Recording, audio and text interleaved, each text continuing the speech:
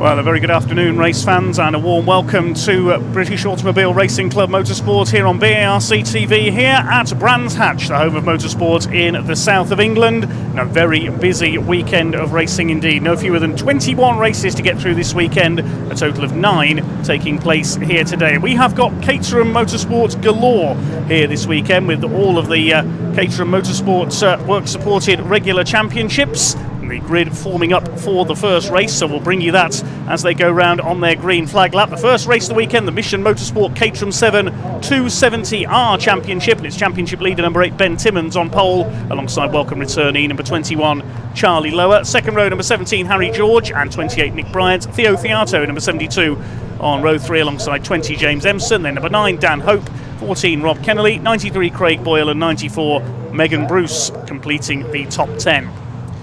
Behind them on the grid, 97 James Moon on row 6 lines up alongside 56 of Craig Story. Row 7, 88 Ryan Wilby, a race winner at the last meeting at Knock Hill, alongside 33 Zach Lower, brother of Charlie.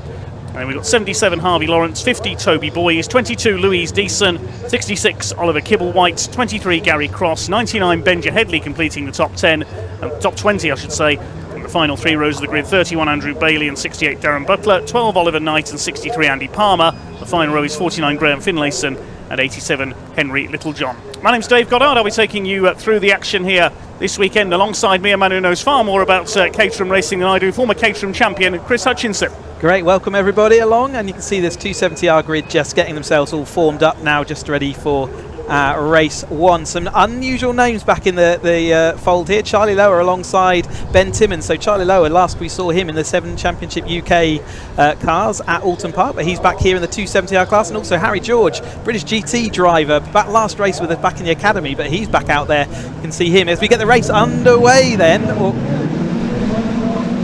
So we're underway then, and it's not a great start by the pole sitter there, Ben Timmons, down into that first corner. Charlie Lower it is who takes the lead. A couple of interlopers on the grid for this one. Ben Timmons, though, has almost sewn up the championship with this round and Donington Park still to go. 3 races taking place at each. It's Charlie Lower who leads into Druid's hairpin for the first time. Looks like they've all got round Paddock Hill and Druid. Something flew off there. Somebody's lost a rear wheel arch already. Look at the lead Charlie Lower's got as they head through Graham Hill Bend for the first time. Ben Timmons is back in third place. It's Nick Bryant in second place, proving that it can be advantageous to start from the outside of the grid here on the Brands Hatch Indy circuits. Yeah, Ben Timmons up to second. Didn't make it go off the line, but he has fought his way back through. You can say Megan Bruce there alongside Harry George are dropping back. Louise Deason fighting with a broken hand, so that's hard work as this field all flows through then to complete one. He absolutely checked out. Charlie Lower then over the line to complete that one.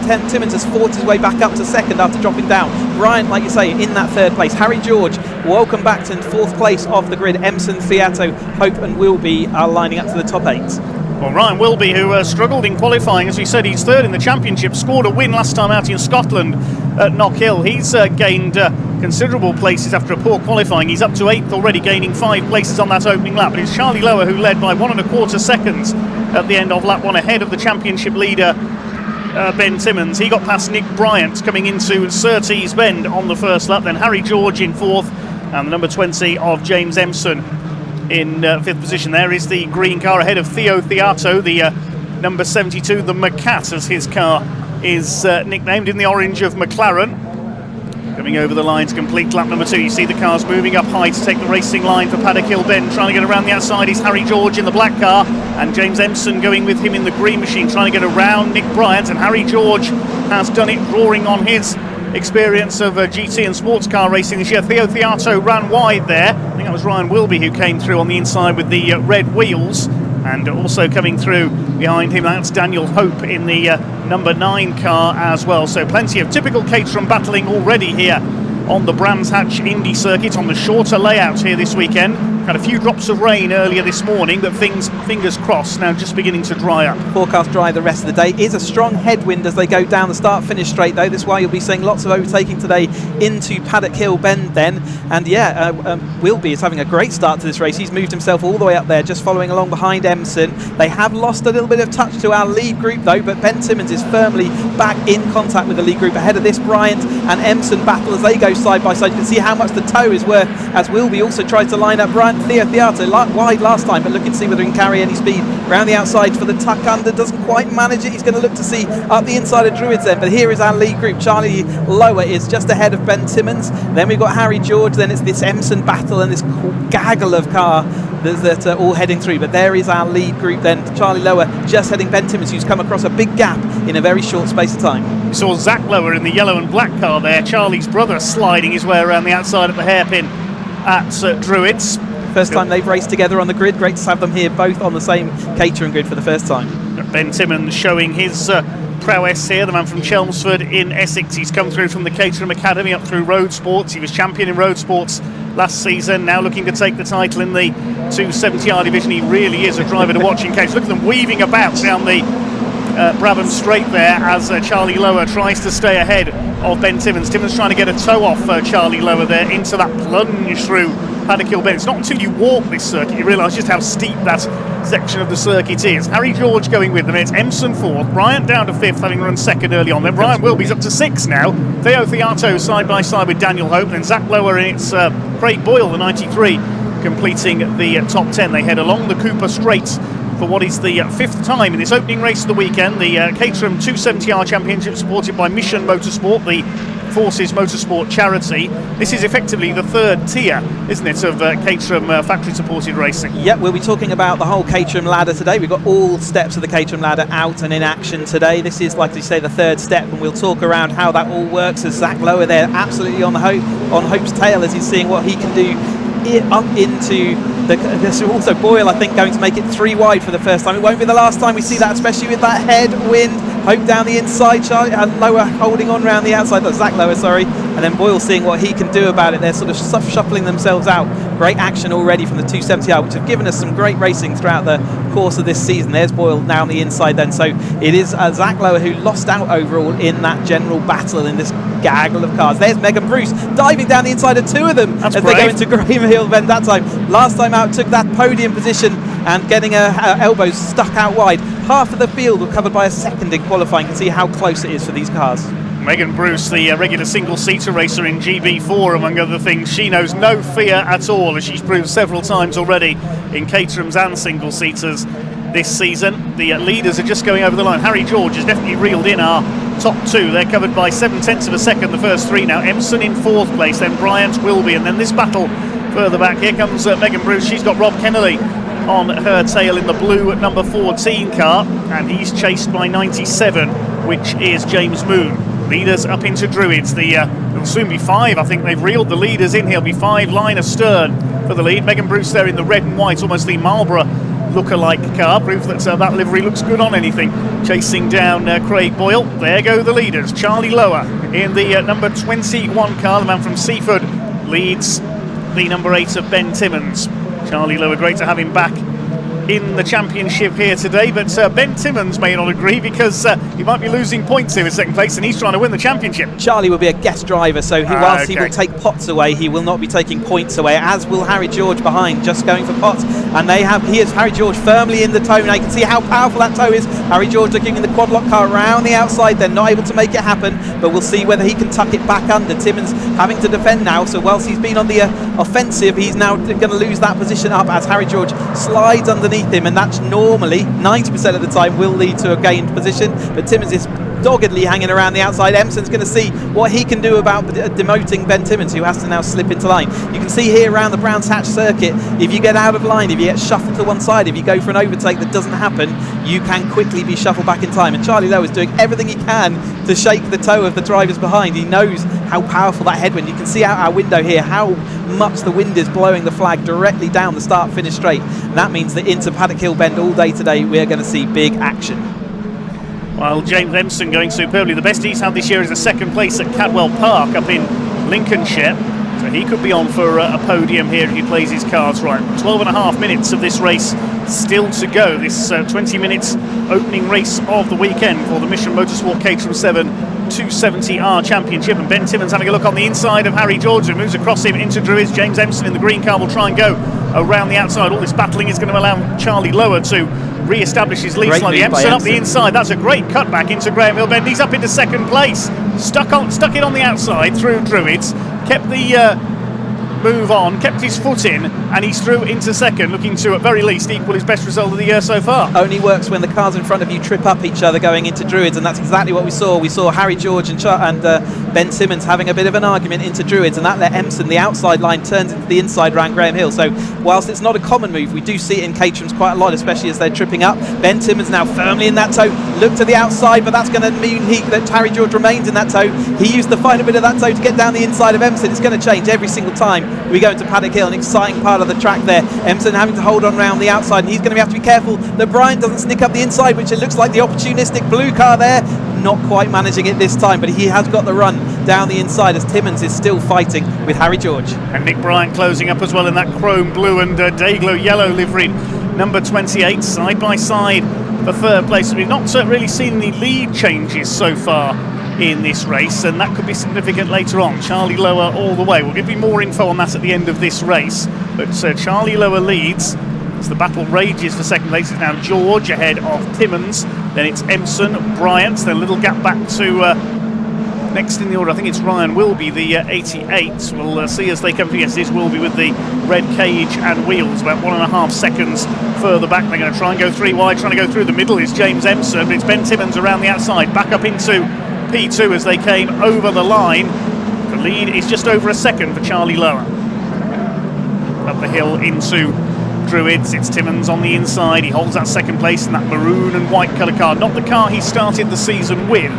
He's changed cars in mid-season. Another driver very kindly lending him a Caterham 7 270R. Harry George holding off James Empson. There's still 10 minutes of this race to go. This is fantastic. We're not even at half distance yet. We went straight into the action, and they've actually piled on the action straight away from the off. Charlie Lower, like you say, has been in the lead since that green light went out, but he's not having it all his own way. Here's the Hope and Zach Lower battle as they fight their way around clearways and onto this crucial start-finish straight. It's going to be exciting all day along here. Charlie Lower did cross the line ahead of Timmins. He's got a little bit of a gap there over then George, Empson, Bryant all together on the track, and you can see that Timmins has got that little tiny gap over Harry George, who's now having to deal with his mirrors rather than fighting forward. A little bit wide there out of Paddock Hill as well. They're going to have to be careful. There are sensors around this track that will dock them and start penalising them if they leave the edge of the track too many times.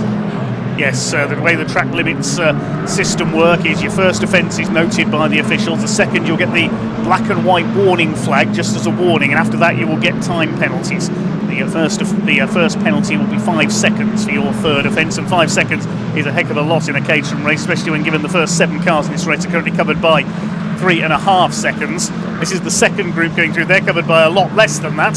There's a battle a little further back, the 56 car. That's Craig Story. He's down in 13th place at the moment. Rob Kennelly's dropped back as well. The number 14 car is just behind him. Side by side between Wilby and Theato. Theato going for the outside into Paddock Hill Bend. Is that going to work for him? It is. He's going to move up into P6 around the outside. He's going to go after there was a car in the gravel trap leading group. There was a car in the gravel trap. That must be from someone higher up. Safety car is coming out. So there is the 23 in the gravel then. Yeah. 23, that's Gary Cross, the man from Macclesfield in Cheshire, and he certainly will be cross with himself having gone into the gravel there. So we have our first safety car of the weekend. We've got another car up at Druids, you can see on the right side of your screen there. So maybe there's one and one might make two there, as maybe they've had a bit of contact and they've got a car just stuck at the outside of Druids. Okay, we couldn't quite see who that was. We'll pick that up in a moment. The Ford safety car is out on track for our first safety car period of the race then. See the cars then all back under control, and following along behind that, Charlie Lowe is not going to be happy. He's got Ben Timmins right on his, and with 8 minutes left, it looks like we will still have time to get this race up and running again. They will have to extract that car from the gravel trap at Paddock and then get rid of the car at Druids, as the safety car leads them slowly around to let the marshals do their job and bunch all this pack up. It's been an exciting race so far. Had hardly a breath to be able to talk it through, but yeah, there is Cross's car in the gravel trap. You can see the recovery vehicle ready to pick him up and move that car. Hopefully it'll just be a matter of bringing him to the tarmac, and then he can put it behind the barrier so we can get the race going as quick as we possibly can, and save a bit of that final, what will end up being, I think, about a 3-minute blast to the line. Craig Story's the other car we've lost, the number 56 up at Druids. He's pulled off up there, was running in 14th place, the man from West Mayon. So he's out of the race as well. His car will be pushed behind the barriers by the marshals. We had a couple of cars go off at Druids Bend, at Paddock Hill Bend, I should say, in qualifying as well. Ended up on the edge of the circuit there, so a couple of red flags in the qualifying sessions earlier on. Testing's all been dry for the last couple of days here. We had rain shower, like you say, this morning, and the 270s are actually out on a damp and greasy track in the qualifying, and it's certainly what we'd call a green track at the moment, just starting to get itself rubbered back in after that rain, and it can affect the grip out there. And Paddock Hill, with the wind being gusty like it is today, it can quickly catch you out, and just either having to get out the throttle or get on the brake pedal because someone's having a moment in front of you can easily lead to being stuck in that gravel trap. Again, don't think it'll be the last time we see that today, especially with this headwind down here, but this 270R grid looking as colourful as ever. Megan Bruce was making good progress, but it looks like that's stalled a little bit. She's in 10th place. I think she must have dropped a couple of places back after we watched that early progress, and but looking to see whether she can get in these final few minutes back anything more than 10th place. And but it's Charlie Lower in the pole position lead in that 21 car, ahead of Ben Timmins, our championship leader. Remember, Timmins isn't losing any championship points but will want to still make sure he finishes ahead of his nearest rival, which is Nick Bryant. And Thea Theato, a bit of a Brands Hatch specialist, dropped a little bit off the line from the checkered flag, from the green light, but is now back into that 6th place. And you saw going around the outside of Paddock Hill Bend on Ryan Wilby. He's certainly got some speed and, like I say, specialism in that car around here. He loves it. Trackside recovery in attendance. Steve Bewers and his team here, as always, helping out our wonderful marshalling team. Our thanks, as always, to our volunteers in the Orange family. We could not go racing without them. Now, I mentioned lead changes earlier on. I was told by our ace interviewer, Ian Waterhouse, who's down in Parc Fermé this weekend, there's a little bit of a competition going on. If you can predict the number of lead changes we will see in our Caterham races this weekend, across the whole weekend, and we've seen how much action there is in Caterhams, then there's a little prize on offer. A Caterham Motorsport baseball cap is the prize. So get predicting in the comments on our YouTube feed how many lead changes we will see in our Caterham races. There'll be observers on there taking your answers. So how many lead changes in our Caterham races do you think there's going to be across the whole weekend? A lot, I think. Yeah, just take whatever you think and multiply it by 3. But this race hasn't had a lead change up and since the green light, but nevertheless, with 4 minutes still to go, I wonder how they're getting on with that recovery. It does look like we're going to get that kind of 2-minute, 3-minute blast to the line, as long as this is the final lap of the safety car. See them all feeding down here across the line in front of our commentary position, watching them all out there. 270, like we said, 3rd step of the motorsport ladder. We have got the academy coming up soon, and that's the opening step of our motorsport ladder. We will talk through all of those details, but after the academy you go to Roadsport, and then once you complete Roadsport you go into this class, which is the 270. That nose cone on Story's car hanging off does rather look like he may have made rear contact with Cross, who was in the gravel. That kind of looks like what might have happened, but it does look like we're getting him loaded, so it won't be long before that truck can move away and get behind the barriers and let this race get back underway. Fingers crossed we get at least that single blast to the line, although pretty sure that Charlie Lowe won't be thinking that. He wants to come back in here. Whilst he's not going to win points, he definitely wants to take that victory trophy away then. So the car is on the flatbed, and that's Craig's Story. 2 cars out of the race, sadly. Lower leads from Timmins, George, Emson, Bryant, Theato, Wilby, Hope, Zach Lower, and Megan Bruce is your top 10. She's got ahead of Craig Boyle. Now the light is still on top of the Ford safety car. Once that goes out, it means it's coming in this lap, so it's going to do another lap at least. The problem is, of course, it's only a short lap here on the Brands Hatch Indy circuit, so safety car periods do tend to be quite a few laps due to the nature of the circuit. One of the shorter laps in British motorsport, the Grand Prix loop not being used today. 2.5 minutes just over to go, so it might come down to a one-lap sprint for the line. That's going to be fun, if so. We've seen it before. It is going to be dramatic, to say the least. So as they're no longer this year allowed to overlap at all with the car in front before they cross the green, before they cross the start-finish control line, as they call it. So there is no overtaking or overlapping until they cross that line. That's going to be tricky with this headwind, and how do you manage it? If I'm Charlie Lower, I think I might keep them slow until the actual line is crossed, leave it to the very, very last second. Hard to say, and it's quite a brave driver that does that. You'll see this truck pull to the right-hand side very shortly, and that will be their quickest way back into the paddock, I believe. So we might well be getting under lap, like I say, maybe for a couple of laps, with 1:50 left on the clock by the time they get round. They're doing 54-second laps at the moment. Yeah, fastest lap of the race, 53.935 by Harry George in this Mission Motorsport Caterham 7 270R Championship race. That. First of 3 races for them this weekend. I think he's dropping back, so I think we are going racing. Yes. That does mean the lights will be out, and it looks like we'll get 2 laps to the conclusion of this 270R race then. So the race leader doing a bit of a Sebastian Vettel, trying to back up the field. Then he goes. Has he timed it right? I think he has, Charlie Lower. He gets his foot down as they head out onto the Brabham Straight out of Clark Curve. Watch the toe here. Here they come then up towards the timing line. They can't overtake until the stripe. Now it is every man for himself, just over a minute to go. Well, every driver for themselves. Got a few ladies racing this weekend, of course. Ben Timmins holds second place ahead of Harry George as they swing their way through Paddock up towards Druids. In fourth place behind them, it is James Emson, then Nick Bryant. These 4 trying to overlap for second place, but Charlie Lower has got away. There's a little bit of contact there. Nick Bryant clipping the back of James Emson, who goes to the left, as he always does there, to hold the inside line for the left-hander at Graham Hill Bend.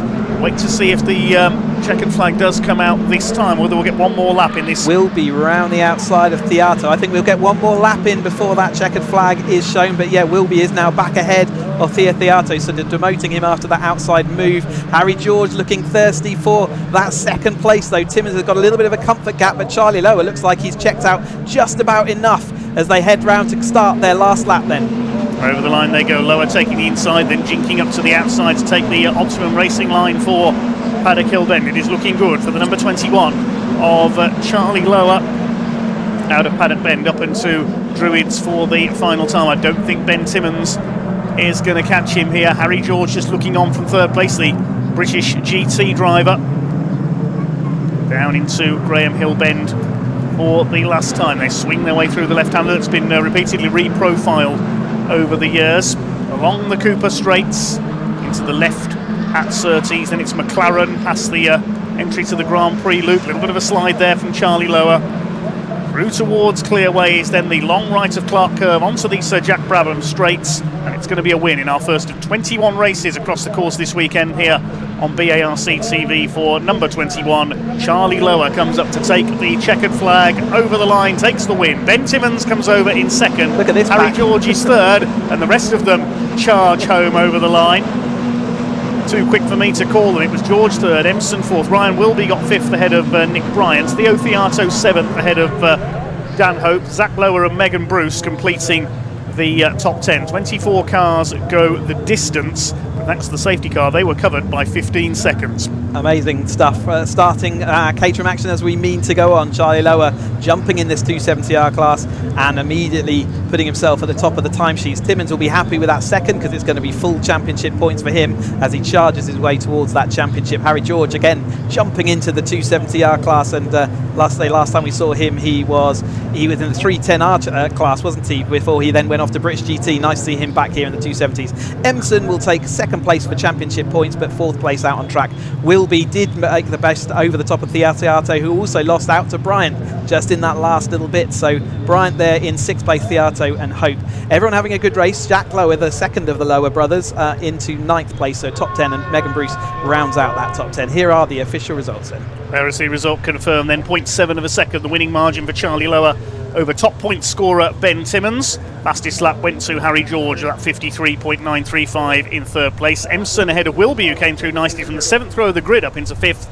Then Nick Bryant, Theo Theato, Dan Hope, Zach Lower and Megan Bruce, the top 10. Rob Kennelly dropped down the order midway through, at 40 his way back to 11th ahead of James Moon, Ollie Kibblewhite and Craig Boyle dropping back in the closing stages for 14th ahead of Toby Boys, who completed the top 15. 24 cars went the distance that way. We lost Craig Story and Gary Cross in that tangle coming out of Paddock Hill Bend. So the first race of the weekend comes to a conclusion then. We've got a lunch break coming up next before we head into 8 more races this afternoon, scheduled to start in about 1 hour's time. Yeah, plenty of Caterham action though throughout the course of the day. Like I say, all 5 steps of the Caterham Motorsport ladder are with us. So we've got the 270s we've seen already. Next up will be the Academy Green Group, so the first step of our motorsport ladder. And then we'll have a first opportunity to see the Classic Formula Libre class racing out there before the Roadsports, the other Academy White Group, and then we have the Motul 7's 310R Championship, the 7 Championship UK, the fastest Caterhams we've got here this weekend, before another chance to see the Formula Libre cars, and then ending with a second race today for the 270s. So the 270s have had a qualifying already, and we'll have 2 races by the end of the day, so they've been busy, and they will look forward to seeing the second race for them later on. Hopefully it'll be as drama-filled as that one.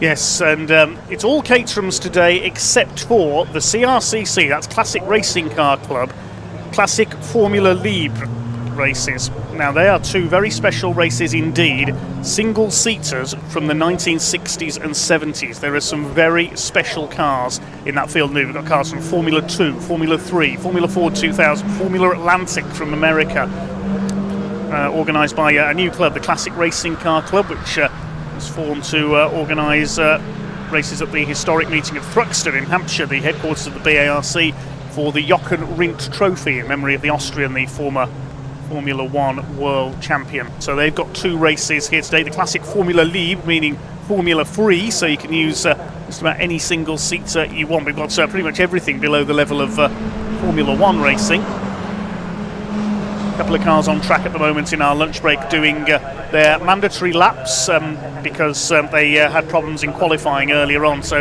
you have to do a minimum number of laps to be eligible to race, and then start at the back of the grid. 3 laps to be precise, so they're out on track. A couple of cars that had problems in qualifying earlier on, so they have to do their laps now. But after lunch we will have the Caterham Academy, the Green Group, the Caterham Academy for novice racers who've never raced anything before. They're split into 2 groups, green and white. They have a race each today. We've also got the Bilstein Caterham Roadsport Championship, mainly for graduates of the Academy from last season, the Motul Caterham 7 310R Championship, and then the very top level, the Vertex Caterham 7 UK Championship, the fastest Caterhams of them all. And they are going to be very, very special, very rapid indeed. But hopefully, over the course of the lunch break, we'll hear from our ace reporters Ian Waterhouse and Sam Parker, who are down in the Paddock and Park Ferme. Well, excitedly, Sam will be in that Caterham Academy Green Group race, the first out after the lunch break, and some exciting news there, so do stick around and come back and watch that, because we've got some exciting coverage to bring you on that. But yeah, so Sam won't be out there initially because she'll be strapped in her car and ready to take the green flag in what is going to be her 4th race out there this season. So exciting times for all our Academy group as they head towards the end of their first season of racing. Okay, a few comments coming in on the YouTube feed already. Don't forget, let us know what you predict the number of lead changes in our Caterham races across the whole weekend is going to be. There's a lot of Caterham races this weekend and probably a heck of a lot of lead changes. Organised by our paddock reporter Ian Waterhouse. There is a little bit of a prize on offer. A Caterham Motorsports baseball cap is the prize for the person who gets the closest guess. That's how many lead changes we'll get. So we're keeping an eye on your comments on the YouTube feed this weekend. So thanks to those who've already played along. Do get your comments in on there. So we'll be heading into our lunch break now for about an hour before our next race for the Caterham Academy Green Group. We'll see you back a little bit later on.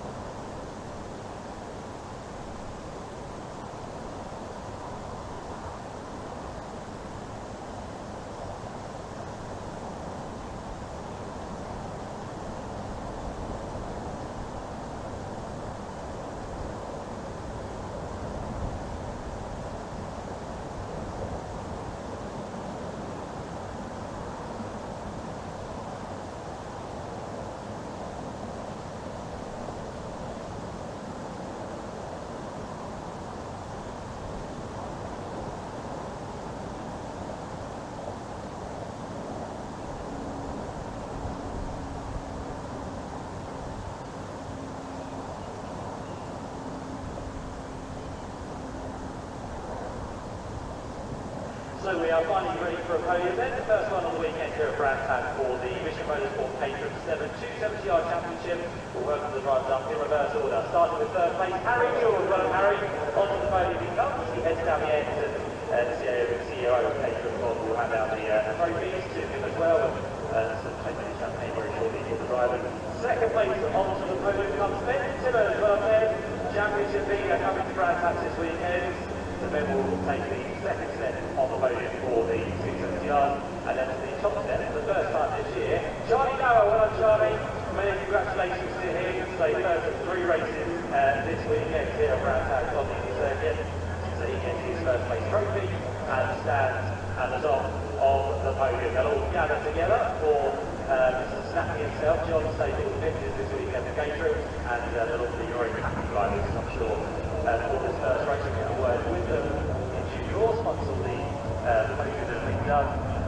And all the champagne going to go. Well, that's unusual for the first race of the weekend, especially with another one to come later on today as well. So we've got the champagne to be sprayed by the drivers, and then once that has all happened, I will bravely work my way back on and see the Grand Prix podium, and we'll have a chat with our top 3 as well. I think they're done, hopefully.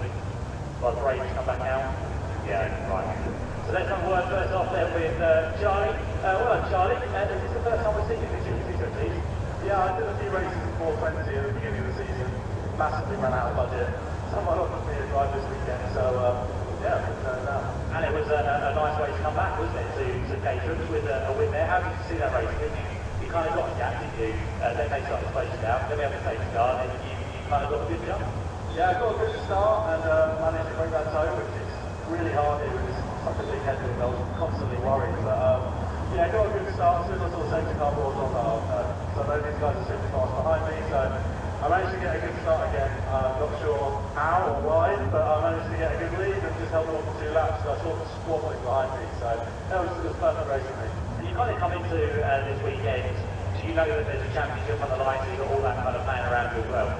Well, I'm only a guest, so I don't take any points away, but Tim has obviously done a very good job all year, and he has been winning every single race, so I thought I would... Did he make it face behind? No, Ben Timmons, so you're right from. Obviously, he's doing very well, and I just came to come see if I can change up the order a bit. So, well, Johnny, congratulations on your winning for the first weekend. Not here, you are managing the championship time, aren't you? You're 11th so far this year. Could he possibly say this weekend?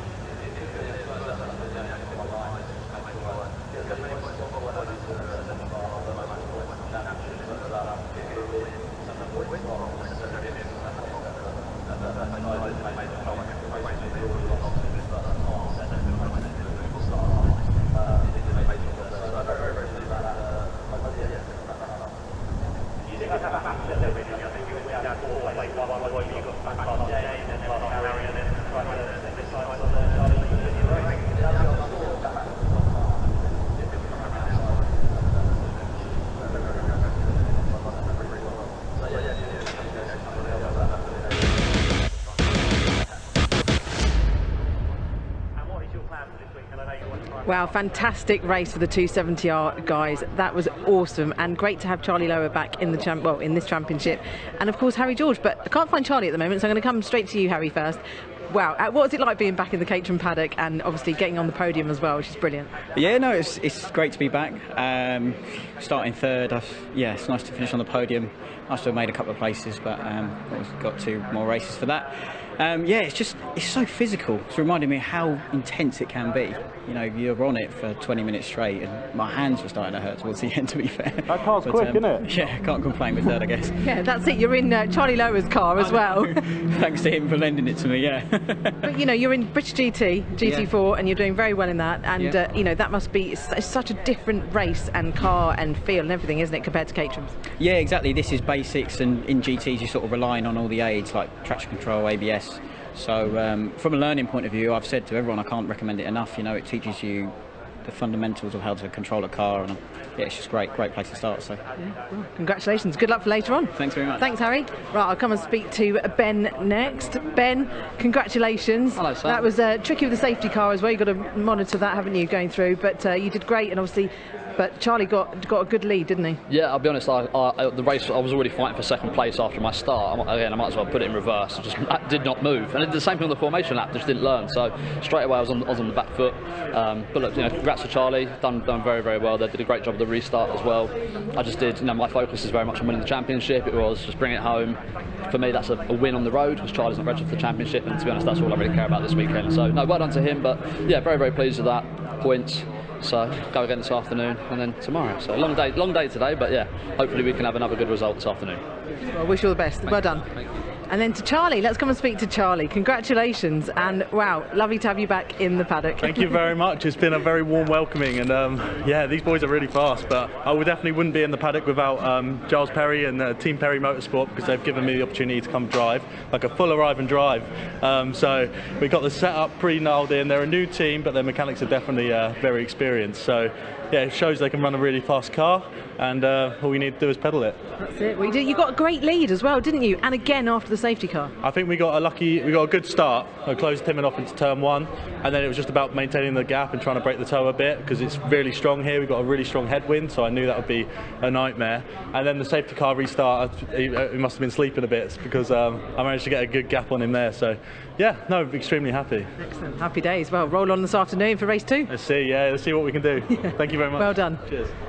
Right, so there you go. I'll head back to Cheesy and Dave in the commentary box. So you've heard from our first podium position people. Oh, and Ian has sneaked up next to me. How's your day going? We've got a lot of racing, haven't we? Yeah. I just wanted to say hello. It's great to see you. We didn't quite get a chance to do the introduction. It's been a hectic morning, hasn't it? Can I also say as well, forget that Manchester band, right, who've just got back together again, because the real reunion takes place today. Yes, it is great to be back with you, Sam, and of course Caterham for a collaboration with the Classic Racing Car Club today. That's going to be special, but what's even more special is that you're racing today. I am racing. We are the next race straight after lunch, so yeah, I'm excited, very excited. I qualified P3, which I've never done in my life before. That's the best, qualifying I've had. So I'm excited. I'm with, a few different people at that part of the grid, but there's Aaron Oliver in second place. I've raced a lot with him.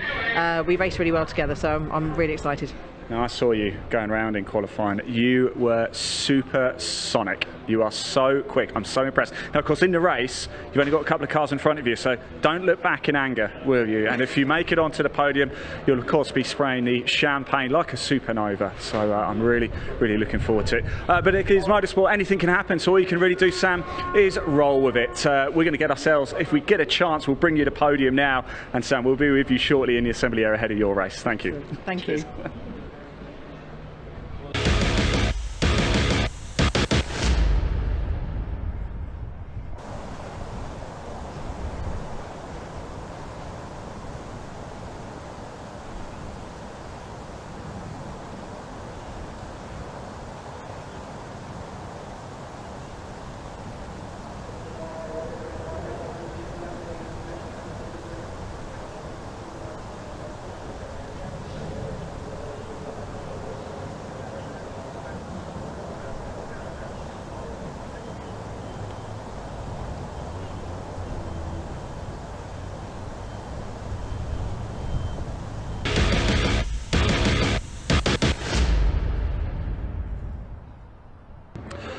Right, everybody, how would you like to win a cap just like this? Yeah, courtesy of Caterham. Now, we know the Caterham races, they are full of action. Simple question for you. How many times today do you think the lead is going to change in every single race? In the comment section with the BARC on the YouTube channel over at Caterham, please put the number that you think, the number of overtakes are going to take place across the day just for the lead change. So remember that, just for the the lead change.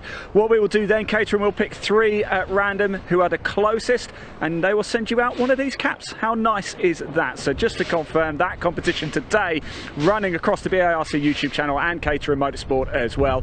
How many times do you think the lead is going to change throughout the course of the day? Put a random number in, have a think. If it's an educated guess, have a think. Feel free to watch the races as well and make note if you really want to. Get a little notebook out and make a note if you like. And then next week, Caterham will have a look at it. They'll tot up what the actual number is and the 3 who are the closest. And if there's a tie, then it will just be picked at random and you will get sent one of these Caterham hats. Good luck, everybody, and enjoy the day's racing. It's going to be a cracker.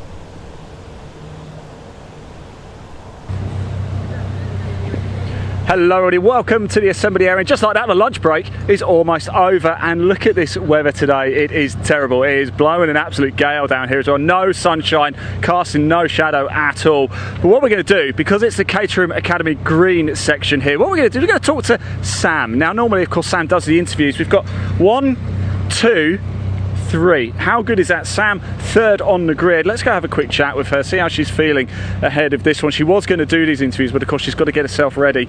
Sam, you're absolutely electric, aren't you? You were flying out there in qualifying. Do you know what? I was absolutely loving it. I was just enjoying it. So, you know, I was thought, well, whatever place I've qualified, you know, it is what it is.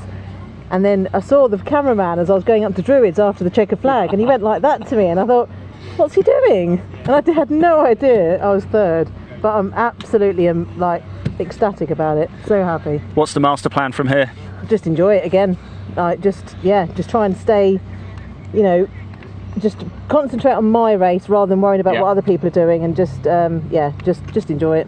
Sam, congratulations. Best of luck for the race as well. Whatever happens, Sam's a winner today, isn't she? She's going to conduct the interviews after the race as well. Let's go have a chat with Harrison Cavers here, for the person starting on pole position, just getting themselves strapped in. And it is very, very windy here today. A lot of racing action coming up for you throughout the course of the day as well. After this, we do have the Classic Racing Car Club, the Classic Formula Libre. That is going to be something special as well. If you've ever seen the Jochen Rinkt Trophy, that took place at Thruxton in June. It's the same sort of cars. You're not quite comfortable there, Harrison? I'm getting there. You're getting there. It's a bit tight, these Caterhams, so yeah, takes a bit of getting used to, definitely. It's a bit windy today as well, isn't it?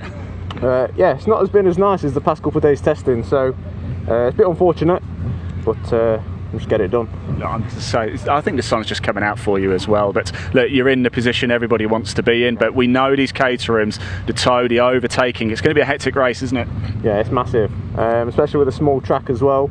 Should be interesting, but hopefully no crashes, and we'll see how things go. Top man, thanks for talking to us. Best of luck. The cars are starting to line up. What I love about these Caterhams as well is that you have a number of number plates. In fact, sorry to turn you around like that, John.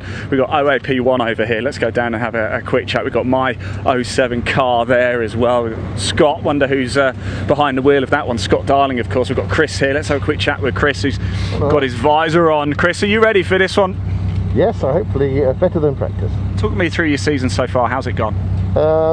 Surprisingly consistent. Yeah. And you see the position I'm in.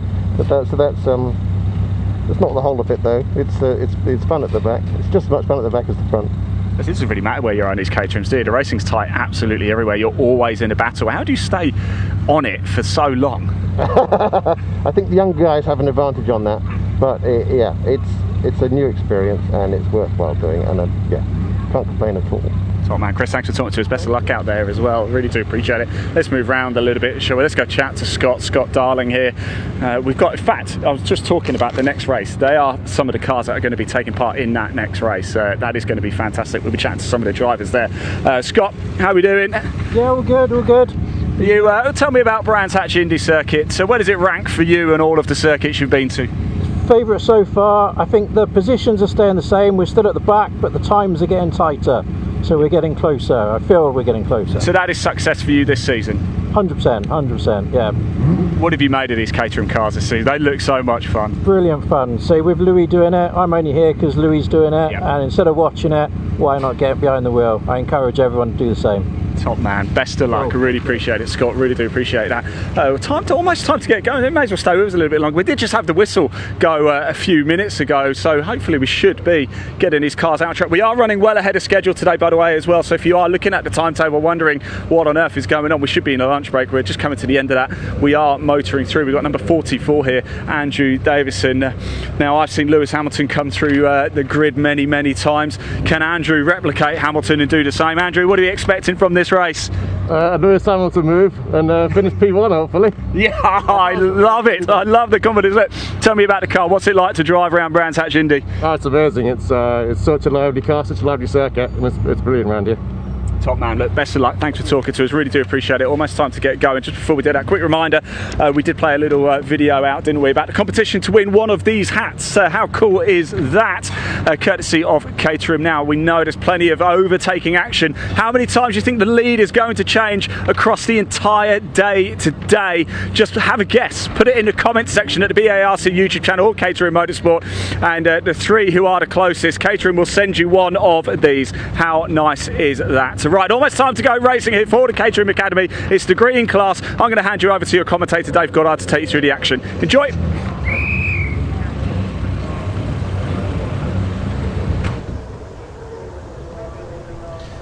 Yes, thanks very much indeed, Ian. Good afternoon, race fans, and welcome back to Brands Hatch after the lunch break. Running a little ahead of schedule, as Ian said there. Sun starting to burn through the earlier cloud cover now as we get ready for the second of our 21 races across the course of the weekend. 8 races coming up this afternoon. We've got all our Caterham Championships plus the Classic Racing Car Club Classic Formula Libre series. This is the Caterham Academy. It's the green group. They have a green group and a white group, the corporate colours of Caterham. And this is for novice racers in their first season of motorsport. Harrison Cavers has set pole position in car number 51, fresh from his first win at Knock Hill, alongside number 10, Aaron Oliver. Second row, number 7, our very own Sam Parker, her best ever qualifying effort. She's on the second row alongside number 21, Alex Coombs. 24 is Oliver White, not to be confused with the former Formula Ford star of the same name, now racing in the Porsche Carrera Cup GB, alongside number 3, a man who could take a giant step towards taking the championship today, Bruno van Dijk. Row 4 is Louis Darling, number 25, and 46, James Hall. Completing the top 10, number 8, Ben Snape, and 33, Brian Thornton. On the 6th row, we've got Charlie Nern, number 77, the grandson of one of the founders of the Caterham Cars Company all those years ago, alongside number 17, Dan Crawley. Row 7's 56, Dean Burden, and 38, Jimmy Y. Row 8, 44, Andrew Davison, and 20, Steve Loriman. Number 9, Wayne Howell on row 9, alongside 19, Chris Morling. Completing the top 20, we just heard from Chris Hicks, number 52, and 60, Mark Stancer. The final row of the grid, Scott Darling, number 29, and number 4, Alistair Kinnear. So the Caterham Academy open to drivers who have never held a race licence before. They are all novices. The season started with a sprint at Kerborough in Staffordshire. That was won by Bruno van Dijk. He went on to win the first 2 circuit races at Croft and on the Silverstone Grand Prix circuits. Then he was beaten at Cadwell Park by James Hall, who also won the first race at Knock Hill. And then Harrison Cavers scored his maiden win in the second race in Scotland in the reverse direction at Knock Hill. Harrison Cavers comes from the family in charge of the Voluga Racing sports car team. They've regularly run Porsches, among other things, over the years, and he is on pole here. Aaron Oliver looking for his first podium, starting alongside in the maroon coloured car. They head off for their green flag lap then, ahead of what will be a 20-minute race. Yep, Caterham Academy, absolute beginners at the beginning of this year, but there are several races through into their main championship this year, so we can't call them novices anymore, and actually some of them will be able to soon get rid of their novice cross that you'll see on the back of most of these cars as they complete 6 races or 5 races plus a marshalling day to remove their novice cross. So that'll be a nice thing for them to do, but fantastic to see the drivers all here. Harrison Cavers coming alive in the latter part of this race and part of the season with the win last time out, and now also putting it into that pole position. And as we said, Aaron Oliver alongside him, but Sam Parker, our very own Sam Parker, in 3rd place, and how delighted she was after that qualifying. We heard for her just before the race, and she'll be seeing what she can do from 3rd place on the grid, ahead of Alex Coombs, Oliver White, Bruno van Dijk, our championship leader and likely championship elect after this race, in 6th place coming into this race. So he had 1 lap disallowed in qualifying, but didn't quite get it all out there on the track, so he'll be fighting his way through, but he has been well up there on every single race weekend that we've had so far this year. I expect him to come through the field, and as long as he finishes strongly up and near the top of the field, then there's very little that anyone can do about him in the championship, and he may well have sewn this all up before we get to our final event next time out at Donington. So Bruno van Dijk, watch for him on 6th place, watch for Sam Parker in the Dutch Barn Vodka car, who will be lining up in 3rd place, just behind Cavers, who is the man on form at the moment in the number 51 car on pole position, the left of your screen as you look, and alongside him Aaron Oliver in the sort of maroon coloured cars. Exciting out to watch them, how they're all going to get on then. Louis Darling had a bit of a a number of pits, I'm not saying pits, grid penalty he's got to serve, so he's a little bit further back down the grid than maybe we expect to see him as well. But here we go then for the Academy Green group. It's ready to lining up there, ready for our first action. 20 minutes for them out on track, and yeah, can't wait to see how they're getting on. So Harrison Cavers, the blue and black car on pole alongside Aaron Oliver's maroon machine.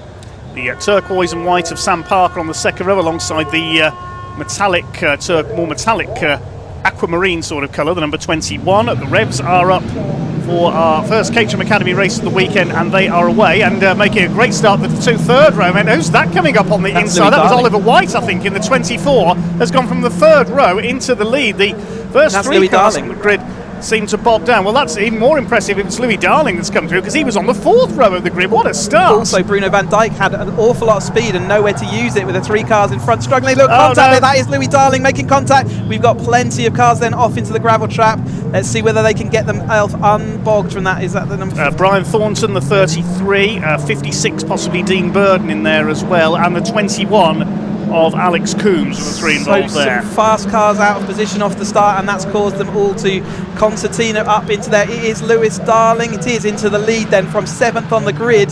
The cars in front just had a little bit of struggle off the line, and they had a lot of speed with nowhere to use it. They sort of all concertina and come to a head. It looks like we're still, I know we've got a safety car deployed, so just to tidy that all up. Louis Darling though did get the jump, and everyone else has sort of slid quite a long way back down the field from that front row of the grid.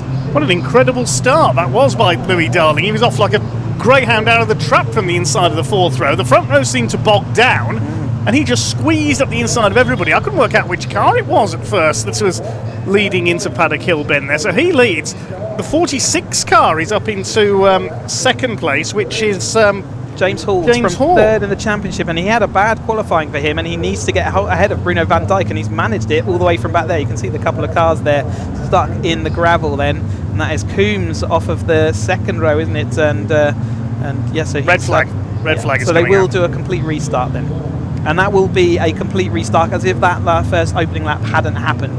So everyone who has lost out and moved further down the grid will get moved back to their original spot, and obviously for someone like Louis Darling, he will then get moved back to 7th place again. Yeah, well, he gained 6 places, James Hall gained 6, and Charlie Nern in 77 gained 7 places off the line, and he's 4th, so what a crazy they won't be very pleased there. No, and further back, even further, Morling got 8 places off the start, so they will be disappointed that didn't count. But obviously, if we do have an incident on the first lap, especially when it calls multiple cars, then, and we are running ahead of schedule for this very reason, so that's why we do run ahead of schedule. The marshals out there, you can see the Orange Army plenty on our screen right now. So on behalf of all of our drivers, let me say thank you ever so much to all our marshals that are out there, volunteers that help us go racing and allow us to do what we need to do, and work hard to get cars back out of the gravel traps and get us racing as soon as we can. You can see the flat loader ready to start moving these cars around.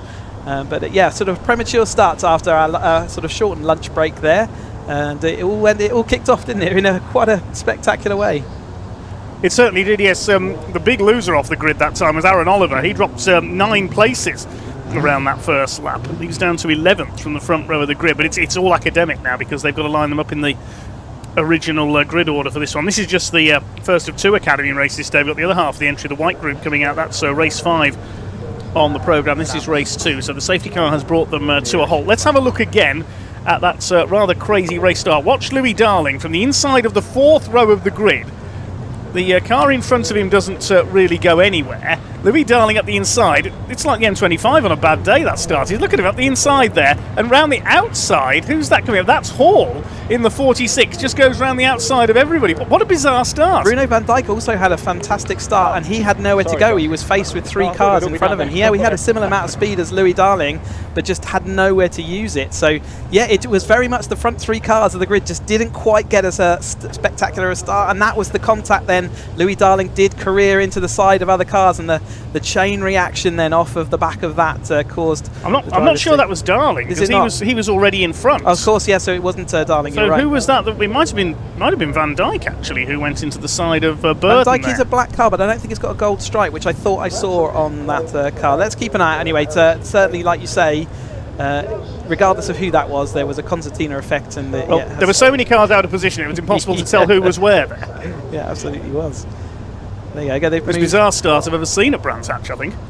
Often, weirdly, in Caterham, so it's a bit of knowledge here, local knowledge, the 4th place grid spot is actually incredibly good to start from. It's one of the flatter ones, and with the cars that are nearer to sort of starting on pole position, nearer the pit wall, the camber of the track is such that it's really difficult to get the cars off the line without sliding the rear of the car towards the wall. So it did show that some of the positions a little bit further back. But watch these cars again. Watch Darling from sort of the middle of your screen, and also Bruno van Dijk. They both got off the line very well, but Bruno had to get on the brakes to avoid, and Darling just had a little bit of a gap down the inside. And I think you might be right that Bruno may well have been that black car we were watching as we went up into the Druids. We'll have a look as he goes up into Druids. There's Bruno on the inside. It's Harrison Cavers, the pole man, in the middle. 3 into 1 isn't going to go. That is Bruno on the inside. He jinked across to avoid the back of Harrison Cavers and didn't realise the other 2 cars were there. That took Brian Thornton. He was the innocent party, got taken out as well. Burden up in the air in the 56, and the 21 of Alex Coombs getting fired off as well. Case of 5 into 1 doesn't go kind of thing, isn't it? He was down the inside, had to take to the grass. That stopped him actually being able to slow the car, and he did make that contact with 2 cars that were on his outside, and then can see Ian waving at us out the window. And on the pit lane, but I think he wants to have a chat down there. So we'll see if we can. He's with Sam, so maybe we can go down to Ian.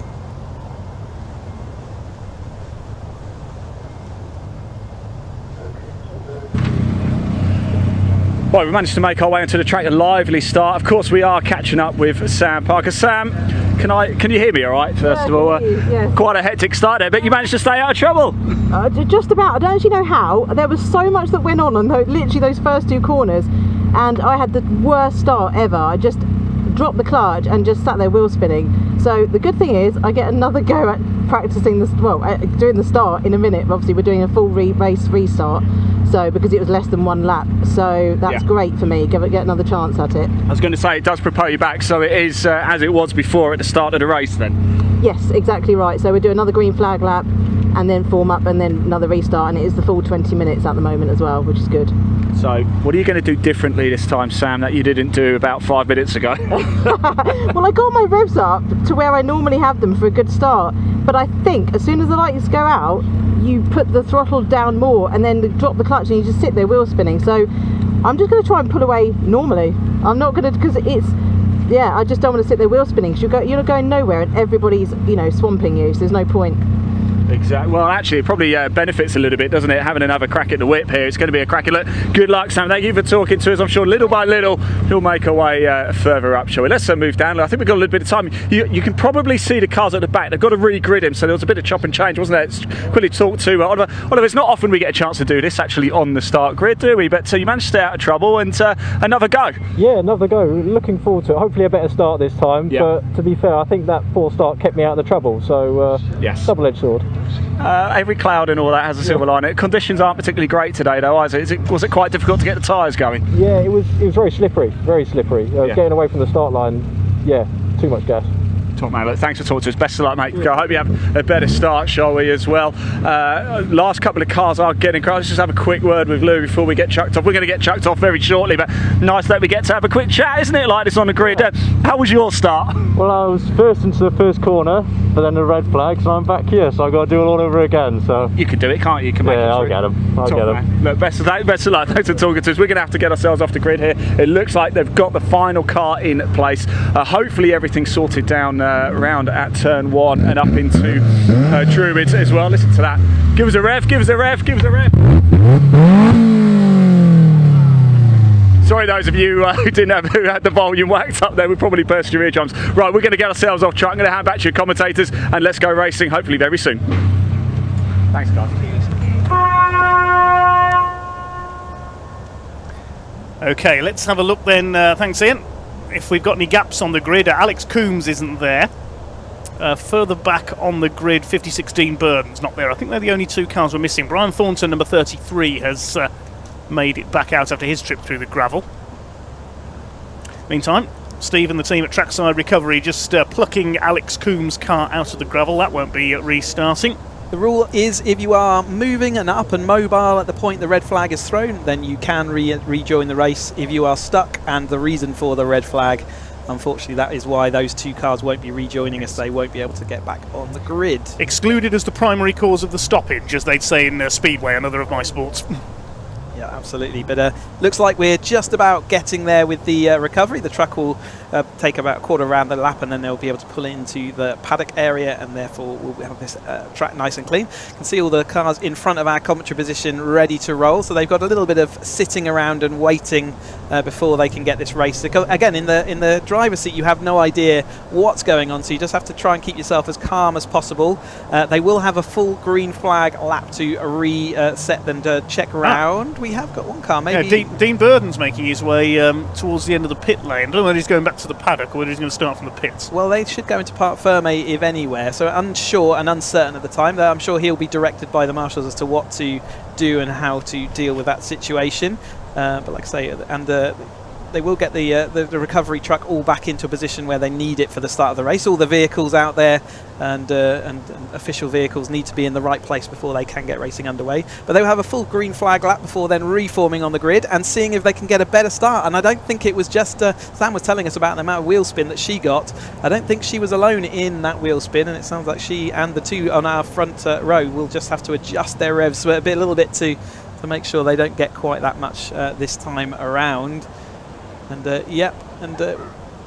bit of an untidy rear end of that car now, isn't it, as it's been clipped and went through the gravel, but it will be shined and reconstituted, ready for the next and final round out at Donington in a few months' time. So yeah, as we see this grid then slightly depleted, but we're still ready to go then. So it is Cavers on that pole position in the blue car on the left of your screen. He is alongside Aaron Oliver in the maroon number 10. Sam Parker now alone in the Dutch Barn Vodka car, number 7 on the left there in the turquoisey and sort of brown colours. Then we've got Alex Coombs and Oliver White, Bruno van Dijk in the number 3 car, and it was Louis Darling then in the number 25, sort of deep in your picture there, in the middle of your screen, who made the screamer of a start alongside Bruno last time out. Can they repeat that? Certainly going to be interesting to find out. They have a full 20 minutes race today, and that will be then done for the Academy Green Group, but we do have another Academy Group race a little bit later on, and that will be the White Group. They're two completely independent championships, exactly the same specification car, exactly the requirement that you cannot have raced a car and held a race license or a kart license before to enter this championship. And if you're interested in what you can do to get into motorsport, if you're sat at home watching saying, well, I want to get involved, well, it is the Caterham Academy is a spectacular package. You buy this Caterham car and you go racing for a whole season, including in the price of purchasing that car. And then later you can choose at the end of the year to carry on your racing for up to 4 years in the same car but with upgrades. And all the other championships we're going to see here will be upgrades to this Caterham Academy car right up until the 7 Championship UK, which is a different car. So the 310R cars, which you'll see a little bit later, are all based on this exactly the same model with just upgrades and parts added as they go through their racing career. It's a spectacular package, and caterhamcars.com is the place to go if you're interested. And I know that there are a number of Caterham Academy signees here this weekend, looking to see how it all runs, looking to see how race meeting operates, so they can get and see what's involved in being a racing driver, which they'll all be looking forward to doing in 2025. So they make the way around then on their green flag lap, another 20 minutes complete restart, following that pile up at Druids at the first attempt caused by a little bit too much overlapping off the grid. Reminder of the championship points. Bruno van Dijk, number 3, leads on 145 points. Alex Coombs second on 131, and James Hall on 130, just a point behind him. They're realistically the only two who can stop Bruno van Dijk from winning the title. There is a round to go at Donington Park in October as well. So Alex Coombs, one championship contender already removed from this race. Indeed, and James Hall then is the only remaining person that can do anything about that. There is an official going to speak to Bruno van Dijk there on the grid, just checking something about his car, maybe checking his helmet after the contact, but he's just checking out. Looks like it's all good. But yeah, Bruno van Dijk very much in the firm seats for being able to take this championship here and being championship elect before the final round. That's an honour indeed if you get to do that, and as long as he gets a good race under his belt and finishes ahead of James Hall, who's behind him on the grid, he will complete that. But we're getting ready then for the first 20-minute race for the Caterham Green Group, the second attempt at this. Let's see if we then get a better start off the line this time through.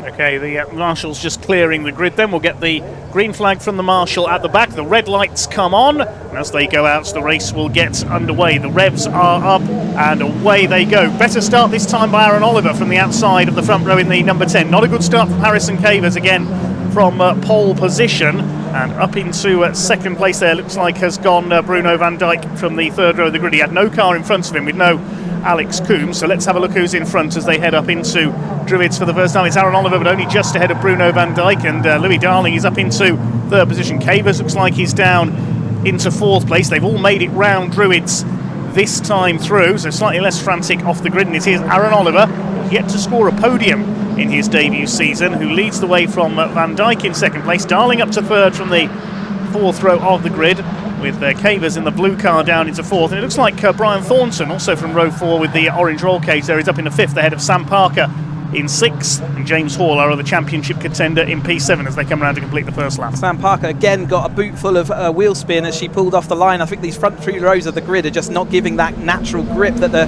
further back had, and it was again Lewis Darling and Bruno van Dijk who got the screamers off of their sort of third row starting position, and that is Van Dijk then going around the outside and taking the lead over the top. Lewis Darling now seeing whether he can also push Aaron Oliver a little bit further back. Then we got Cavers and Thornton with Parker in sixth place, just holding off against Hall. Hall, that championship rival of Bruno van Dijk, so he's seeing Bruno van Dijk disappearing off down the road at this stage of the race. Side by side, Louis Darling and Aaron Oliver as they go into Graham Hill. Louis Darling, let's see whether he can go all the way around the outside. That's not going to work, and he's going to lose out, I think, to Thornton. Cavers up the inside there in the number 51, trying to take P3 away. Thornton just behind him. Aaron Oliver moves to take the inside line for Surtees and McLaren. He's missing a rear wheel arch from that initial start, I think that was. Cutting to the inside now is Louis Darling, trying for second place through Clark Curve. The black and gold machine goes through up into P2, a driver who certainly knows no fear. He proved that not only with that race start, but at Knock Hill as well. It could be 3 wide here for third place. Look at Brian Thornton, the blue and orange car, going for the outside. Aaron Oliver's going to be squeezed out on the run into Paddock Hill Bend. It's Cavers who comes out in P3. Oliver does hold P4. That brave move didn't quite work out for Brian Thornton. But still, your leader is Bruno van Dijk on his local circuit, the man from London. Bit of a lock up there. The 24 car, that's Oliver White, nearly clipping the back there of James Hall as they came out of Druids Hill Bend. Louis Darling is being as spectacular as ever sideways around Druids that time through. Sam Parker still holding off against Hall into that 7th place. Is Van Dijk just getting a little bit of a gap now over Darling as he was exuberantly driving, although I think that gap is starting to disappear as we watch Aaron Oliver losing out a little bit to Cavers, or Cavers back into that 3rd place then as he went through. More tyre squeal in the background there, and maybe even a bit of dust. There's a spinner at the back. I'm just looking out of the commentary box window coming into Surtees. A spinner towards the back of the field. We'll identify that in a moment because it's side by side now up over the line. Harrison Cavers going for P2 on the outside of Louis Darling, who holds on just up on the curb briefly there out of Paddock Hill Bend, up Halewood Rise and into Druids, but Cavers will have the inside line here. He's not close enough though to attack. Brian Thornton's gone through into 4th place. Sam Parker's stuck on the outside for Druids, and James Hall goes through. Oliver White in the green car trying to go through as well. It was Jimmy Wine, number 38, the car that spun. He's come through at the back of the field. Yep, still side by side for Parker, so she's still out of line, still getting shuffled a little bit backwards. So she needs to get that back in a row and then moving forward again. Still plenty of time left to do so. It is Van Dijk over the top of Darling, but only by 0.75, and it's Cavers absolutely fighting back. Our pole position man then looking to see what he can do about Louis Darling after that spectacular start from the 4th or 3rd, 4th row of the grid for those 2 drivers out in front. Cavers now using his natural speed, and he's got a little bit of a gap behind, so he doesn't have to look in his mirrors. He can concentrate on moving forward. He's trying that outside line with the wind in their face. Not quite as stiff a breeze this afternoon, so the tow will have reduced slightly, but it is still Darling holding on. Cavers got a nice run up him. He's going to go down the inside of Druids, and this time he should have that move stuck. Indeed, then we got a little bit further back there as Oliver's still fighting with Thornton and Hall. I can tell you Dean Burden did take the restart. He's up into P14, having started from the pit lane. This is the fight for second. They are nose to tail, absolute, out of Graham Hill Bend. Harrison Cavers and Louis Darling. So Cavers has got through there at Druids up into P2. They're over a second behind Bruno van Dijk, the Londoner.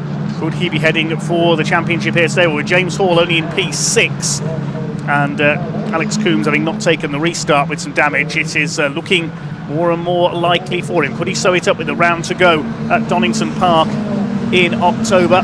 Over the line they come. Up on the outside there is Louis Darling. Cavers holds that second place. Brian Thornton now in fourth, and it's Oliver Hall White. The number 17 of Daniel Crawley has taken Sam Parker. She's down to P9, and Charlie Nairn, number 77, rounds out the top 10. Yeah, Hall has to beat Bruno van Dijk, and by a number of different positions with fastest lap as well. So Van Dijk's certainly doing everything he needs to right now. And Thornton's got the fastest lap of the race at this point, but that might come into effect. But at the moment, Van Dijk's certainly got one hand on that trophy. He's still got 14 minutes to hold on to it, and Louis Darling and Cavers, if Cavers gets through and pulls them across that gap, they could see some, some extra, points there in the mix as well. As we watch this midfield battle, as we've got one driver there out. Is that Darling? Darling, I think, yes, running wide. He did that a fair few times at Knock Hill as well. He might get pinged for track limits for that. He's a little over exuberant at times, Louis Darling. He's lost 3 places there down to P6. This is now the battle for third there between Thornton and Oliver. Down Paddock Hill, then down the drop they go. Less than a car length in it between the two of them. Van Dijk leads by nearly 1.5 seconds over Harrison Cavers. And the fight for third between these two. Hall is 5th. Darling has lost another place because Oliver White goes through as Darling runs wide into Druids. He's trying a little bit too hard there, I think. That's Dan Crawley, the number 17 in P8, the yellow car in behind them. You can hear the squeal of these Toyo tyres as they head around the track then, and the Academy specification tyres. And I understand that as soon as they get overheated and angry, then they do really drop off a cliff, and I think that's what Louis is suffering from. He's pushed them a little bit too hard.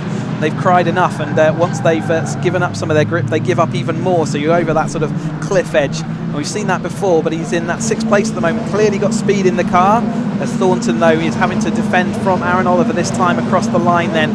There's a little bit of a gap between them. Oliver looking to the outside. We have seen that work, as this gusty headwind down that back straight is going to give them the extra miles an hour. If you've not watched Caterham racing before, then the draft is highly effective, up to maybe 7 miles an hour difference on a gusty day between the car leading and the car following. So you really do get a nice overtake boost, like auto DRS if you're a Formula 1 fan. But Thornton holding on in that lead. Brands Hatch is one of the tracks you can defend at. You can take a defensive line. It slows you right down, but it is possible to hold cars behind, and that's why we see these little groups and gaggles of cars holding on as they go side by side there through 30s. That's always a little bit of a close your eyes and hope for the best type moment. There is the number 17 of Crawley just ahead of Sam Parker, so she's got a nice significant gap behind her now, so she can re-evaluate, refocus, and get trying to get that car moving forward. So over 12 minutes of this 20-minute race for the Caterham Academy green group to go. As they head through Paddock Hill then once again. Thornton and Oliver still nose to tail for third position. Brian Thornton, the man from Ireland, under heavy pressure here. Aaron Oliver wants a first podium. James Hall back in P5, seeing his title chances beginning to slip away. Darling's back ahead of Oliver White up into 6th position. Crawley moving up to have a go at White in turn. Sam Parker and Charlie Nairn rounding out the top 10. The lead gap has come down a bit because Cavers has done the fastest lap of the race, 56.838. His last lap time was a 57.0. About level with Bruno van Dijk. He's just trying to close him down to less than a second, as Oliver's still all over the back of Thornton, so that will prevent these two from moving up to challenge Harrison Cavers for second place. Completing 9 laps, I should say, through this time. Van Dijk over the line. He's got the gap back up now to 1.37 seconds at the line, as Oliver has a look again on the inside at Paddock Hill Bend. This is a good run by Brian Thornton, who currently sits 4th in the championship. I think the best finish he's had this year are a couple of 4th places. Indeed, that is the case. He's had a fastest lap, though, also a little bit further back in the season, so he's clearly got speed in that car. Just needs to work out, as all these academy drivers do. They're learning their skills as they go through the season. This is their 5th race, so they've got this race and one more to go after this one before they complete their season. They also have the sprint event at the beginning of the season as well. As Louis Darling Again, Louis Darling sideways as he goes through there, so that car really isn't compliant. That's Thornton out wide. Yes, he's gone wider towards the Grand Prix loop over there. I think that was coming behind Darling now, so he has lost a handful of places there. So it is Cavers who has got the speed in that car, and Aaron Oliver is free now to fight forward. Try and see what happened there, Brian Thornton. Oh, he got wide coming out of Surtees. That was nearly a catastrophe for both of them there. Yeah, there was a little bit of I don't know what to do with your car sliding out. He just took too much speed through the beginning part of Surtees, took him all the way out to the curb, and the car was really unsettled over the curb, and that meant Oliver just managed to hold on to the edge of the track with a tiny bit of grass. But he would have been breathing heavily after that one. Louis Darling now back in front then, looking down the inside, Thornton, to see whether he can start recovering those positions. He's got 10 minutes of this race still to go. So it's now Van Dijk from Cavers, Oliver up to third, and James Hall is in fourth place, the man who's third in the championship. 2 wins for him this year at Knockhill and Cadwell Park. Just behind Aaron Oliver there in the turquoise liveried car. Got a small gap back to Darling, who's back up to fifth as a result of that mistake from Brian Thornton. He got over the curbs coming out of the left at Surtees, went across the nose of Aaron Oliver, who had to lift off, and then ran wide onto the grass towards the Grand Prix loop. Cavers round the outside then, looking to see whether he can demote that lead. So he's caught across the gap to Bruno Van Dijk. He's now going down the inside, so Cavers has really got speed in that car. He's come right across that gap straight past Bruno Van Dijk, so we've got another lead change then to the front of this green group race. Well, they were virtually equal on lap times the last couple of laps, so that's come from nowhere for Harrison Cavers. He suddenly reeled Bruno Van Dijk in. Maybe Bruno's tyres are started to go off. You can see he's falling back there on the Cooper Straight. It is a warm day here at Brands Hatch today, despite the fairly high breeze.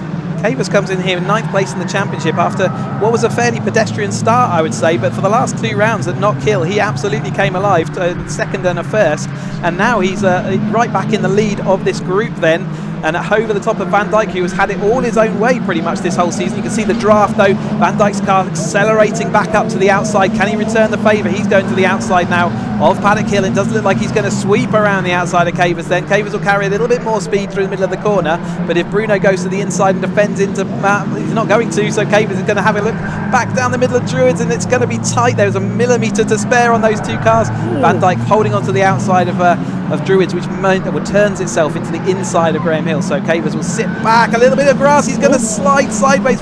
Great car control to keep that all facing in the right direction. That was a close moment there. That was a super move coming through Paddock by Bruno Van Dijk there to go around the outside. Harrison Cavers tried his hardest, but then got that wheel onto the grass coming down Graham Hill, and the car snapped sideways on. That was a good save, so showing Harrison Cavers' undoubted talent in the Caterham Academy this year. Still got 7.5 minutes of this race to go. These two have pulled clear of the battle for third place. Now Harrison Cavers comes out of the slipstream. He's going to try and play Bruno Van Dijk at his own game here into Paddock. He's got the move done earlier, and he retakes the lead around the outside into Paddock Hill Bend, and he's now putting clean air between himself and Van Dijk as they head up the hill. Harrison Cavers, the man from Nottingham, leads Bruno Van Dijk, the Londoner. And locked up and sideways around the middle of Druid, so that's not going to help his speed. He's clearly got the speed in that car, but at the moment he just can't hold it all together. It was Bruno's time to take to the grass that time. Oliver is on the grass on the inside, looking to see whether he can do anything about the drivers behind him. So it's all change again. And Parker also getting a place up there from 9th to 8th as she overtook White that last time through. Yeah, Aaron Oliver for a split second was heading for the old rallycross course here at Brands Hatch. That used to turn left just after Druids and go through a gap in the barriers and through what is now the South Bank parking area. Then they used to come back on the end of Cooper Straight, got Cooper Straight the wrong way back in the 80s and early 90s. Here are the 2 leaders. Here comes Bruno Van Dijk around the outside in the number 3. Side by side with Harrison Cavers almost. Cavers gets his foot down the hill out of Paddock Hill Bend, then up Halewood Rise into Druids. It really is like a roller coaster, that section of circuit, but is Cavers going to run wide on the exits? He'll set himself up nicely if he does for the inside at Graham Hill Bend. They've been watching our first race today when a couple of drivers were doing that. He's not got that section hooked up yet, has he? He's never made the apex of Druids for the last 2 laps, and you can see that if he does, suddenly he will have the speed in the car. At the moment, the draft down the back of the start-finish straight is enough that Bruno gets drawn back towards him as he goes on. Bruno knows, though, he doesn't really need to fight too much with Cavers out there, because he's not really part of his championship battle, and he's doing everything he needs to by staying ahead of Hall, who's only made it to 6th place off his start position. So he's not making the moves forward that he needs to happen to stop Van Dijk taking that championship. Here's the battle between Aaron Oliver and Brian Thornton a little bit further back there behind Louis Darling now, who's pulled away into P3, side by side for 4th. Behind them is James Hall, and that's Dan Crawley, the number 17, in just behind them as well. Got somebody stopped on the outside of the entrance to Druids. It was a silver car. Try and identify who that is that's had a problem there. As the 3rd and 4th place fight heads down the hill, it's the number 77 car. That's Charlie Nairn. Has hit problems there. He's got some muck on his tyres. I assume he's gone wide through the gravel at Druids and then pulled up with a bit of damage. Yeah, it's hard to say. Sometimes the inertial switch gives you have a bumpy ride. Safety cars being deployed to protect. With only 4.5 minutes, that might. It looks like the car may be free to move, but whether the inertial switch is to protect the car should it ever sort of experience big bumps to cut the fuel pump off. We do see that occasionally. Sometimes it can be a mechanical, for example, something like a broken A-frame, or maybe even a gear knob that's let go. That can cause these similar things, but at the moment unidentified why. But what that has done meant we've neutralised the race with 4 minutes 20 to go, and it might be that we get back underway, or it might be that we just don't quite have enough time to clear that car. Let's wait and see. As you can see, the safety car has then picked the drivers up. Okay, let's wait and see if they can get that clear. There is Charlie Nairn. Dropped his gloves out there. It was his grandfather Graham Nairn, who was one of the founders of the Caterham Cars Company all those years ago in Caterham in Surrey, just to the south of London, building cars based on the famous Lotus 7 design of the great Colin Chapman. And it was, I believe his father Robert Nairn was a regular racer for a number of years as well. Yep, so I don't know if he's going to go and pick up his gloves in his hands device. I think the marshal was pointing back there, but 3.5 minutes to go. We may well finish this under the safety car. Then he's going to get back, let's put his equipment back in. I think they will hook up the tow line to his car and drag him to a position of safety. Give him the signals and everything he needs to do. But this is, like I say, the first of the Academy grids that we'll see today. They're completely independent, but we've got the Academy White coming up a little bit later for their 20-minute race. Charlie Nairn's going to get his front of his car hooked up, the tow rope hooked up to the recovery truck, and will be pulled to a position of safety. Yeah, the Academy Championships, the two groups mix together for the non-championship race at the end of the season at Donington, don't they? Yeah, this year they had a kind of preview of that at Silverstone, because they did run both grids together, although they were earning in completely independent championship points. But yeah, the Autumn Trophy at the end of the race a year at Donington. That's what it's called. We'll see, remember the name of it then. We'll see them all competing, not for championship points, but for certainly for bragging orders.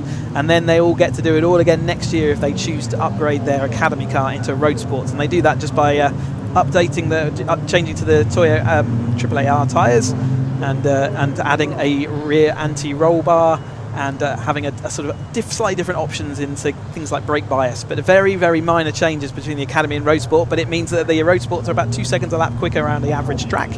And yeah, they will all move to their 2 races per race weekend as well. So exciting for them to have additional things to do over a race course. So once they finish this race today, that will be their racing done for this weekend, and they'll be looking to next time out at Donington.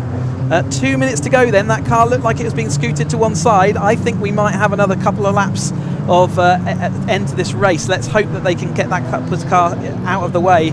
Hopefully we'll have the safety car with its lights out, and we can get this race back underway and have a 2-lap fight to the end. Fastest lap of the race, incidentally, is with James Hall in P6, 56.731 seconds so far. Pace is beginning to pick up. I think the safety car is coming in. There's a car going into the pit lane just in front of it, which I think is the number 60 of Mark Stancer, the white and orange car. So he's dropping out of the race just in front of the safety car. So he's had a problem somewhere, but we are ready for a restart. Harrison Cavers from Bruno Van Dijk. Oh, he hasn't come into the pit lane. Look at that. Well, they can't pass him until they get to the timing line. The leader's gone round him. That's complete confusion. Why did Mark Stancer not go into the pit lane if he's that slow off the line? Unsure what was going on there, but like you said, they did all hook up their brakes as you get told they can't overtake until that green flag lap. So yeah, that means Cavers has got away and free, and he did overtake that car, and I think the stewards would take the view that no, you can. It's a car off the pace and out of position, and therefore you would be able to overtake it. But that's not clear, is it? And all the other drivers having to react to that. That has thrown the can out to the pigeons, and this has really kicked off as drivers. That's Louis Darling round the outside then of all these cars. Sam Parker also seeing what she can do round the outside of the track. But there's lots of confusion here in these last couple of laps then of this race. 26 seconds to go, so they will come, and Bruno van Dijk will take it. In fact, there was a car off there. That was Oliver going across the grass. I hope he hasn't made contact there. I think he may have done, actually, because there was so much confusion there. Everybody just concertinaed into each other because of that slow car, and the red flag has come out. The red flag, I think that means they will dial it back those couple of laps, and that will be the end of the Caterham Academy green group. So they will dial it back to a lap before, in fact, to where we kind of have the safety car restart. So I think it will just neutralise that confusion at the end of that race then, and move everyone to as they were behind the safety car. Yes, that would be, I think, the sensible thing to do, in my opinion, there, because that restart was thrown into complete chaos because the number 60 car of Mark Stancer, I saw him going slowly in front of the safety car. He'd obviously had a problem, and I thought he was going to pull into the pits just before the safety car did, but he didn't. He kept going. Harrison Cavers decided just to take the risk and go round him, because otherwise he was risking getting hit from behind. Nobody else did. They took the ruling that you can't pass until the line, even if it's a back marker, and that's caused chaos behind. Yeah, it has that. That's exactly how I describe that. That's a very complex manoeuvre. It would have probably been, like say, solved if everyone had just determined that was a slow-moving car on the inside. But as you say, the regulations don't really allow for all that. You have to stay and don't overlap with the car. So they were only doing what they've been told to do. So an unfortunate end then by a slow car out of position with that safety car being released, and a sad way to end the green group's racing for today. But that should mean that Cavers is awarded that win then over Van Dijk. I think Louis Darling will be back further back from where he's showing in the timing screens. It'll be a little while before we get a confirmed start, but this is the second start then. You can see Sam Parker bogging down with wheel spin again as Louis Darling, and again Bruno van Dijk making great starts from their positions on track.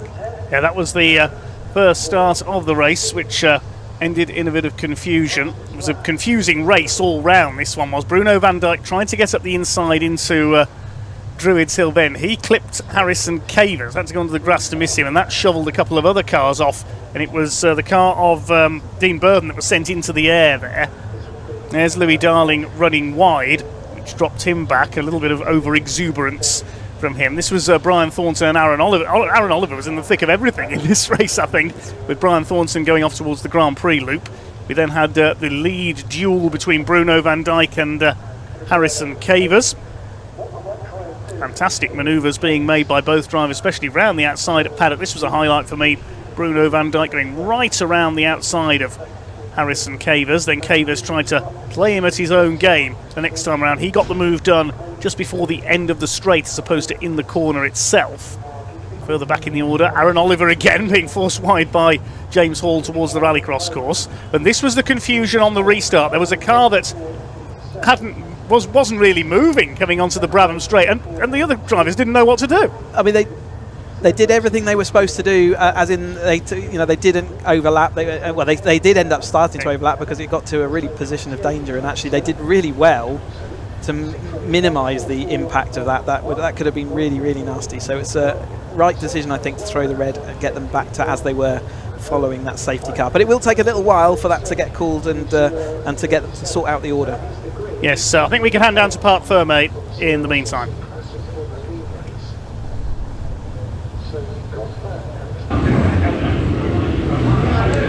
Well, that was eventful.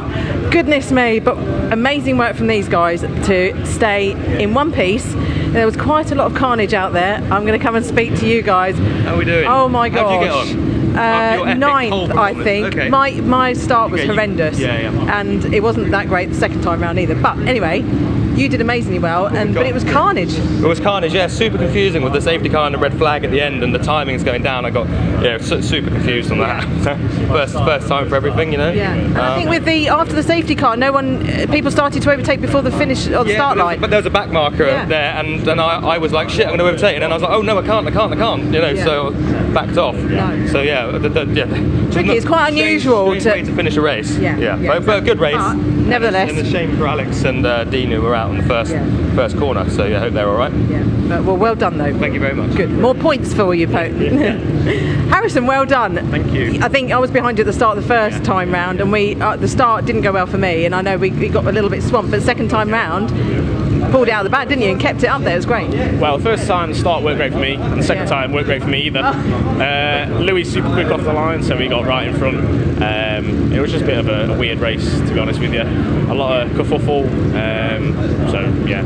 Yeah, it was. There was a lot going on, a lot of things that we've experienced for the first time, like red flags and safety car. We had one at Knock Hill, but still, it's, you know, with the back marker right there as well, it's quite confusing. Yeah, I don't know whether I'm going to get done for that, overtaking back marker or what. Normally with a safety car though, he's already caught up back round, so it's an unusual situation. Green flag, go. Well, we'll see what happens. We will see. Well done anyway. Congratulations. And then I'll come and speak to Louis. Louis, congratulations. Another podium for you, and you know, yeah, fantastic. It was quite chaotic though, wasn't it? It's the most chaotic race we've had so far, but the first start I had was really good. 7th to first in the first corner, and a red flag, and it was back to where I started. Then I made up the places again in the second start, so it was a good race overall, but confusing, very confusing. Particularly at the end there. Oh, I know. I thought I'd lost the podium, but then I came in and they put me in here, so I was happy. Good. So, yeah. Excellent. Well, that's it. Well done. Fantastic. Right, there we go. I'm going to go and change out of this outfit now and cool down, and we will have some more Caterham racing up soon. But next is the Formula Libre, so hand back to Cheesy and Dave. Thank you. Oh. Yes, thanks very much, Sam. That concludes her racing for this weekend. Now, we haven't got a confirmed result through yet, so we'll pick that up later on when it comes through, with a bit of confusion by that late red flag. Next up, we're going single-seater racing. It's the CRCC Classic Racing Car Club Classic Formula Libre race. Now, if that sounds unfamiliar, that means Formula Libre means you can use just about any car you like. And this is classic single-seaters from the 1970s and early 80s that have competed in historic racing across the UK. The Classic Racing Car Club formed to organise the Jochen Rindt Trophy races held at Thruxton every year in memory of the former Formula 1 world champion. Ian Waterhouse caught up with a few of the drivers a little earlier on down in the paddock.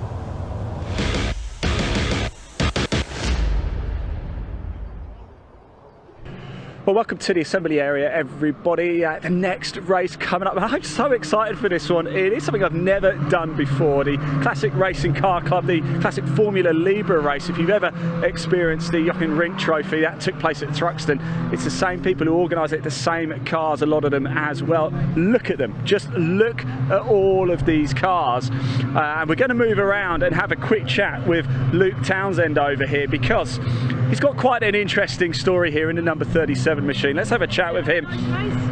Luke, we were just chatting off camera a minute ago. You've got quite an interesting story. You're about to take part in your first ever race in a car, but actually you do a lot of sim racing. That's how you got here, isn't it? It is, yes. I've done a couple casting days with Stephen over in the Ayrton Senna car, but mostly sim racing, and I've ended up here.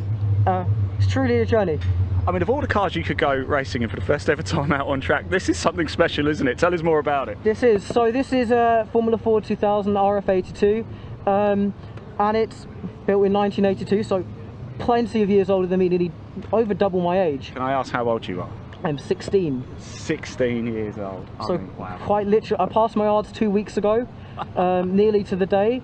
I've done a test session here before. Yeah. That was last week on Friday, and now I'm here racing. So what is success for you today? Is it just get some laps, get a little bit of experience, and just enjoy yourself? It is indeed. I'm not looking for position, and I know I've got only about 5 laps before I get laps, but it is just be here, have fun, get the experience, and hope to just finish. Really, is the main objective. Just back to sim racing, what sort of things were you doing on sim racing? People watching this, we get a lot of people tuning in who do sim racing as well. What was your pathway?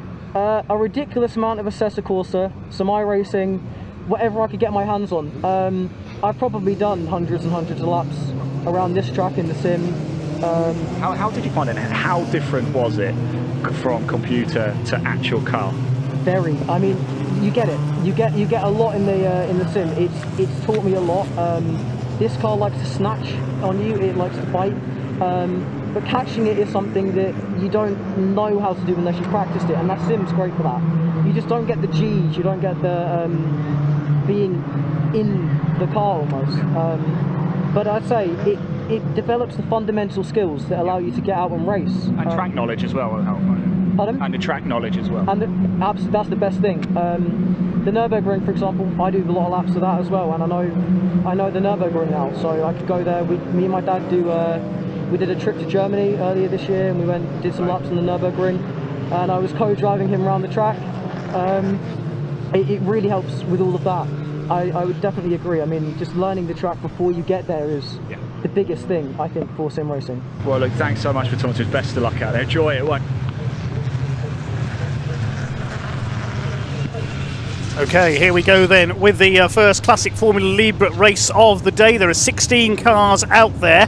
It's Martin Wood, number 94 in the March 73B in pole position. Alongside him, 57, Robin Lackford in the rare GRD 272. Second row of the grid, Ian Rowley, number 44. He's in a March 79B. 82, Paul Smith in the Rolt RT36. It's a rolling start. They're about to get underway. The revs are up. And away they go, and one car a little bit eager offline. I think that's Paul Smith, the number 82. So a bit of confusion there off the line. 15 minutes of racing for the Formula Libre cars then, as they head down Paddock Hill Bend for the first time. What a magnificent sight they make, these classic single-seaters. We saw them contest the Jochen Rindt Trophy, as we said, at Thruxton over the last couple of years at their historic meeting. We've got Formula 2 cars, Formula 3 cars, Formula Atlantic cars that raced in the United States in period, Formula Ford 2000 and 1600 machinery as well. The cars really are the stars in this classic form of racing. As we said, the Classic Racing Car Club formed in memory of Jochen Rindt to organise his memorial trophy at Thruxton, the man who sadly lost his life at Monza in one of Colin Chapman's Lotuses in 1970. Well, they complete the first lap, then it is Martin Wood, number 94 in the orange X-Works March, who leads the way. Let's say a big thank you to the head of the Classic Racing Car Club, Rob Manger, who's provided plenty of background information on these fabulous cars. Through Druids they go, Martin Wood in the March 73B, X-Works machine. Martin was racing this at Silverstone at the festival last weekend, won his class, the Atlantic class, in the Classic F2 race. Martin used to compete in British Formula 3 in the early 80s against the likes of Martin Brundle and a certain Ayrton Senna. He leads the number 57, which is the rare GRD, Group Racing Developments. Was GRD, they built a small number of cars in Norfolk back in the early 70s. Rare to see a GRD racing these days, and man behind the wheel, Robin Lackford, was a mechanic on this car when it raced in its heyday back in Formula Atlantic. There's a battle over the line. That's Rhys Wood in 5th position. He's in a Reynard SF81, just ahead of Richard Sturmer, Matthew Sturmer I should say, in his Rolts RT3 at the ex-Eddie Jordan racing car. Tiffany Dell drove that car in period, the Flix Formula 1 racer and Top Gear presenter, of course, among many other talents. That's the number 44 car. That's Ian Rowley. He's at the wheel of a March 79B. That's also a Formula Atlantic car. Won the American Formula Atlantic Championship driven by Howdy Holmes. Ian Rowley is racing just about every form of historic single-seaters you can think of. Having to give best there to the number 82 for 3rd place. That's Paul Smith. Paul Smith at the wheel of a Rolt RT36. Rolt, of course, the company founded by Ron Taranach, the great Brabham designer. A 1986 spec car, that red machine.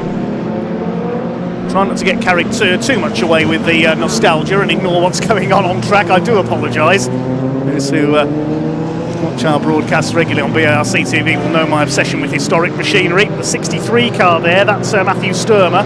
Passes the 89 of Rhys Wood. That's for P5 at the right-hander at Druids. Matthew Sturmer in the Rolt RT3. That's the ex-Tiffany Dell car, the orange and white machine. You'll notice some Japanese sponsors on that machine. That's because that car appeared in the 1983 Macau Grand Prix on the streets of the Chinese enclave. Matthew Sturmer, a regular in historic Formula Ford and also at the Formula Ford Festival. There's the 28 car. That's the car that was a bit eager off the line at the start of this race. Number 28, George Fowler in his Reynard 83-84 SF. That's one of the top Formula Ford 2000 cars. There's the Formula Ford 1600, the wingless car there, the number 1. That's Will Arif. Well, he's raced everything over the years. Just battling with some of the Formula Ford 2000s. The number 11 car in behind him is that of Stephen Connor with a Van Diemen RF82. He gets past Will Arif. They're battling over the lower reaches of the top 10, and car in front of them there corkscrewing a bit. The number 27, that is, of Bruce Bolchin. Bruce in his March 743, originally raced by Indonesian driver Hani Wiano, raced in 1974 and 75, as the sister car to the great Welshman Tom Price. Still the only Welshman ever to win a Formula 1 race, which I believe was here at Brands Hatch in the mid-70s. Just in front of them, the car that started off the back of the grid, number 30, Simon Langman in the oldest car on the grid, the Brabham BT30, the ex-Rolf Stommelen Brabham. Classic Brabham shape in the colours of Eifeland, which was a caravan manufacturer, the sponsors of Rolf Stommelen, a German who sadly lost his life at Riverside in California in 1983. There's the Formula Ford 1600, the classic shape. Of course, we see cars like that in the Formula Ford Festival at the end of every season here at Brands Hatch. Sadly, one of the drivers entered today, two-time Formula Ford Festival winner Rory Smith, couldn't be here. So the lead is with Martin Wood. He's 1.3 seconds ahead of Lackford and Rowley. There's the ex-Rolf Stommelen car. You can see the German's name on the side of that beautiful Brabham BT30. The race action really is secondary with all these stunning cars out there on the grid. The cars really are the stars. And there, the number 30 of Langman powers around the outside of Connor, Stephen Connor in the Van Diemen RF82. There's a rare car in behind this lot as well. The number 144 car there on the left of your picture, that is a Pilbeam MP52. Now Pilbeam, much more famous for their hill climb and sprint cars Mike Pilbeam has built over the years. But in the early 80s, this car raced in the British and European Formula Ford 2000 Championships. It's been driven today by Alan Lancaster, number 144. So it's still Wood from Lackford up front. Then Rowley. He's about 7.5 seconds back in third place in his march. Paul Smith in the Rolt in fourth place. Matthew Sturmer in the ex-Tiffany Dell Rolt F3 car is fifth. Reese Wood in sixth. There's the leader. He's coming up to lap number 150. That's Jago Keane. He's in a rare car known as a Palliser WDB2. That's a US Formula B chassis from the late 60s. Jago Keane's also raced in the historic Formula 5000 in his career and in the Pirelli Ferrari Formula Classic sports car series as well. A very multi-talented racer is Jago. Martin Wood, the orange March, the colours of Beta Tools, used to sponsor the March Formula 1 team in the 70s. Vittorio Brambilla took the only Grand Prix win for the Beta March at the Österreich-Ring in 1975. He's being chased by the number 57, that's Robin Lackford. As we said, Robin was a mechanic on this GRD 272 when it was new and now races it. Robin Lackford's raced a whole variety of historic machinery, everything from MG midgets up to these high-powered single-seaters over the years. There's the 27 trying to make a move. Bruce Bolchin in the March 743 on the back of the treble one of Jeff Williams with his Van Diemen RF82. Another of the Formula Ford 2000 cars. Leader laps Will Arif. A couple of weeks ago I was at Snetterton, he was racing a Honda CRX. He really will drive anything as long as it's got four wheels and an engine, Will Arif. Would just under a second clear of Lackford. He's done the fastest lap of the race as well, 48.872. Good to see all 16 cars are still running. Luke Townsend, who we heard from earlier, the man in his first ever car race, is at the tail end of the field. He's already been lapped by the race leaders. Luke, the sim racer, in the car run by Stephen Connor, who's currently running 13th. Over the line goes Martin Wood.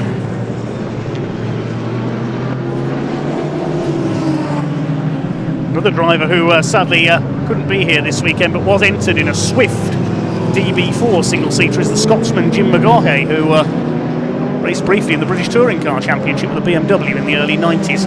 Leader now lapping Jeff Williams, who's in P9. The 28 of George Fowler will shortly be a lap down as well. Big speed differentials between the Formula Atlantic and F2 cars towards the front of the field, the Formula 3 and the Formula Ford 2000 cars like this one, the treble one of Jeff Williams, the classic shape of the Van Diemen RF82.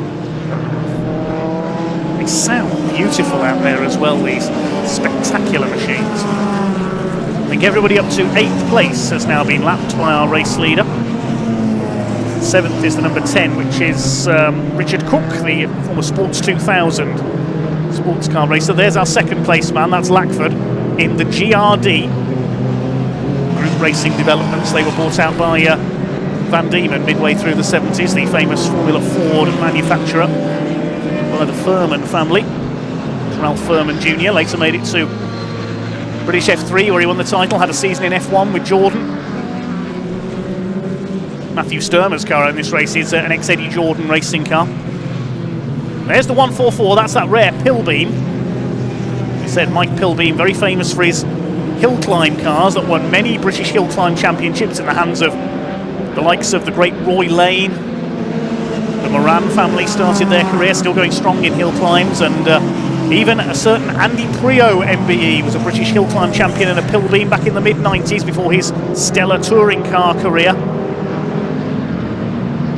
Pilbeam currently running in the hands of Alan Lancaster in 11th place. There's the car ahead of it, Bruce Bolchin in the March 743, originally a Toyota engine cars, entered by Richard Jones in 1977. The specification it is now with a rare power plant that's got a Triumph Dolomite engine in it, the number 27 car. Now, not many cars raced outside the UK with the Triumph spec engine. No, Nigel Mansell raced a Uniparts sponsored Triumph engine car in F3, but it was not a major success.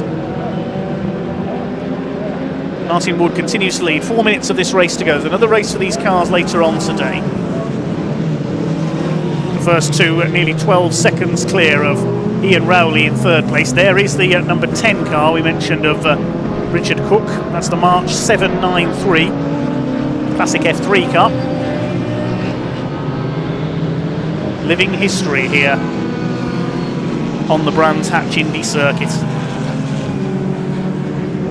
The only thing it needs is the voice of the late legendary Brian Jones on the PA system. We still miss you, Mr. Jones.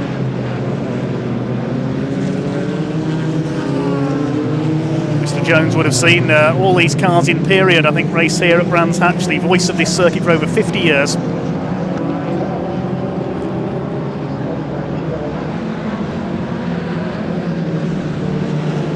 In front of my commentary box roars the number 44 car, that's Ian Rowley in 3rd place, the white March 79B, the ex-Howdy Holmes Formula Atlantic car. That's the 89, that's Reese Wood. He's down to 6 now behind Matthew Sturmer. Reese in the Reynard SF81. It was Adrian Reynard, the great racing car designer. This is a Formula Ford 2000 car run by Lifetime Racing, the team run by Dan Eagling, regular in historic Formula Ford among other things over the years. Great to see all 16 cars are still running, 15 laps completed by the leader. Although the 2nd place car of Robin Lackford has just done the fastest lap, 48.415. That's just over 2 minutes of the race to go. Less than a second in it for the lead, so Lackford could be about to launch a late challenge. This is the fight for 4th place. Matthew Sturmer has caught the newer Rolls of Paul Smith for 4th place. Leaders have already gone through. These two are nearly 17 seconds behind Ian Rowley now in 4th and 5th places. Fastest lap of the race by Lackford was 48.415 seconds in the GRD last time around. Average speed of over 90 miles an hour around the Brands Hatch Indy circuits. Not quite as quick that time, but he is getting the gap down over Martin Wood at the front of the field. There's only 0.8 of a second in it for the lead. So could we see Robin Lackford make a late challenge here? There's Rhys Wood in 5th position. In 6th, I should say, behind Matthew Sturmer. There are the leaders. You can see there's only a few car lengths between the two of them. There's Martin Wood, the Beta March. Beta Utensili, Beta Tools from Italy. And Vittorio Brambilla's sponsor before moving on to Arrows when March changed sponsors. Riccardo Patrese was sponsored by them as well. 1.2 seconds in for the lead, so Martin Wood has responded to the pressure. We may get one more lap out of this, I think. It's first CRCC Historic Formula Libre race of the weekend. There's a car slowing there, I think, just to let the leaders through. I think that might have been the pill beam. Either that or the number 11 of Stephen Connor. Similarly coloured cars, those two.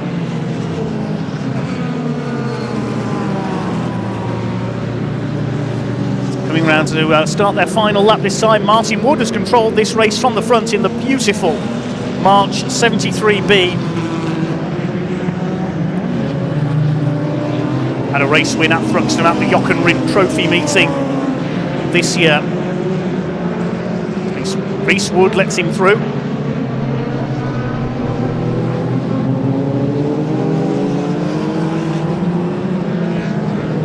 Drew Druids for the last time comes our leader. There's another race for these cars later on, of course, so we'll get to see and hear these beautiful machines in action again.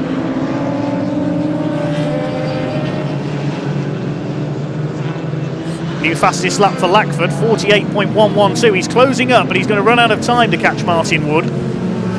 Just between these two, around the final couple of corners, and Lackford is closing up. Will he get close enough there through Clark Curve to challenge on the run to the line?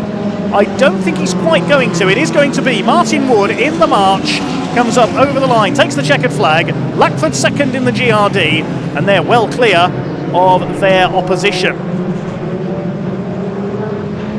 Third place is going to be Ian Rowley, the number 44. Only 5 cars on the lead lap in that race. Across the line comes Jago Keane in the 150 car. Incidentally, the number 28, George Fowler, that was the car that was a bit over-enthusiastic on the rolling start. He got a 10-second penalty for that. It'll be added onto his race time. I thought I saw a car bursting through the middle.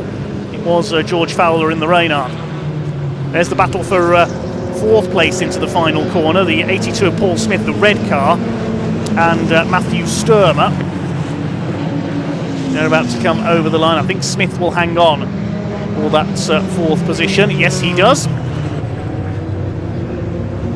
And there is our race winner, number 94, Martin Wood, in the March 73B. Various subclasses in that race as well. We'll bring you the class winners when we give you the result in a moment. And hopefully Ian will be down there to have a chat to Martin Wood after his victory by 0.688 of a second. It was close with Robin Lackford there. Robin, a very experienced historic racer and preparer. The provisional result then, Martin Wood completing 19 laps, finishes 0.68 of a second ahead of Robin Lackford. Ian Rowley completes the podium in his march. Lackford wins Class A, Wood Class B. 4th place goes to Paul Smith, he wins Class F. And Matthew Sturmer, just behind him, wins Class E in his Rolts.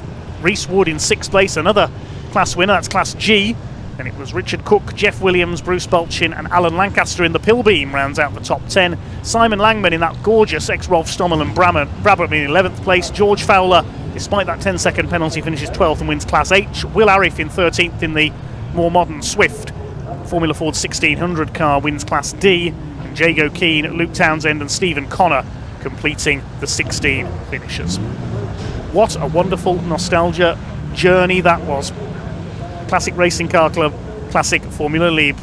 Ian Waterhouse is down there in Parc Fermé.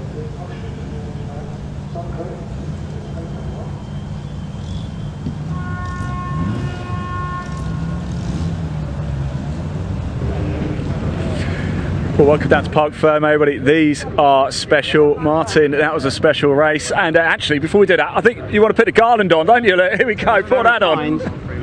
Well done. I feel very privileged. And a nice hat. Thank you so very much. And you get the bubbly as well. Thanks, mate. Thank you. non-alcoholic, I'm sure. Congratulations, Martin. I'll tell you what, Robin made you work for that, though, didn't he? He really did, and I thought I got a couple of seconds lead, and then there was a bit of traffic, and then maybe I went to sleep a little bit, but then no, he kept me very, you went to sleep? How would you go to sleep driving one of these? Well, you don't sort of smash it as you might, let's say. You just roll off just a fraction early, and yeah, thought at one time I was going to be stroking at home, but obviously I wasn't, and Robin caught me and put me under pressure, and I was looking in my mirrors all the time, to be quite honest. Congratulations anyway, you got to do it again a little bit later. Thank you so very much. How are we doing? All right? Yeah. It's good to see you again, actually. Worn out from that. Yeah. Look, these are special machines, aren't they? What are they like to drive under racing conditions? It's fabulous. Absolutely fabulous. It is so fast, but it is so planted, but you have to be really smooth. I'll tell you what, the racer come out of you though, didn't it, Robin? Because you wanted him, didn't you? Oh, well, I was going to have him. We got caught by a back marker a couple of laps from the end, and it just pulled me away by a couple of foot, which was enough. Do you know what though? Got to do it again a little bit later. You got to get him. Don't know if I've got the energy. Yes, you have. Go on, have a rest. You don't have to do it for a few hours. Yeah? It's not bad for an old age pensioner, is it? Eh? Robin, it's great to see you again. Well done as well, by the way. Congratulations indeed. Top 3 as they started, actually. Ian Rowley as well. Let's have a quick chat. Ian, congratulations. Right. How was that? Yeah. Well, it was great. I just got spooked at the start when George. In his what and he just suddenly and it unfortunately it completely threw me, and I thought, but anyway I lost a few places, and then thought got to get my head down, but these two went away, and fair play to. It's about time he beat me. It's about time. The nerve, he says. Just want to say, Robin Latford. If just imagine, Lewis Hamilton, Lando Norris, and you look at Robin Latford. He's a top bloke, and he's a bloody great racing driver as well. Yeah. And well done, mate. Well done. Thanks, Brandon. But nobody loses today. Sorry? In this. Nobody loses. Everybody wins. It doesn't matter where you finish. Driving these around. Well done, that man there as well, Rob. So yeah, congratulations, him, Rob. We wouldn't be here. So. There he is, Rob. Great fun. In fact, I think we've got time, Rob. Can we just have a very quick word, because you're man sort of behind all this, organising it. How much work goes into it? With these lot, actually, not very much, because they're all so, as you could just gather, they're so enthusiastic. I don't know if you know the background to this, but we started this thing really for the Jochen Trophy at Thruxton, and then we thought, well, why don't we go and have an away day? And everybody seemed up for it. At this time of year, it's hard to get a big grid, but I think with what we've brought, or what these guys have brought, I hope that they're cars that the people on the banks don't see very often, and we've now got some momentum to let this grow, and with the help of the BARC, we're pretty confident that we can get these spectacular cars out for people to see all over the UK. They are super. Thanks for bringing them out to play. I hope there's a few more away days coming up next year as well. We'd love to see them. Thank you so much. Really appreciate that. Next race about to go out. As you can see, we've got even more Caterhams coming up for you. Is the Caterham Roadsport Championship, as you can see. I don't think we're quite going to have time, unfortunately, to chat to some of the drivers. They are literally about to head out on track, but here they go. In fact, whilst here, look at this. I was talking about number plates a little bit earlier, wasn't I, with the Caterhams? Look at that one and beyond. I hope the front says to infinity. That would be pretty cool. I can't see the front from where I am, of course, though. That is Gerthi Desu's car there as well. Let's just move down a little bit, shall we? See who else we've got. I can't get through, like I'm trying to do what this bottle's trying to do and jump through, but by the time I get around there, they'll literally go out on track. In fact, come around here with me a little bit. In fact, the whistle's just blown, so they are heading out on track. I just want to show you this number plate here. Anne Hall. We've spoken to Anne before, because we were with Caterham in Zandvoort a little bit earlier in the year, halfway around the world, weren't we? Giddy up. There you go. How cool is that one? Right, the cars are making their way out on track now for the Caterham Roadsports. I'm going to hand over to commentator Dave Goddard to take you through the action. Enjoy.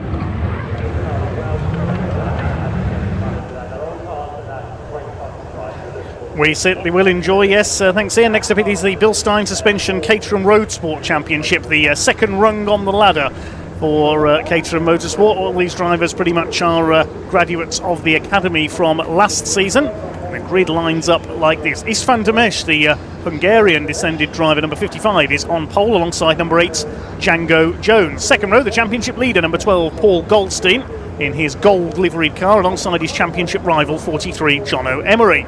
Row 3, 31 of Ben Stewart, and 37 Henry Speaks, the Hong Kong-based racer.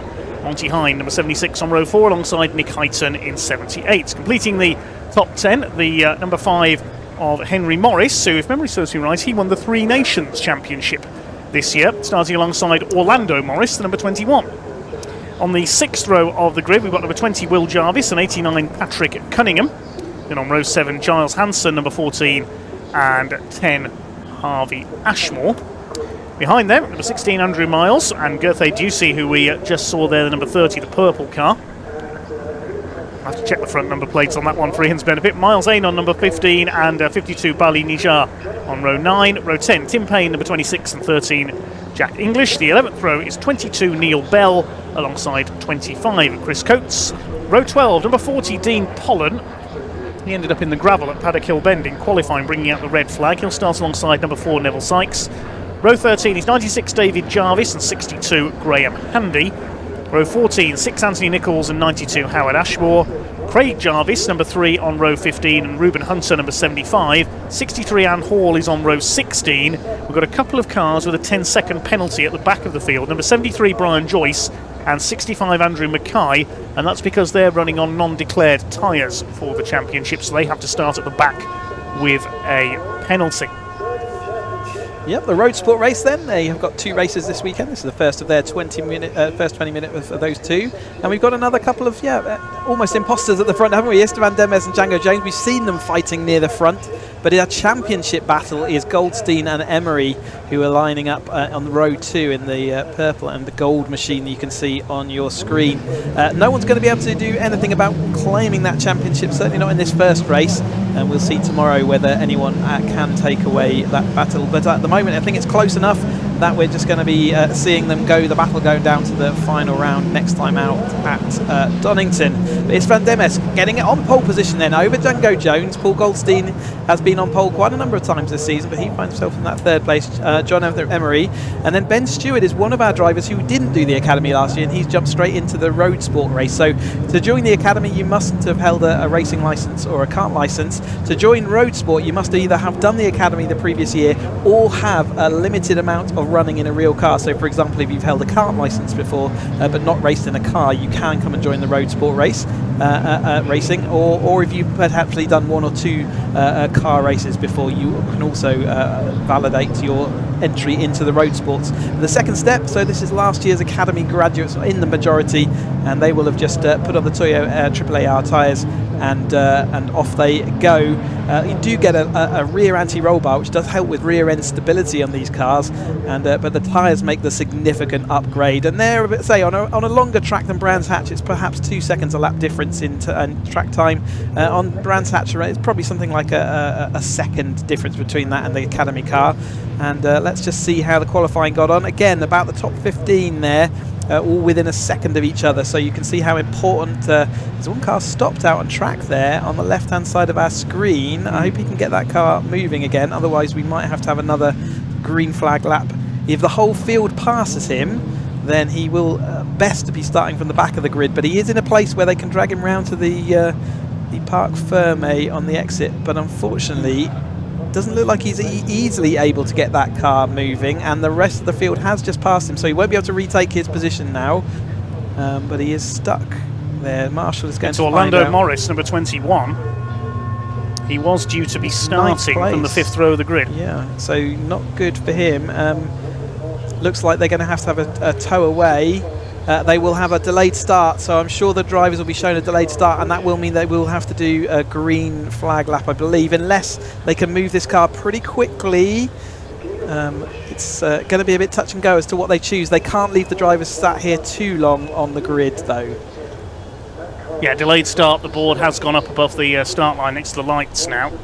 So let's wait and see. It can still go straight into a race start, depending on how quickly they think. So let's get ready for, in case this is the race start rather than a green flag lap. I think it still will be a race start. It's Van der Mesch, the blue and white car, on pole position, alongside Django Jones's maroon machine. Demesh down in 10th in the championship. Jones is 7th, and it's the gold car of Paul Goldstein, number 12. On the 2nd row, with his championship rival, the purple car with the white roll cage, that's Jono Emery. 3rd row of the grid, number 31, Ben Stewart, the grey car with the green stripe, alongside the orange and blue of Henry Speaks, number 37. And number 76 is Monty Hine, the blue car with the day glow yellow stripe, Starting alongside the blue with the white stripes is Nick Heighton, number 78. And then we got number 5, another grey and green car is Henry Morris from Cobham in Surrey, and a gap alongside him where Orlando Morris should have been. The delayed start board has been withdrawn then, so let's see whether it's the 5-second board going out to present to the drivers. They're giving another minute board, which normally means there is a green flag lap then. So the if it had been the 5-second board, it would have been another a race start, but we are going to have another green flag lap then. They'll give the 30 seconds and then the green flag will wave. I can see the marshal getting that ready now, so they will get their second green flag lap. So these drivers, the Roadsport's in the second step of this ladder then, and will have a good understanding of what's going on. If it's the Academy, it can get a little bit confusing there, as it might be the first time they've ever seen it, but Roadsports will be seen enough over the years to be able to understand what's going on the first time. As the field then will head round then for another formation lap, a green flag lap. A chance for the drivers to make sure the car's happy, all the brake has got the temperature in the brakes, temperature in the tyres, everything feels normal. Give it a chance to see all the track conditions that are out there. Obviously there's been some racing out there. We've had some historic cars which might have dropped liquids and fluids out there, so it's a good chance to see what the grip levels are like, especially after they were qualifying in the morning there. So also it had a slightly sort of greasy track after the rain that we've had overnight, so it'd be good to get that, and that's what these drivers will be focused in on. But yeah, 20-minute race for them, as it is for all the Caterham races this weekend. Some drivers in the Academy, they get one race at 20 minutes. The Roadsports, in your second year, you get 2 races at 20 minutes, and then all the other classes from then on, you get 3 20-minute races over the course of your race weekend. Well, to answer Ian's question about Gerthay Ducey's car, it doesn't say to infinity and beyond, it says track limits and beyond. Very good. Yeah, very good, yeah.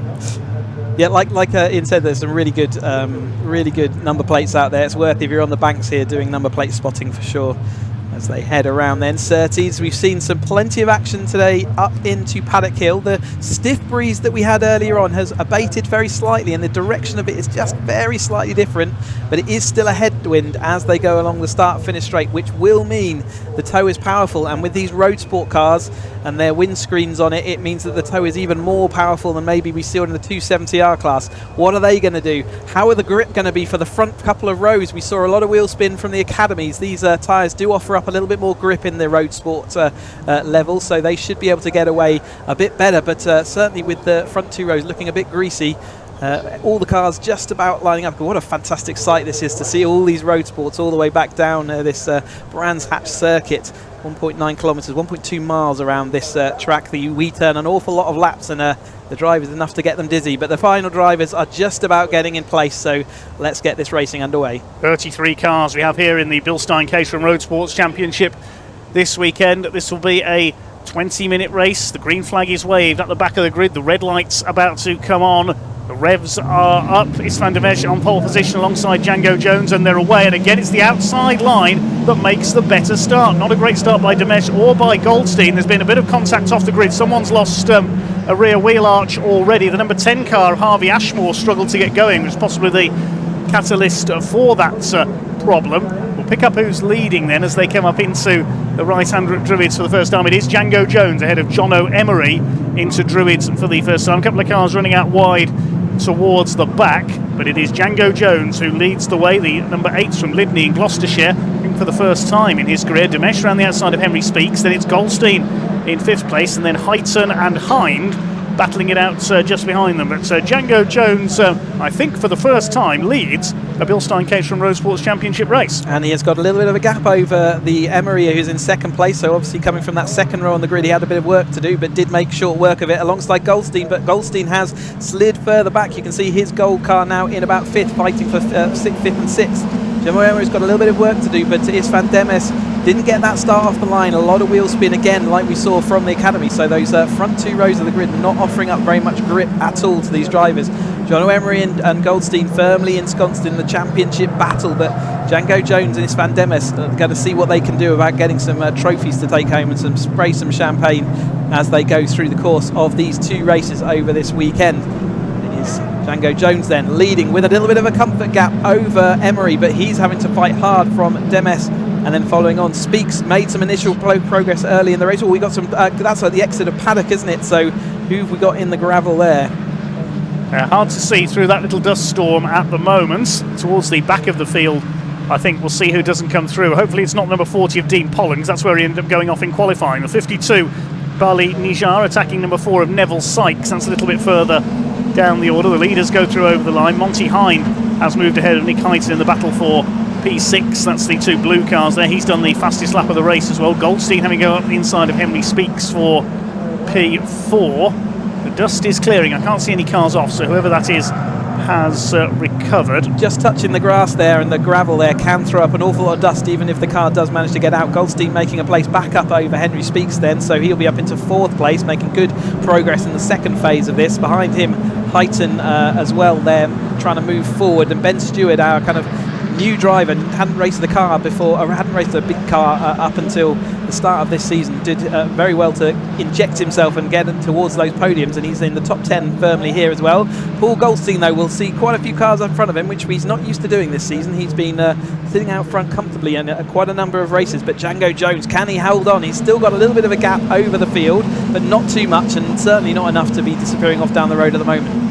Here comes Monty Hind around the outside on Henry Speaks into Paddock then. This is for P5. Side by side, Speaks up on the curb. Monty Hind, who set the fastest lap of the race last time round, 55.552. Certainly on the move here. Paul Goldstein trying to move around the outside as well. Hind's up to 5th. Nick Hyton in 7th place. Battles all the way down the order. There's the number 30, Gerthay Ducey on the tail of Jack English. Number 13. They're starting to close up on Django Jones now. John O'Emery in 2nd place, can still very much challenge for the title. 2 races for Caterham Roadsport here this weekend, and 2 to go at Donington after this in October as well. Henry Speaks on the back of Monty Hind, trying to take that 5th place back again out of the right-hander at Clark Curve onto the Brabham Straight. Jones continues to set the pace ahead of John O'Emery. It's Van der Mesch in 3rd place. Here comes Goldstein on the inside, the championship leader, looking to move up into P3. Emery's got the inside line on Django Jones as well. That's a late move by John O'Emery. Goldstein's made it stick up into 3rd position, but Django Jones keeps his foot down. He wants that first victory. Came close in the last round at Knock Hill in the 2nd race, where he inherited 2nd place with Barry Hanif, who's not here this weekend, being promoted to the victory. I think it was after John O'Emery got a penalty in that race for some contact. 52 car goes through there, the blue machine. That's Bali Nijar. As the leaders head along the Cooper Straights, almost side by side for 2nd place. This could get interesting here. Jones has escaped a little. Goldstein's got through into 2nd, or has he? Sideways a bit there as John O'Emery has a go back up the inside. Van der Mesch has gone down into 4th position. A frantic fight between these 3 for 2nd and 3rd. It's all certainly coming back together. Emery then has got the good run back onto the straight, and Jones is able to disappear off a little bit further down. Can Emery go to the outside? Chooses to sit in line. That's going to leave the other cars ready to catch up with him, so he chose not to go for an overtake that time, to see whether they could settle it all down and maybe get moved clear, and that's meant that Demis and Hind are now stuck fighting each other as they go up into Druids. Don't think that's worked out for our lead 2 though, so Emery not choosing to go round the outside of Goldstein there may have actually cost them some time rather than gained it to Jones, who's again slowly threatening to disappear out the distance in front. He's certainly still within tow distance at the moment, but if they have a couple more of those times where they hesitate a little bit, he may disappear off down the road. Again, they're not too concerned over Django Jones though out front. It's Emery and Goldstein who really do need to take the points off each other as they sling these Roadsport cars through Surtees into McLaren and then round clearways before dispatching themselves over to start another lap. Yeah, somebody had a bit of a near miss there. I think I'm on him, Patrick Cunningham, the number 89, who got over the curbs down towards Paddock Hill Bend. Monty Hind could have a go at the slingshot move on Van der Mesch up the inside for P4 here. Up the inside, yes, he's got it done. Monty Hind is certainly the man on the move from further back in the pack early on in this race for the Bill Stein Caterham Road Sports Championship. There's Henry Speaks battling it out with the 78 of Nick Hyton as well. This is great stuff. Jones is being reeled in now by Paul Goldstein. Really quickly. Championship leader has already had a couple of wins at Brands Hatch this season in various Caterham series. He's closing up on Django Jones now. He's done the fastest lap of the race, Goldstein, 55.271. Emery's decision then to not overtake was the right one. So it was a short-term loss, but actually longer-term gain. Goldstein has easily got the pace to catch back up with Jones then over the middle part of this lap, and therefore by the time we resaw them and as they go over the line, they are absolutely nose to tail. Then Emery again deciding whether he's going to make a move. He's going to shove it to the outside. Goldstein looking down the inside. He's really persevering with it, but Jones is going to hold on round the outside and swoop up and stays within track limits, so all good. Goldstein having to now protect up the inside. So as soon as they caught up, they had one little battle, and then suddenly the whole field are back with them, with Hind and Demes right back on their tail again. Monty Hind is the one to watch here. The way he's flown through from, I think it was the 4th row of the grid he started. He's up to P4 now, and he's going for Jono Emery, who's just done the fastest lap, 54.828 last time around for the purple car of Jono Emery. Van der Mesch, the pole sitter, has been relegated down to 5th, and it is Hind who is the man on a mission here, closing up on Emery for that 3rd position. Emery, of course, got that penalty, only picked up 21 points from the last round at Knockhill, which has put a slight dent in his championship hopes. It was Barry Hanif who inherited his first win. Jono Emery having won the first race. Now Goldstein's going to try again up the inside of Django Jones. He must get the move done this time into Paddock Hill Bend. He's going through, takes the lead into the first turn at Paddock, but Django Jones is fighting back on the run up towards Druids Hill Bend. Who's going to be later on the brakes? Here they come. Jones got the inside. Emery had a brief look as well. Goldstein covers it off on the outside through Druids. The almost gold-plated looking car leads down the hill towards Graham Hill Bend, moves to cover off Django Jones and keeps his lead. Yep, great sequence of events there. So Goldstein showing that he's learned over the course of his fairly short racing career, because he was in the academy last year, now in the Roadsport, but he also races for the graduate, so he is building up his experience in racing and loving it. Certainly likes being at the front of this grid in the gold coloured car, as you say, really shiny, and if you see it in real life it's even more spectacular, I can promise you. But he is now firmly in the lead of this race over Jones and Emery, who go in when they're not fighting with each other. They are pulling a gap. Jones looking to the outside, though. He's worked the outside line quite nicely. Yes, he said he was pulling a gap there, but he wasn't, because Django Jones got into the slipstream and he's really going for it here. He wants that first victory. He's up on the outside as they head into Druids. He'll try and get the cut back on the inside, but he'd do well to stay to the outside there, because he'll get the run on the inside into the left-hander at Graham Hill Bend. We saw a couple of drivers do that earlier on. He doesn't get it done this time. Emery still third, with Monty Hind all over his well, I was going to say rear bumper, but there's no bumper on there, all over his rear panel, all over his number plate for that's third place. Behind them, Demesh and Henry Speaks. They are line astern for the lead. There is Henry Speaks in the number 37 car. Not sure what his number plate is all about there. He's being chased by Nick Heighton in the 78. Yeah, and it's the front sort of 9 cars all running line astern then, as this race is failing to spread out. So it's a great action here from the Roadsports. Jones looking to the outside then, but that is a late move. He's just taking that natural racing line. Such a game of chess in these cars out here, especially with the toe being powerful down the start-finish straight. They've got to work out when it's worth putting a move on. A little bit of move there between Heighton and Speaks, and Speaks, Heighton is going to go at the inside of Speaks then into Druids. That was for P6 as they head into Druids, coming up to half distance. This is lap 11 of this Bill Stein Caterham Roadsports first race of the weekend. Goethe Ducey running a bit wide there, coming out of Druids Hill Bend. And Graham Hill Bend goes this little group further ahead of them. Jack English ahead of number 14 of Giles Hanson. Will Jarvis in this group as well, the number 20 car. He lost a couple of places on the last lap. There's Goethe Ducey in behind him, the purple number 30.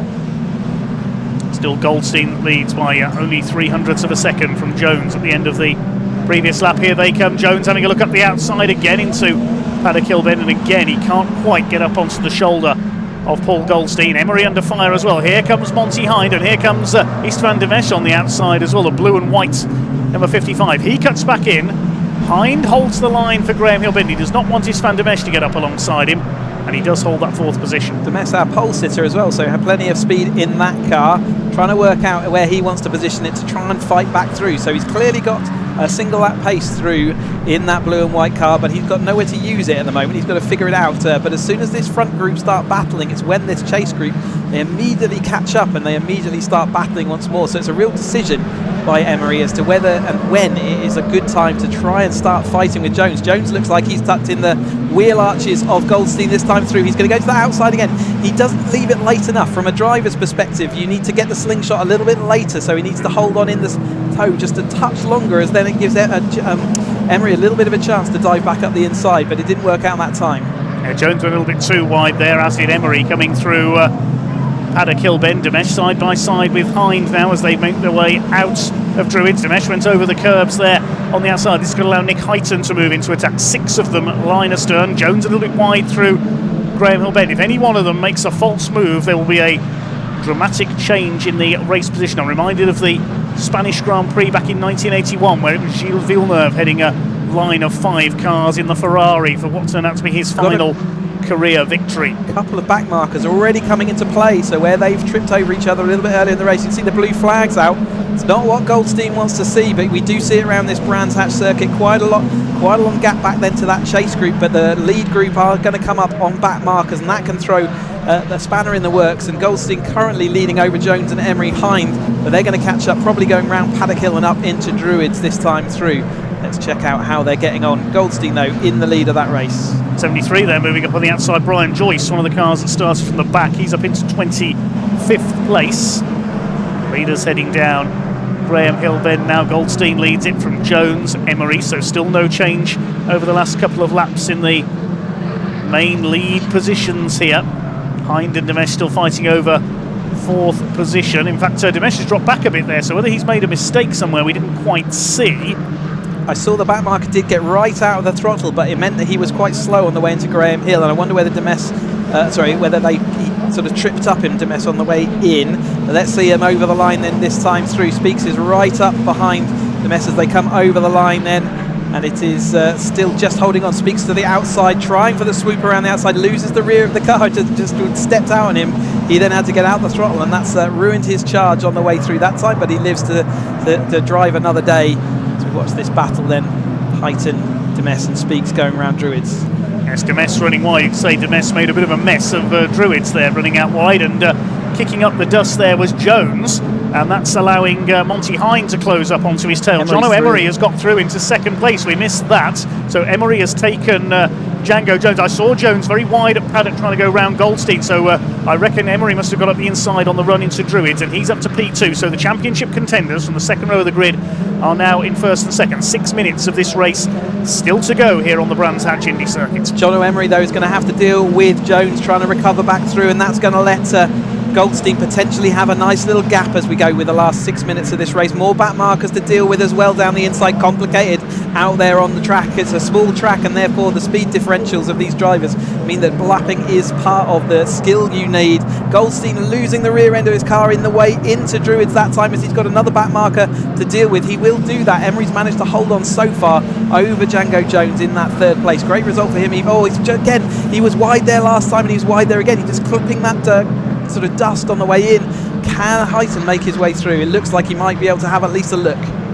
Jones will be frustrated after making that minor mistake a couple of laps ago, and the frustration is showing now as the leaders lap the number 3 car of Craig Jarvis, the white car. Jono Emery goes through, chasing after Paul Goldstein. The lead gap was just over half a second. I think it might be a little bit more than that this time through. Monty Hind was briefly stuck behind the back marking Craig Jarvis there. He now sees the blue flags and lets him through. 0.8 of a second is now the lead for Goldstein over Emery. Then it's Jones, then Monty Hind in 4th place. There's Nick Heighton still ahead a little bit further back of he's got ahead of Istvan Demes now. That's the battle for 5th position. Coming up to lap Craig Jarvis now, and behind them is Henry Speaks. He's had a bit of a yo-yo of a race up and down the top 10 in the 37 car. Yeah, but Goldstein still has that comfort gap. It's still Emery having to look in his mirrors rather than get drawn forward. He will certainly feel the effect of the toe, but Jones behind. We've got a red flag, so something's happened out there on track that we haven't seen in our commentary box, but we have got a red flag thrown. So that with only 4 minutes to go, I think that will be the conclusion of this first 20-minute race. Can't see it around this side of the track, so maybe something around Paddock and into Druids. Okay, the car that's dropping down the timing screen is number 16 of Andrew Miles. Can't see that car. I can't see anything out on the car. There he is from, on track. He's in the gravel at Paddock. That's and a shame. It's right in the firing line there, unfortunately. It is literally where all the cars end up. So if it's buried in there, he can't move it, and the live snatch considered too dangerous at that point. Therefore, we have got 4 minutes 29 to go. It'll be close. I think they could declare it at this point. We've done 3/4 distance, but let's see whether they do restart it for the final 4 minutes. So Andrew Miles, number 16, he comes from Woking in Surrey, so not too far to go if he needs any bits for the car. A quick blast around the M25 from here. Looks like what he needs right now is a spade and a digger, doesn't it, to get him out of there rather than any damage. It does just look like his car's drifted off the edge of the track and buried. The gravel is exceptionally deep down there. But the looks... I think the cars are coming into pit lane and into Park Ferme, so I think that will be race declared. Indeed, yeah. 3/4 race distance, so full points allowed, but it will be the end of the first race. They have got a second race tomorrow, so great racing while it's been on there. But I think we can go down to Ian in Park Ferme.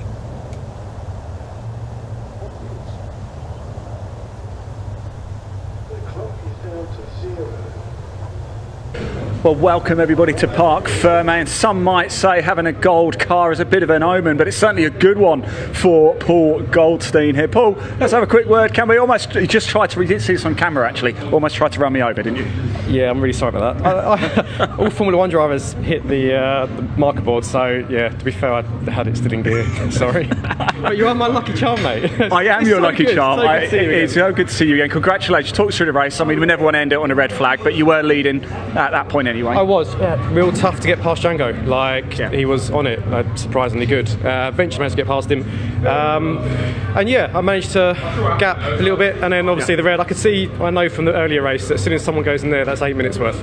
And we had 5 minutes left, so when it came as red, I was like, oh, really? And then obviously they called it early, so really it certainly seems even harder around Brands Hatch Indy, doesn't it? I know, because it's such a short circuit, you go round and round and waiting to get going again, but I've got to say, by and large, Marsh has done a pretty good job today. Yeah, no, ecstatic. This is exactly what I needed to do today. I've had 3 poor non-podium runs in Roadsport, so I'm really pleased to actually get a race win here. Well, it's great to see you again. Congratulations, buddy, it really is. We've got Django here, let's just have a quick word. We will come to you, Jono, as well, so don't disappear. Paul was just saying how difficult it was to get past you there. Yeah, I mean, fucking driving well. I mean, it was quick. I saw them coming, and Jono came around the outside and Paul went on the inside, and there's just nothing I could do at that point. But it was good racing out there. Hot. I was looking at my time, I wishing it went a bit quicker, as I was still sat in P1 about 10 minutes left to go, going kind of wish it was all over now. But no, fair play. They did me both. But bit of an underwhelming finish. I think we all agree. Kind of wish we. There's 3-4 minutes left, and it would have been an intense 4 minutes. But you know. That's got the one we got tomorrow as well, so exactly. You're on the podium. Come on, you're on the podium. John, it's great to see you again, mate. How are you anyway? Yeah, I'm good, buddy. Right? I'm good. Last time I saw you, it's my birthday. Do you remember? I do. Yeah, I think I sang "Happy Birthday" to you as well, didn't I? You did. You sang. Yeah, it's quite embarrassing that. Yeah, no, it was. Yeah, look, P2, happy? Yeah, do you know what? It's Paul's backyard, so I'm properly chuffed. Really hard to overtake round here.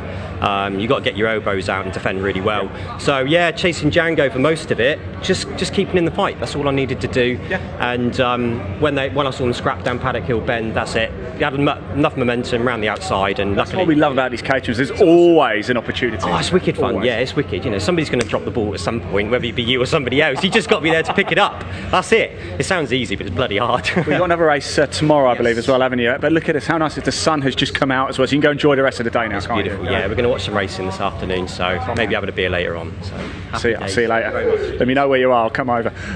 There you go. There we go. That's the Roadsport's done for today. They're back tomorrow, of course. We've actually got the Academy, the white group in. They're about to head out on track. We might be able to make it around. Just a quick reminder as well, the competition we're doing to win one of these Caterham hats. How nice is this, by the way? It's so cool, isn't it? Look at that. Now, it's very, very simple. We know with Caterham and all of the action, there's a lot of overtaking that takes place. So all we simply want to know is how many times you think the lead is going to change today. You can come in, boys. You come in if you like. Come on, come have a quick chat with us. How's it going? I survived another race. I know you do well, aren't you? I'm well. I wouldn't say it was well. I did more mileage on the grass and in the gravel than I did actually on the tarmac. This isn't rallycross. Oh, right. That's what it is. Absolutely unbelievable, that was. Yeah. I'm just amazed I actually finished it. Yeah. And that it wasn't me that caused the red flag, for a change.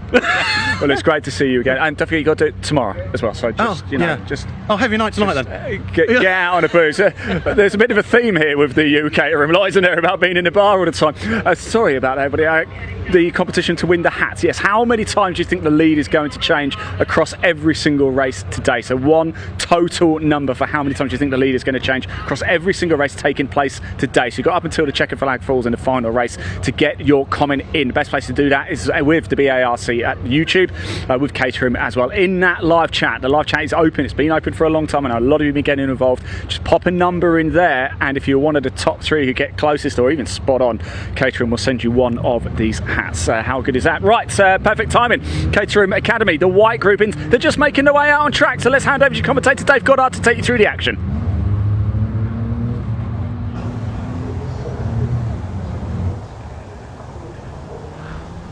Yes, thanks so much, Ian. This is the other half of the Caterham Academy for 2024. The white group, a separate championship, separate points chart. It is the man who leads the points who has qualified on pole position for this 20-minute race. Number 18, Paul Oglesby.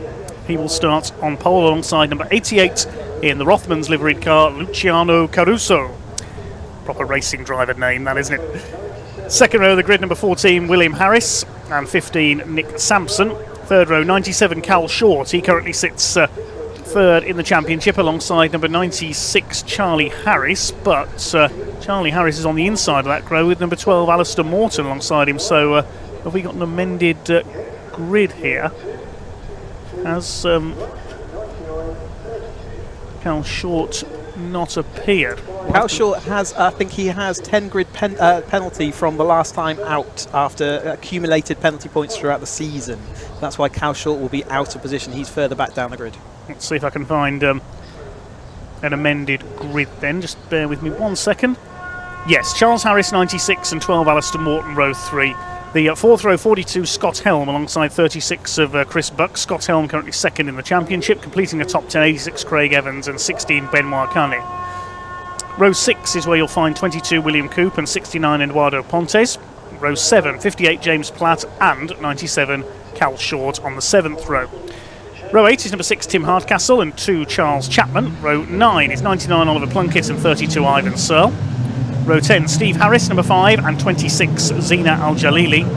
Row 11, 92, Greg van der Gast, and 47, Gary Fry. And at the back, we should hopefully have the car qualified out of session. Yes, number 71, Richard Haig, is there. Oglesby certainly a man firmly in charge of this championship. He really does just need to finish in a reasonable way today to claim it. The only person who can overhaul him is Scott Helm, and he would need a win in this race and a second place in the next time out even to get a chance, and even if Paul Oglesby does not finish. Such as Cal Short is third place, but penalty points and this 10 grid penalty that he's got today do mean that he is going to struggle, and I don't think he can now overhaul for the lead. He might, I think, still be able to take that second place, but again, quite a long shot. But it is Oglesby who is going to likely to be champion-elect at the end of this race. Right now it's not guaranteed, but it will take a reasonable result for Oglesby that he will get that done. And just to update you from earlier, Bruno van Dijk is champion-elect in the green group as well after their race, although there's still discussion about the end of that race going on right now, and I'm not sure the official result has been declared. So let's hope this one we can get to the end of this race. 20 minutes for the Caterham Academy white group, exactly the same structure as the green group that we saw earlier. They race for entirely different championship and entirely different unique independent points, so the results of the other races don't mean anything for this one. They are going for their own trophy and their own championship winners. As I see Paul Oglesby then just lining up in the green car on the left of your screen, and alongside him in the Rothmans colour, it's Luciano Caruso and Harris. And I saw there's a Will Harris fan club there waving the board up on the banks on the right hand side of our screen now, looking to see them all get underway. Exciting for friends, family and everyone else who gets involved in this academy as they're lining up this grid of 22 cars here in the Caterham Academy white grid. 20-minute race, their one and only race this weekend. Okay, getting ready then for the red lights to come on. It's the brightly lime green car of number 18 Paul Oglesby in pole position. The Rothmans lookalike car, 88 Luciano Caruso alongside him. The revs are up and away they go. Not the best of getaways for Caruso. Great getaway from the third row by Charlie Harris, the green and yellow liveried car, and he's going to go up into second place. Will Harris is in third place as they go into Paddock, but Paul Oglesby has already checked out at the front of the field as they go through Paddock Hill Bend for the first time. Behind them, the 15, the red car, is Nick Sampson. Didn't get much chance to go through the colours. That was a fairly quick start there to our Caterham Academy Whites group race. One car already cutting the grass on the inside there. That was the number 92 machine, Greg Vandergast, towards the back. Charlie Harris has now gone wide. Caruso recovering through into second place on the inside in the number 88, into third place, I should say. It's the two green machines out in front of Paul Oglesby and William Harris. The rest of the pack streams its way through behind there as the number 15 of Nick Sampson. Didn't make the best of starts there, dropped down a few spots from fourth on the grid, but it is Paul Oglesby already with a clear lead over Will Harris in second position. Caruso is third. The rest of them head over the line to complete their opening lap. It's the 36 of Buck in fourth place. Completing the top five is Charlie Harris, number 96, after his fast start. The Alistair Morton got an absolute bogged down start. Again, wheel spin. It's the story of the starts today. It's you don't get the heat into your tyres in the warm-up lap. As we get a little bit of a lock-up there as we go around Druids. But if you don't get your heat in the tyres on the warm-up lap, you are liable to have multiple wheel spin incidents off of the line. That's really bogging down some of these cars. We're seeing the front of the grid seem to be affected more than potentially the midfield as they're flowing on round. Oglesby, though, had no such problem off of pole position and really fired that car off into the distance, so he only has to have a reasonable result. Well, he's got a very big result at the moment. There's Cal Short, and he has made 5 places up after his start, and where he was demoted 10 places because of that want of those penalty points over the course of the season.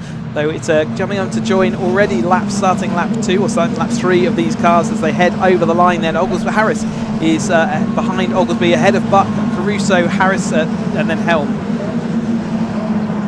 Charles Harris under fire from the number 42 there. That is Nick Helm, the championship, Scott Helm rather, the championship challenger from up in Clitheroe in Lancashire. Harris holding on in the colours of the old Team Lotus. Number 71, Richard Haig, has come into the pits, incidentally, from the back of the grid. The car that qualified out of session, so more problems for him. Nick Sampson on the tail of these two. This is the battle for 5th, 6th and 7th. It's Oglesby who leads by 0.8 of a second ahead of Will Harris. Up to third is the 36 of Chris Buck, and he's done the fastest lap of the race. There he is, the car with the yellow wheel trims and mirrors. He's got ahead of Luciano Caruso. Charles Harris in the old Team Lotus green and yellow in 5th place behind them. Then it's Scott Helm, the 42. Leaders heading up over the line. Once again, the first two beginning to pull away from Chris Buck in third in the number 36. They're just over 1.7 seconds clear of the third place man. This is the fight for 5th between Harris and Helm. Sampson in behind them, then a gap back to Cal Short, who already on lap 3 is up into 8th position ahead of Hardcastle and Evans. There's Helm just losing or trying to take that position over Luciano Caruso, but Caruso managing to hold on, so he got that bad start and he's just starting to get everything back under control in 4th place, but he is having to defend from Harris, who's looking at to see whether he can go down the inside of Surtees. You have to have a compliant car. Here our lead 2 are closing up then out front. Oglesby hasn't got it all his own way because the other Harris is closing in then on him quite significantly, and Buck's just disappearing off a bit further back, so first and second are definitely clearing off into their own race. A bit more tyre squeal as we go round clearways that time through, and Caruso is now up away and clear from Harris. So where is the other Harris gone, or is it I think he has dropped back a little bit. No, they're going side by side once more then into Druids then, as Buck in fact was the car in between that I misidentified that time through, but Oglesby and Harris are coming together out front. Cal Short has caught up to this group, the number 97. He hasn't had a huge amount of luck this year. Going to the outside on number 15, Nick Sampson there, the man from Chichester in Sussex. Holds him off there as they come out of Druids down towards Graham Hill Bend, but Short will have the inside line for the left-hander, and he goes through into P7. His next targets will be the number 42 of Scott Helm, his rival for second in the championship. They're only separated by 4 points, those two, but they're 15 points behind Paul Oglesby, the race leader, who's just on the fastest lap of the race with a 56.82. Charles Harris now under fire from Cal Short, so that means that Scott Helm's got ahead of him coming through Surtees and McLaren. These four having a terrific scrap as the leaders head over the line.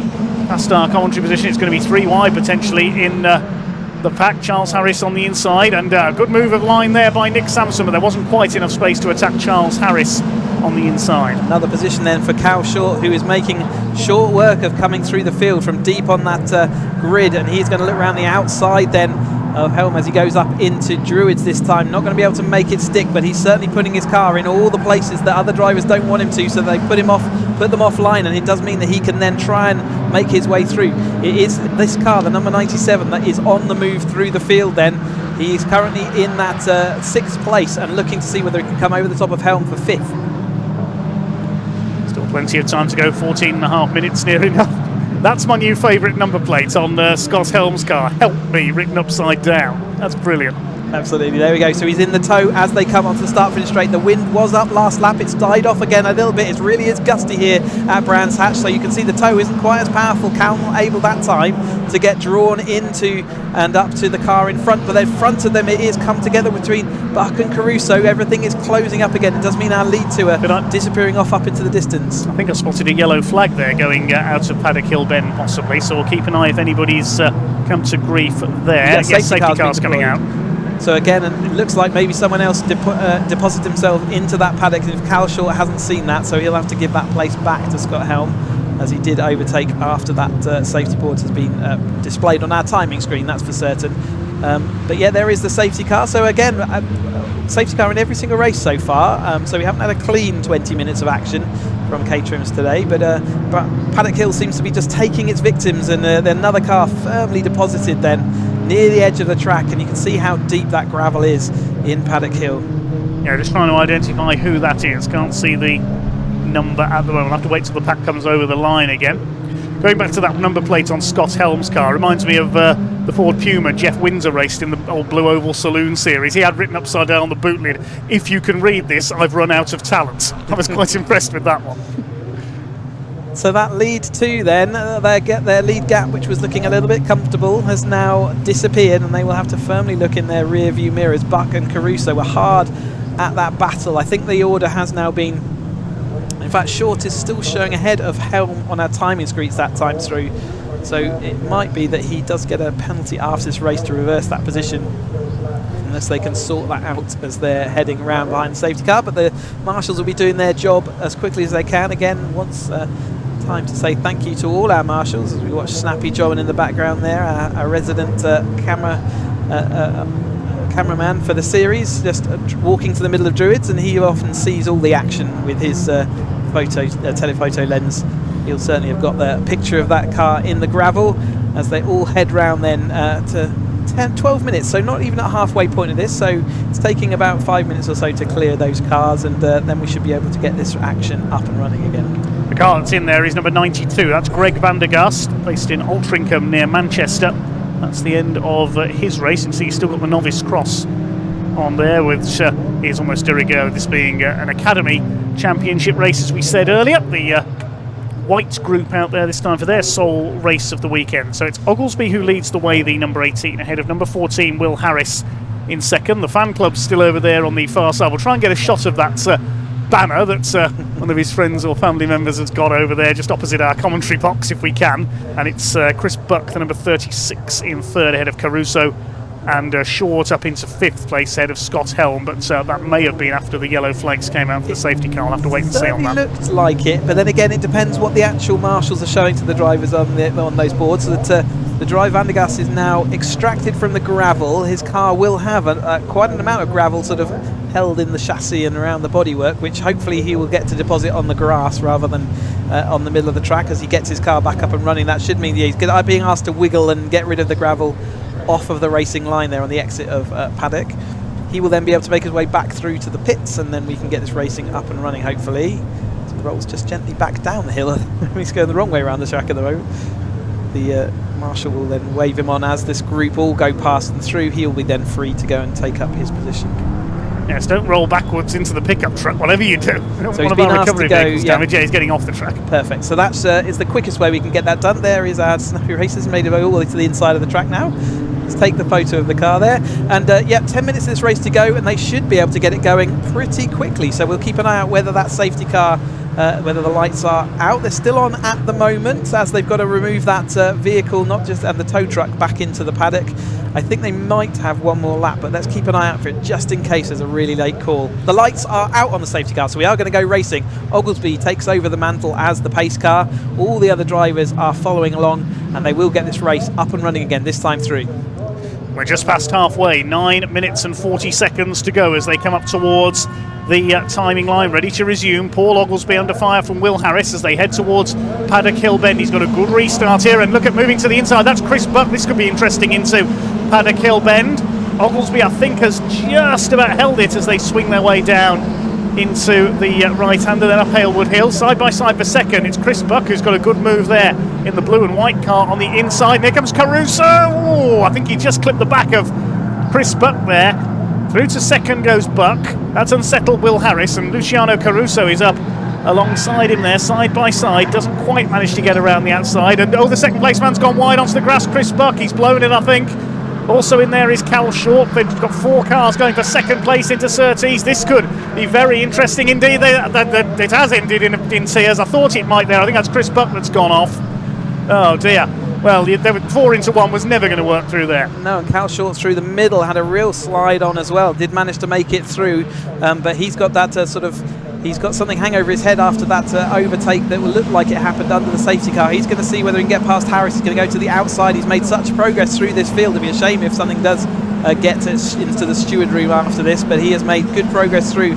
Now looks like he's trying for that second place. Chris Buck just looked like he was trying too hard, didn't it? Didn't have everything back up to temperature. Cal Short down the inside, slides the car around Druids, but does make the position up. Luciano Caruso, after a rocky kind of couple of corners, has managed to get it all back under control, just ahead of Helm. Buck came through in 14th place. He lost a lot of time there with that off at Surtees. This is the battle now for what is second position, with Short having got ahead of Will Harris. And look at the lead that Oglesby has got here, nearly 1.5 seconds up on Cal Short in second place. Will Harris is in third. They swing their way towards clearways. Caruso is fourth. Scott Helm is up into 5th position with that mishap for Chris Buck. Could have been a lot worse. I thought we were going to have 4 cars flying in all directions there. Yep, you can certainly maybe go, well, you can go side by side if you want, but if you try and make it 4 wide, it's just never going to work. There's Harris to the outside once more, though, of Short, but Short didn't manage to hold on down the inside. The outside line is really working nicely with that momentum, and in a Caterham you can certainly make that outside line work, and proof there from Harris that you can do that as the rest of these fields flow around Druids once more. Then it's a hairpin corner, but it's not that tight up here at Druids. If you've ever driven it, a lot of these corners are faster than you might imagine. Druids taken at around 40 miles an hour, so imagine going 40 miles an hour and going around a hairpin, having just gone around Paddock Hill Bend, which you take at just about 77-ish miles an hour, so over motorway speeds as you head down Paddock Hill Bend. Really is an exciting track as Harris is bouncing over the curves, and here comes Caruso, seeing whether he can go down the inside of Short, and he can. He tucks it to the inside, so Short's going to lose another couple of places. He's gone from 2nd to 4th in quite short order. Oh, very good. Across the line go the leaders then. Will Harris up there in 2nd place. Here comes Caruso. Short's going back towards the outside, taking a few risks here. Cal Short in 4th place. It's Caruso round the outside. He's up into 2nd. Great move. He's been watching the green group earlier on, the battle between Cavers and Van Dyke, I think, for tips on that line through Paddock Hill Bend. But Will Harris now under fire from Cal Short for 3rd place. Nick Sampson got up into 5th on the previous lap. He's got ahead of Scott Helm. 5 of them fighting for 2nd place. Caruso just did the fastest lap of the race as well, 56.578. But Oglesby leads by 1 3/4 seconds, and he is certainly marching towards the championship for this year. He won't seal it today, but he'll put himself in prime position ahead of the finale at Donington Park on the 19th and 20th of October as Cal Short runs wide again. Nick Sampson having a go up the inside now. He's going to try and go through into P4, and he's done so, has he? Moves back across. No, going back up the inside now is Short as they head towards Paddock. Will Harris is going to have a go at Caruso. I keep going to say Michael Caruso, the Aussie supercar racer. Luciano Caruso loses out on 2nd place as Will Harris comes through. Caruso's got the inside again here for Druid. Sampson's up on the outside. In the middle is Cal Short. I can't keep up with this. It's changing all the time, isn't it, as they head down there, and I can't keep stops looking at these flags outside my window. It really is gusty out there, and it's why we're seeing sometimes the tow work really powerfully into Paddock Hill, but other times not. Cal Short round the outside, Sampson then, and Helm going down the inside. God, that's going to get awfully tight as they go down into Surtees that time. It looks like from my window they all made it through. They did indeed, but that would have been tight and exciting. But it is now Helm ahead of Sampson then, so there's reversed once more as they head through, and then it's the other Harris in 7th place currently behind this battle. But Oglesby sailing off onto the distance at the moment as Caruso and Harris try and work out who's going to be second. Then we've got more change there as Harris comes short. Helm and Sampson now in that 6th place after all the shenanigans of that lap. Yeah, Sampson lost out there in that move into Surtees. He could lose another place. No, he just gained it back. Yes, he was up the inside there of Helm. I said I couldn't keep up with this. Goodness me. Up the inside now comes Helm, side by side on Nick Sampson. Sampson will have the inside line for the left-hander at Graham Hill Bend. Charles Harris has closed up on them as well. We saw him make a quick start, but then dropped back. And also, Chris Buck is back up into 10th place as well, so he's starting to gain ground after his off at Surtees a couple of laps ago. 4 minutes plus change for this race still to go, and Caruso still holding 2nd place ahead of Harris. Caruso, who is currently in 5th place in the points. I don't think he's had a podium yet. Yes, Kerbera, he was 4th in the sprint. I think he was 4th at Silverstone as well. So he's got close. Here comes Harris once more then on Caruso to try around the outside. We've seen this line work for the drivers. He was early on the brakes though, so that lets Caruso get back in front of him. He's going to try and do the tuck under and head up the inside round Druids. It's quite close. Is he going to cover off? No, he has got the overlap, so he looks like he might well make it up the inside. He does indeed, and they're Short looking to the outside though. Caruso can't contact between the two cars, and that's going to take Short back out onto the track as well. He's had speed there, Caruso, that he didn't really know what to do with, and made a significant contact with the back of Harris's car there. Bit of a curse to the commentator there for Luciano Caruso. I just said he was about to get his first podium. Nick Sampson now into a podium position. Although he's not finished in the top 3 yet this year either. He's had a couple of 5th places, his best results. Will Harris had a podium at Knockhill in the last round in Scotland, so he's escaped now into 2nd place. It's Sampson up to 3rd. Caruso survived that in 4th position. They were lucky to survive that as they made contact into Druids.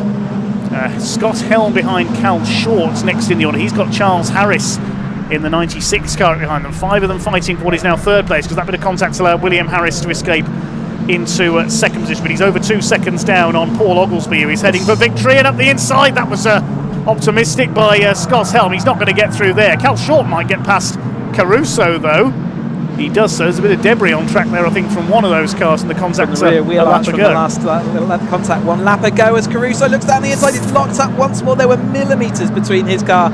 He's a little bit desperate as the time runs down. He's now got Scott Helm alongside. Let's have a replay then of that Druids moment. Harris down the inside of Caruso. Caruso tucks back in, tried for the undercut, but there really wasn't anywhere to go. He tried to tuck his car underneath, and Cal Short was ever so lucky to avoid him on the outside then. They all made it through and off. It was the wheel arch of Harris's car that we saw there that next time through. If that had happened at a higher speed, perhaps on one of the straights, Caruso would have been lucky not to be flipped over there. That was quite a scary moment. He's still going. He hasn't damaged the suspension, luckily, too badly on that car. And he's really taking some risk here. He puts a wheel onto the grass on the outside of Paddock Hill Bend. He was lucky not to be sent spinning into the gravel there. Luciano Caruso needs to calm down a little bit here. He's fired up as a result of that contact. He's frustrated. He needs to curb his enthusiasm a little bit and just make a little more of a reserved attack on Cal Short here to try to take that 4th place back again. Nick Sampson ahead of them, the number 15 car, the man from Chichester in Sussex, is on for his first ever podium. Well, Oglesby's away and gone by 2 seconds ahead of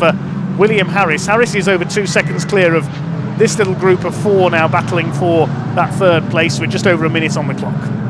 Yeah, the Will Harris fan club on opposite bank here is still waving each time he goes across the line and cheering him on into that 2nd place. That I think Caruso, he had 2nd place in the bag at one point in this race, so he's just getting frustrated that you can see the podium disappearing off. Scott Helm's the next person looking to see whether he can go around the outside. Sampson having to defend again from Cal Short, who does fling it around the outside of Sampson, so that puts Short into that 3rd place again. But it's not going to be enough to protect that championship lead from Oglesby if he continues on with 38 seconds of this race to go. I wonder whether they are going to be on their last lap now. Certainly need to be aware of that. But Cal Short now ahead of Caruso, who's ahead of Sampson, who loses out once more. There's Helm and the 2nd Harris following along behind them. Certainly been the story of the race. 24 seconds to go. I think we've got one more lap in the bag yet, right? Cal Short up to 3rd place. I can see a bit of dust there in the background at Paddock, so somebody's had a trip through the gravel there, I think. So Cal Short is now up into 3rd place. He's had 3 wins this year, but a little bit of inconsistency elsewhere. He's got Caruso up behind him. They've relegated Sampson back to 5th. The leader goes over the line to start his final lap. Paul Oglesby, we've not seen much of him this race. He's been pretty dominant out in front, continuing his march towards provisionally the Caterham Academy Whites Group title this year. A little bit of smoke and dust in the air there, so somebody has been off, but it's Oglesby, the man from Kimbolton in Cambridgeshire. Has its own kart circuit at Kimbolton, quite famous in the karting world, and also used to hold sprints at Kimbolton Castle on the driveway many years ago. Such a consistent year from Oglesby, and really does deserve this. He will be champion-elect as long as he finishes. Cowshort sideways as they go through here. We're still not agreed who is going to be second and third and fourth, as Scott Helm goes down the inside. Sampson in the middle there is our leader. He is being closed in on by Harris, but I think he's done enough. Where are our other pack going to be? Are they going to make it through Surtees? It wasn't looking certain, was it? But Oglesby is going to sail to this victory, and he is going to be our champion-elect then for the Caterham Academy White Group. Here comes Paul Oglesby, then he's led all the way from pole position up over the line to take the win. Will Harris comes in for a fine second place, and behind over the line, well, it's going to be anybody's race for third and fourth. I'll have to go to the timing screen for that one. Cal Short took third, then it was Caruso, Sampson and Helm all side by side, covered by a matter of a couple of tenths of a second. Charles Harris was 7th, Alistair Morton fighting back from further down the grid, the number 12 was 8th, and then Tim Hardcastle and Chris Buck, after his off earlier on, salvages a top 10 in 10th position. Excellent racing from the Caterham Academy. You wouldn't know, would you, to watch them? It was their first ever season of motor racing. It's as the season goes on, it really does. It's incredible how everyone develops as a racing driver, from tentative starts back at Crofton for their first ever circuit race, through to this time, towards the end of the season. They really do feel like they are developing as race drivers as they head around. There is Oglesby, our champion-elect then in his green machine. Fantastic season for him. Fought all the way with Cowshort, who's actually got 3 victories, so Oglesby adding to his victories today. But Cowshort was his main championship, but he picked up too many penalties throughout the year to really figure. But here are the provisional results then of that race. Paul Oglesby the winner by just under a second then, ahead of Will Harris, a fine second for him, his second podium of the season. Cal Short taking third. Caruso just misses out on a maiden podium, as does Nick Sampson. They cross the line 3 wide along with Scott Helm. Charles Harris behind, then Morton, Hardcastle and Buck complete the top 10 ahead of Craig Evans, James Platt, William Coop and Benoit Carney. Bad luck there to Greg van der Gust, who was the only non-finisher after spinning into the gravel at Paddock Hill Bend, bringing out the safety car. Luciano Caruso does get the consolation of the fastest lap, 56.578 seconds for him. Moving on next to the 4th rung up the Caterham ladder, it's the Motul Caterham 7 310R Championship. That's been one of my personal favourite classes, I have to say, so far this year. Their racing has been amazing, and we've also got a special guest who will introduce to you in this championship making a return, but we can go down to Sam in Parc Fermé first of all.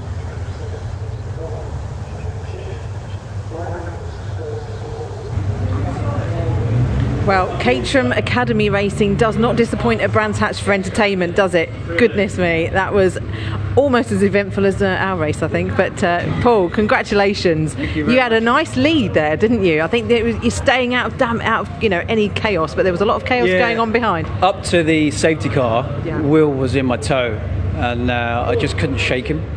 And then when the safety car came out, I thought, right, I'm going to hope that they start fighting each other. And literally straight after the safety car, they all started fighting. Every time I looked in my mirror, there was someone different behind me. So I thought, happy days. Yeah. Exactly. So I'm happy. Yeah, it's a good position to be in because it was very chaotic and lots going on. And Oh, it was all pretty calm at the front. That's the best place to be then. Yeah. No, I enjoyed it. It was really good. Excellent. Yeah, really good. Well done. Yeah, brilliant. Right, let's speak to Will. Oh yeah, I was going to say, where did you I know your brothers, but well done. Congratulations. Fantastic. You've got to be happy with that. That was quite eventful. There is no respite around here, is there? No, there's not. It was full on. There's so much happened I can't even remember what happened, to be honest. But yeah, I don't think I was quick enough to get first, so I'm happy with second. Yeah, but you had all the battles, which actually slows it down, doesn't it? Yeah, it did. I think that's what let Paul get away a little bit, but keeping Cal behind was my main priority. And you managed it. Well done. Yes. Excellent. Well done. Thank you. Cal, fantastic racing. I didn't have a glass of wine like you at the restaurant last night. Yeah, you went to bed early last night, didn't you? And there we go, the result. There we go, that's what happens. That's what drinking still water and an early night's sleep gets you.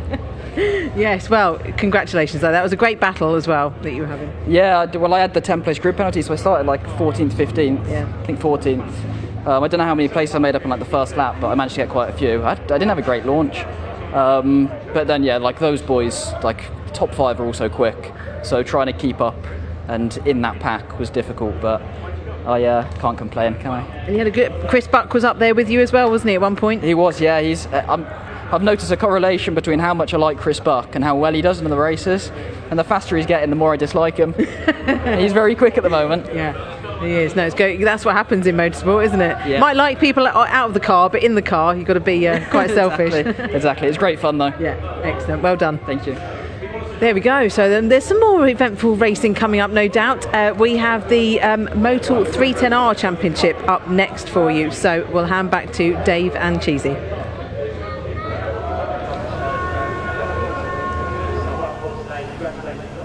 Yes, thanks very much, Sam. Well done to the Academy. That's the end of their racing for the weekend. But we've got an absolute cracker coming up next. The Caterham 7 310R Championship, sponsored by Motul Motor Oils.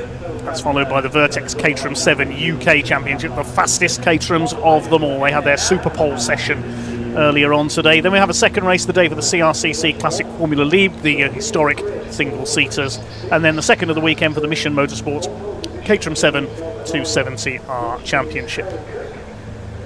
Well, the 310Rs had their qualifying session earlier this morning. The rung on the ladder just below the top line Caterham 7 UK Championship, and really the limit at which you can upgrade an Academy car to the 310Rs, isn't it, Chris? That's right. Yep, you have, this is the 4th step of that ladder, so we've seen already today all the other steps of the ladder. We've seen the Academy where you start out, Roadsport where you add on the new Toyo AAA R tyres and a rear anti-roll bar. We go to the 270s where we remove all the lights and the windscreen. We give them a little bit more power, a little few more revs, and they have a wide track and uprated suspension all round. Then we hit this 310R. That's the final chance for you to upgrade your original Academy car. We give them more power again, we give them more revs again, and this time they also get a limited slip differential. So really is a significantly more race focused car by the time you get up here, and it's a very, very capable challenger out there, and something in the order of 8 to 10 seconds per lap quicker than the Academy car that it starts its life out of. However, if you want to go on to the final step of our ladder, which we'll see next up, is 7 Championship UK after the 310s, which we're going to see on track in just a few moments, then you need to buy a new car because it's got the 2-litre Duratec engine in it at that point, 6-speed Sadov sequential box, and slick tyres, and they go an additional, around a long track like Snetterton, maybe 8 to 10 seconds again faster than the 310R. So it's a real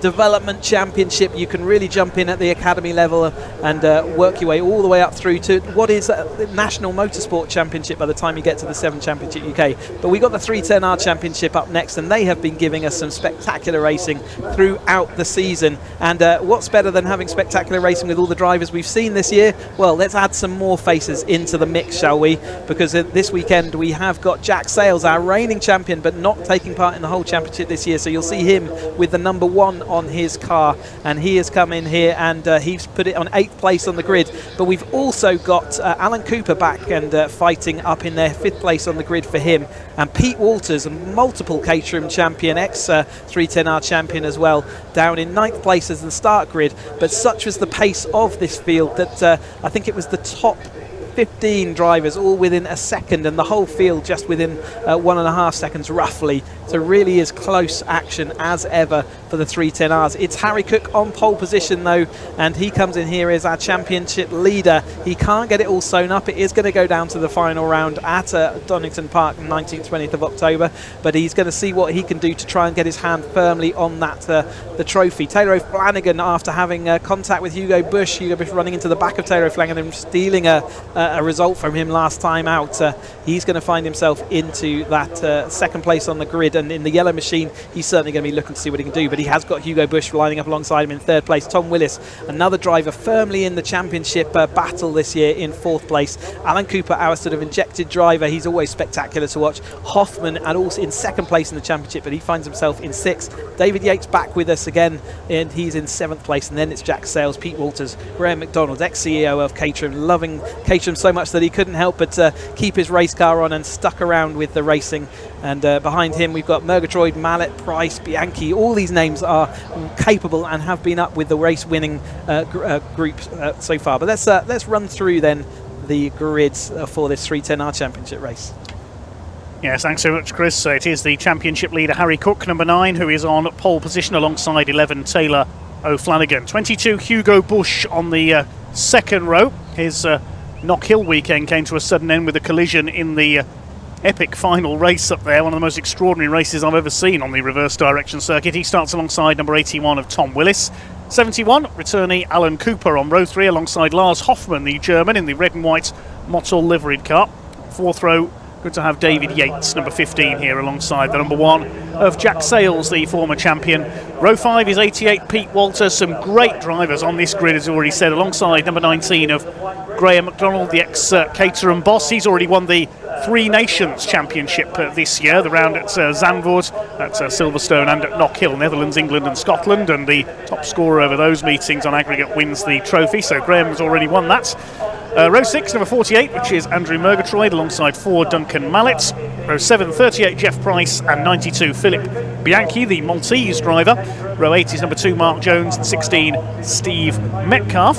Row 9, 29 of Craig Denman, the ex-Lotus Elise star, and 68, Chris Welch alongside him. Completing the top 20, 33, Ryan Errol, and number 3, William Wood, and number 12, Ron Mancy, will go from the back of the grid. Is that a Spitfire that just flew over? Looked like one. It certainly looked and sounded like one, yes. They went over the grid of our 310Rs. What a nice sight for our drivers. They would have spotted that out the corner of their eye, no doubt. But it is Harry Cook then in the number 9 car, the kind of black and gold liveried car, who is going to take our pole position ahead of the pure yellow car of Taylor O'Flanagan, as the car's in front of me. There's the podium from the previous race then. There's Oglesby taking his podium position over top of Harris, and then Cowshall in the third place. Snappy John there to take all the photos. Oglesby just about getting his champagne ready to fire. Cowshall is first off the mark though, and soaks Oglesby. He's going to have a stinking race suit to take to Donington Park when we're next going to see these guys in 19th and 20th. But congratulations to Paul Oglesby, our champion-elect in the Caterham white group. Yes, it was Nicky Lauder, I remember, who hated the spraying of champagne on the podium because he couldn't stand the smell of it. He was frantically wash out his overalls afterwards. If it gets stuck in your eyes, it's yes, like pure acid burning away your eyeballs. It's really, it's fun, but only if you're giving the treatment rather than someone spraying it into your face. As they say, Cook then heading off around this green flag lap. The other drivers, again, we've seen how important it is to get heat into the tyres. Will these drivers have picked up on that? They are the most experienced drivers in this Academy car. They've certainly been pedaling cars for many years. There are multiple Caterham champions in this race going around here. They know enough to know that they need to get the temperature in their tyres, and hopefully we won't see too many people bogged down off the line. Can they reverse the trend of the curse of the kind of front 2 places? We saw Oglesby make it off the line last time out, but pretty much every other pole position driver has been swamped. Can Harry Cook get it off the line then in his black and gold machine? Can Taylor O'Flanagan do anything about it? Is he going to have to look in his mirrors and hope that Hugo Bush doesn't crash into him like it happened last time out? Tom Willis firmly in that battle. He can't afford to lose any championship points though, because he missed a round at Zandvoort, so he is stuck in that 4th place without needing to be. Got the Motul sponsored Lars Hoffman second in the championship, just coming up to his grid spot. He's got David Yates and Jack Sales in his rear view mirrors, 2 very experienced drivers, and behind him Pete Walters and Graham McDonald, Murgatroyd, and then comes Mallet. A really high quality grid, and I'm really looking forward to this one. This is going to be an absolute belter, I reckon. It's the black and gold of Cook, who leads by 25 points over Lars Hoffman in the championship on pole. The yellow car is Taylor O'Flanagan. Third in the points is Hugo Bush, but he's quite a ways, almost 30 points further back in third place. So really the championship, I would say, is between Cook and Hoffman now at the top. The red lights are on for this 20-minute race. The Mottl Caterham 310R Championship gets underway, And down towards the first corner, Cook gets away well. O'Flanagan tries to move across on him. Bush is in third place. Hoffman in the red car moving to the inside. Is it going to be O'Flanagan who leads around the outside? Yes, it is. They boxed Harry Cook in there, and it's Bush has come through into second place. He needs to make up for lost points for that third race, which he failed to finish at Knock Hill. Cook is down to third. Willis side by side with Hoffman, and David Yates is tucked in behind him. It's 3 wide in the pack behind. Graham McDonald getting hung out to dry around the outside, but it's Taylor O'Flanagan, the number 11 car, who leads the way. He's been a nearly man on several occasions this year. Finally got a win at Silverstone by the margin of about 3 inches on the line in the slipstream to the line.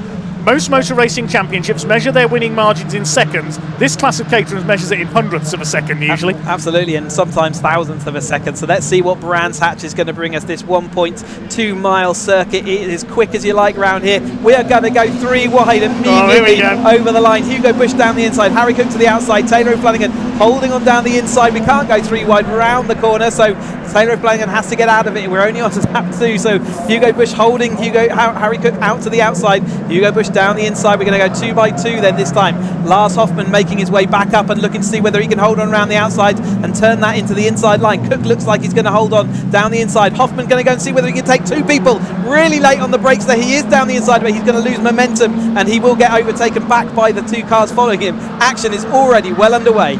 You'd think this was a 3-lap sprint, not a 20-minute race. What an incredible first couple of laps. I really thought Harry Cook was heading for the gravel on the outside of Paddock Hill Bend there, but he gathered it all up and managed to get the lead into Graham Hill Bend. If this is going to be how they are for the whole 20 minutes, I'm going to run out of voice for the rest of the weekend. This is fantastic. Over the line they come then. Harry Cook it is who leads the way, the man from Dorset, under fire from Hugo Bush around the outside. Flanagan's up on the outside of Hoffman as well, the German having a go down the inside of the Mottl car. He's up to third. 4 of them together as they head up the hill into Druids Hill Bend. Now Hoffman going for the inside on Bush for second place. They're absolutely together. O'Flanagan got too tighter an exit there because he'll be on the wrong side for Graham Hill Bend. Bush holds the inside line, holds P2. He's going to force Hoffman out over the curves. Hoffman just sticks his foot down and says, OK, I'll go through on the curve into second place.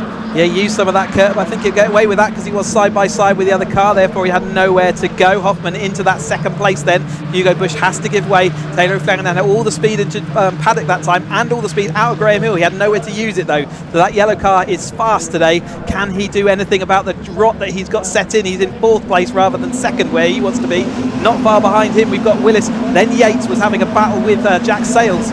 Again, so many years experience in these Caterhams. Hugo Bush looking down the inside. Hoffman will have the momentum around the outside. Hugo Bush has been compromised on the way out. That's going to give Taylor O'Flanagan the merest sniff of the inside line, but it doesn't look like he's going to be able to. Hugo Bush just had enough power up the hill in his 155 horsepower engine then. 310 horsepower per tonne, hence the reason that we call this the 310R Championship, 310 horsepower per tonne. But our leader is still Harry Cook, as he has been for many laps this season, and it's Hugo Bush in that 3rd place, having to give way to our 2nd place championship protagonist, who is Lars Hoffman. Don't count out Willis though, he is carrying 3 zeros in his championship score at the moment. He comes right into a factor as long as he finishes the last 6 races of this championship season. So Cook will lead as they come up over the line. Once again, Hoffman in 2nd place. They jink around to try and break the toe, decide which side they're going to go. Here comes Taylor O'Flanagan in the yellow machine onto the outside, nearly banging wheels with Hugo Bush through there. Bush in the DPR Motorsport machine holds the place. Up the hill they go, chasing Lars Alexander Hoffman in the number 70 car. Lead was 0.3 of a second at the end of that opening lap. 2 seconds covering the top 7 cars. There's Jack Sales, the white car with the green roll cage. He heads the 2nd group now into P6 ahead of the number 71, which is Alan Cooper. David Yates going side by side with Graham McDonald. He's dropped back a little bit there. David Yates in the number 15, not to be confused with the Group N saloon racer of the 1990s. Used to race Sapphire Cosworths. Up over the line they come once again. 5 laps completed this time. Cook did the fastest lap last time around, 53.017, but he's under attack from Lars Hoffman, who's going to the outside as they go up towards Paddock Hill Bend. Bush wants a piece of this as well, as Lars Hoffman takes the lead on the outside line through Paddock. And if you watch Taylor O'Flanagan up into Paddock next time through, as Cook goes right back down the inside, although Hoffman was late enough on the brakes there to maintain that lead. But there is the front three here, but the yellow car of O'Flanagan is so fast into Paddock Hill, he's just not had an opportunity to show where he can use that speed. Tom Willis is right on his tail. This front five have broken away very slightly from Sales just following on in the TN accountancy car. Very used to seeing him at the front of the grids last year. Can he do anything about the 5 cars that are just seeing disappear off up the road just a little bit this year? He was racing with all these guys last year, hence the reason he can run with that number 1. There's Hoffman though in the lead of this race as he comes across in the Motul sponsored championship in the Motul sponsored cars. Cook are going to pull out alongside him as across the line, and he is going to be overtaken by the time we get to the line. That's going to be important as we head to the tail end of this race. As Hugo Bush puts a wheel onto the gravel, that's going to send him sideways. He loses a bit of momentum, but he gathers it all together, and in fact didn't really lose too much time up the gravel there at the speed. Hoffman having to cover off the inside, such was the momentum he had out the corner. Taylor O'Flanagan trying to go around the outside. That was a great save by Hugo Bush. He very nearly spun it going into Paddock Hill Bend, and if you spin it at that speed through there, you are history. But Hugo Bush holds 3rd place ahead of O'Flanagan. Tom Willis in the silver car trying his hardest to attack, then a small gap back of about a second or so to Jack Sales, who's throwing that number 1 machine around. Alan Cooper, number 71, another returnee, is in behind him. Then we got Andrew Murgatroyd running well in the number 48, the green car. Yates and Graham McDonald rounding out the top 10. There's still over 13 minutes of this race still to go. What's going to happen this time as they head down towards Paddock Hill Bend? Hoffman's got the fastest lap of the race at 52.722. He's in 2nd place at the moment. So Flanagan moving up onto the back of Bush through the roller coaster up towards the hairpin at Druids. No change in position that time through. It is still Harry Cook from Wimborne in the southwest of England who holds the lead ahead of Lars Alexander Hoffman from Neuwied in Germany. 3rd place is Hugo Bush, comes from Guildford in Surrey, not far from the home of Caterham cars. Along the Cooper straight they go. The gap was 0.32 of a second last time through. Can Lars Alexander Hoffman retake the lead? Cook looked a little bit unsettled there as they came through Surtees, and if Hoffman can get into the tow, Bush will try and do the same thing. Here they come up towards the Sir Jack Brown straight. Cook actually breaks away just a little bit there coming off Clark Kerr, but will it be enough of a little bit? And I don't think so, because going for the outside, here comes Hoffman, here comes Bush. He can have a look on the inside. There is room there,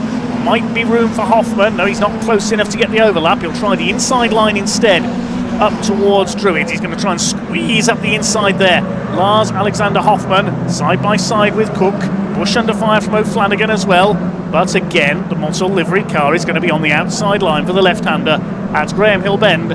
Harry Cook keeps his lead. Going to bring everyone into contention though, because these two are tripping up each other. Therefore Hugo Bush has got to run down the inside. He's got nowhere to use that run, but he is going to be able to go down the inside of Hoffman, and he is going to take that 2nd position back again. Then Hoffman still into that 3rd position then, with Taylor O'Flanagan just behind them, and here comes Jack Sales, joined the party. So as soon as they started battling each other, we're now into a situation where we've got the front 7 cars and more experience added to that long line of Caterhams. Hoffman looking down the inside again. Wind not quite as powerful this time through. Cook having to go really defensive to the inside. We're going to go 2 by 2 as they go in. Hook at the down the inside. Does hold on from Hugo Bush, but Taylor Flanagan has got the momentum around the outside. Hoffman's gone from 2nd to 4th. Willis is going to see whether he can demote him to 5th. It does look like he's going to be able to do that. Willis round the outside then. Hoffman's going to have to be patient and wait for his opportunities once more. Hope that they come to him. We're not even halfway through. Willis late on the brakes. Absolutely had to get locked up to avoid the rear end of Taylor Flanagan's car, who's going to the outside of Hugo Bush this time into Surtees. Then this action is absolutely frantic in the 310R race. This is amazing, and the high angle of the camera above the Jack Brabham straight didn't emphasise just how much they were flinging those cars across the straight there towards Paddock to set them up. They're really throwing these 310Rs around here. They come around to complete their 10th lap. We're still not even as half distance. Taylor O'Flanagan pulls out the slipstream to go for the inside. Hugo Bush leans on him. Cook is in there just ahead of them. O'Flanagan going for the inside. Someone's lost a wheel arch there on the outside. There's contact between Bush and O'Flanagan. Bush into the gravel. That's the last thing he needed in the first of 3 races this weekend, and that could have just spelled the end of his title chances. So he was absolutely giving absolutely no room. He is backwards up at Paddock. That's a frightening place to be. Hopefully everyone can see him. He's just got to work out how can he rejoin safely, but that's going to put him right away to the back of this grid. He's got an awful lot of recovery driving to do before the end of this weekend then. He was giving absolutely no inch to Taylor O'Flanagan. I think Taylor O'Flanagan got pushed onto the curb, and that curb just meant that his car bounced very slightly. He was given not enough room to up the inside there, and I think that's what caused the contact and sent Hugo Bush into the gravel, and finally having a little spin. Taylor O'Flanagan, though, is still facing the right way and in front, but Tom Willis is the man on the move right now, looking to see whether he can do anything about Hoffman. He can't this time through. We've got a wheel arch on the exit or entry of Paddock Hill Bend. That's well off the line and shouldn't cause any impact, but it is Willis who's making his way forward. Here comes Jack Sales. It's not too far back then to Cooper, and then Murgatroyd and David Yates are just hanging off the rear of this pack as well. It's a fast and frantic action, and we're only just over halfway. Whoever went wide there to avoid Hugo Bush, that was a phenomenal avoiding job. That was too close there going through Paddock Hill Bend. That could have been a major accident, so I didn't see who it was, but well done to whoever managed to make the avoiding action there. Let's have a look again at that incident. Side by side, Taylor O'Flanagan got up on the curb. That's what caused that, unsettled the car. He tried to stop it getting loose, but he just tapped the wheels of Hugo Bush's car. Bush sent through the gravel and then sent spinning around. So it's ruined his first race, and it's effectively ruined the rest of his weekend, because the result of the first race determines the grid for the second, and so on into race 3. And with the penalty he picked up last time for the accident that caused by a missed braking point, he is likely to be well out of the championship running now. But I would say that's we worked to the millimetres here, giving each other just about enough room. But that time I say the millimetres was just taken the wrong side of the dial, and unfortunately that caused the contact, which then caused the spin and the resultant accident. And like you say, thank goodness that everyone was faced and managed to avoid that.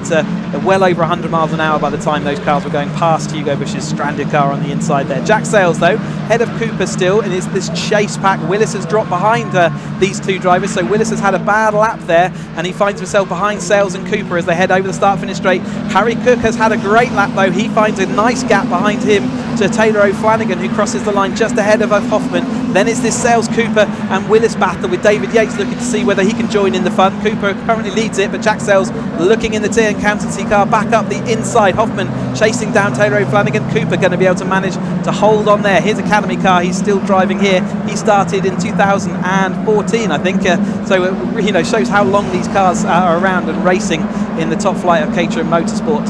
Jack Sales having to give way and give Willis a little bit of a watching brief in his rearview mirror at the moment. 1.1 seconds now the lead gap. Cook was able to pull away by 0.3 of a second on that previous lap.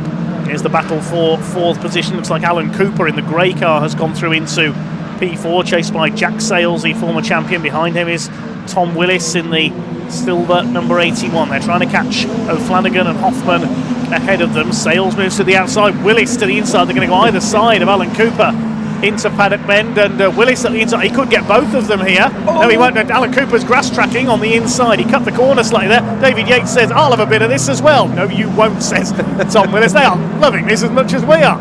Yep, Tom Willis is there, but Jack Sales, Alan Cooper and David Yates, they started way back when with me, and they've been racing hard like this ever since. They know exactly what they need to do. Willis manages to hold on there, but like you say, Alan Cooper absolutely just went up and over the curb, but he's got so much speed around the outside. He's going to maybe get some more positions on using more grass again, but Willis holds on. There's a bit of smoke off the rear wheel arch, so where he got clipped that time through is just a bit of a tyre up. You can see it's folded underneath. Hopefully that's not going to be significant enough contact to cause a puncture, as I see the leaders going across, but there is significant smoke. It's going to causing a little bit of drag. Hoffman, though, and Taylor O'Flanagan still going hard at it. They are closing in slowly on Harry Cook, though. They're moving to work a little bit more together to close that gap even more. Yes, the gap came down by 0.3 of a second. It's 0.8 of a second this time through O'Flanagan to Hoffman. Hugo Bush, incidentally, has pulled into the pits. He's out of the race. Another retirement second in a row for him, sadly, as the lead battle heads down into Graham Hill Bend. That gap is definitely coming down again with 6 minutes of this race to go. Sales is now fourth ahead of Cooper and Willis. We'll try and keep an eye on the right rear wheel of the number 81 car. Still see quite a lot of smoke in the background there. That's starting to get worse, unfortunately, for Tom Willis. And he's dropped behind those cars. I wonder whether he's got a bit of drag as well. He'll certainly be noticing and hearing that there's something going on. Usually the tyre or the wheel arch will ping off or ping out of the way, but occasionally it digs in enough that it does cause a puncture, so hopefully that's not the fate as it comes along. He is, though, struggling for speed. I think it is slowing him down as they go down. We're going three wide then. Jack Sales to the outside, David Yates down the inside, and Cooper in the middle of that battle. David Yates drifted a little bit wide and offline, but he made that work. and Stick. He has come through, or both of them. Dan Jack Sales will be seeing, can he do anything around the outside? Bit of momentum there. He might be able to hold on enough to give him the inside of Graham Hill, but Cooper's wise enough. He will show him the edge of the track, but I think he's got enough to keep that overlap. Here comes Pete Walters, another multiple Caterham champion, in for a battle and in for the fun as well. Superb move by David Yates there. You don't very often see the inside work 3 wide at Paddock. That's like Ivan Muller did in the Vauxhall back in Super Touring days here. Tom Willis still with that smoke pouring off the right rear wheel arch. That is getting worse. If it gets much worse, he might get the black and orange flag. We can't see it on the start-finish line at the moment. Less than 5 minutes of the race to go. Tom Willis, can ill afford another retirement because, as we said earlier, he missed the trip to Zandvoort, so those are his dropped scores. He's already got 3 zeros that he's carrying, so any other bad results or any other non-score, and that will be a 0, and it will be pretty terminal to his championship charge. And I can see battles all the way up and down this field, but here comes David Yates. Then we got Jack Sales, Cooper, we got Walters, then Murgatroyd and Bianchi coming to join their battle as well. The front 3 have disappeared off a little bit into the distance, but Cook has been caught up now by O'Flanagan, and there's Hoffman with maybe a wheel arch pinging off his car as well, so maybe a bit more contact as they went through. Was that a wheel arch or was that someone else's? I think they may have just kicked off of the racing line that time through then. But this front 3 have all come back together again with 4 minutes of this race to go. Still plenty of laps to go. And this chase back, who's going to get to the 4th place? Unfortunately, it's not going to be for a podium. Good to see Philip Bianchi up there because he had some problems in qualifying. Was only able to do a couple of laps. Secured whatever the problem was. I think he hit the wall coming out of Graham Hill Bend after a spin as Jack Sales round the outside retakes David Yates for P4. There are the 3 leaders, and they've caught the race leader Hugo Cook. Now that's who lost the wheel arch. It's Hoffman. He's got a front wheel arch missing, so maybe there has been a bit of contact in that lead battle. Can be. We only glue them on. We don't really hold them on with anything more substantial than that, because if they do get contacted, you don't want what's happening to Willis. You want them to ping off and away from your tyres so you don't get that tyre rub. So that certainly we saw it pinging up in the air, but it's certainly a sign that there may have been a little bit of contact somewhere. 3 minutes to go then. Harry Cook has managed to hold on for the majority of this race. He hasn't had it all his own way. We've seen some lead changes already, but he did disappear off in the middle part of that race, and he'll be just wishing that clock to disappear and the time to disappear under him. But he's going to have at least 4 more laps of this 1.2 mile circuit around the Brands Hatch Indy circuit, and Taylor O'Flanagan doesn't necessarily look like he needs another 4 laps to catch up. This is brilliant stuff. It seems like Harry Cook has the straight line speed advantage, but into the turns Taylor O'Flanagan's able to close up. You see he does there through Druids. He can get the better exit from Druids, but as soon as they hit the Cooper straight, you'll see Harry Cook perhaps pull away a little. Hoffman just lurking there in 3rd place. He knows he's in prime position should the leaders get caught up ahead of him. See Cook's pulled away slightly there down Cooper straight. Then comes the battle for 4th position. Now who's ahead of that as they come towards Yates is back ahead. Jack Sales has dropped a couple of spots. Well, is that Walters see the Walters or Yates? Cooper?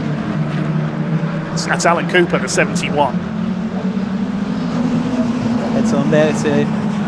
As Cook comes then he's got a fight then with Taylor O'Flanagan as they went down the straight that time. A gust of wind meant that O'Flanagan had that extra speed as well as the tow from the car in front. Cook's going to have to go defensive. Taylor O'Flanagan looking around the outside. Hoffman seeing what's going to happen. Cook manages to hold on just for the time being. O'Flanagan's going to have to be a little bit more patient, but he knows if another gust of wind comes up down the start-finish straight the next time through, he is in the good seat here. But Hoffman is just going to see where he can act as interference, and that's going to be Taylor O'Flanagan's biggest irritant. He's going to have to look out his front as well as into his rear view mirror to figure out where it is he needs to position that yellow car. Can he make this win happen for him? Can Cook solidify another great result? 1 minute 24. We're going to have 2 laps of this circuit left to go. Can Taylor O'Flanagan do anything about it this time? He's quite significantly behind. There is another gust of wind as they go past my commentary box. Is it enough? He's going to have extra speed. He's going to have to go to the outside. He is going to go to the outside. Holds on late on the brakes. Cook looking down the inside. He's lost the rear. He's going to be Taylor O'Flanagan taking the lead, and Cook's going to lose the position to Hoffman as well. He tried to hold on. It just didn't work.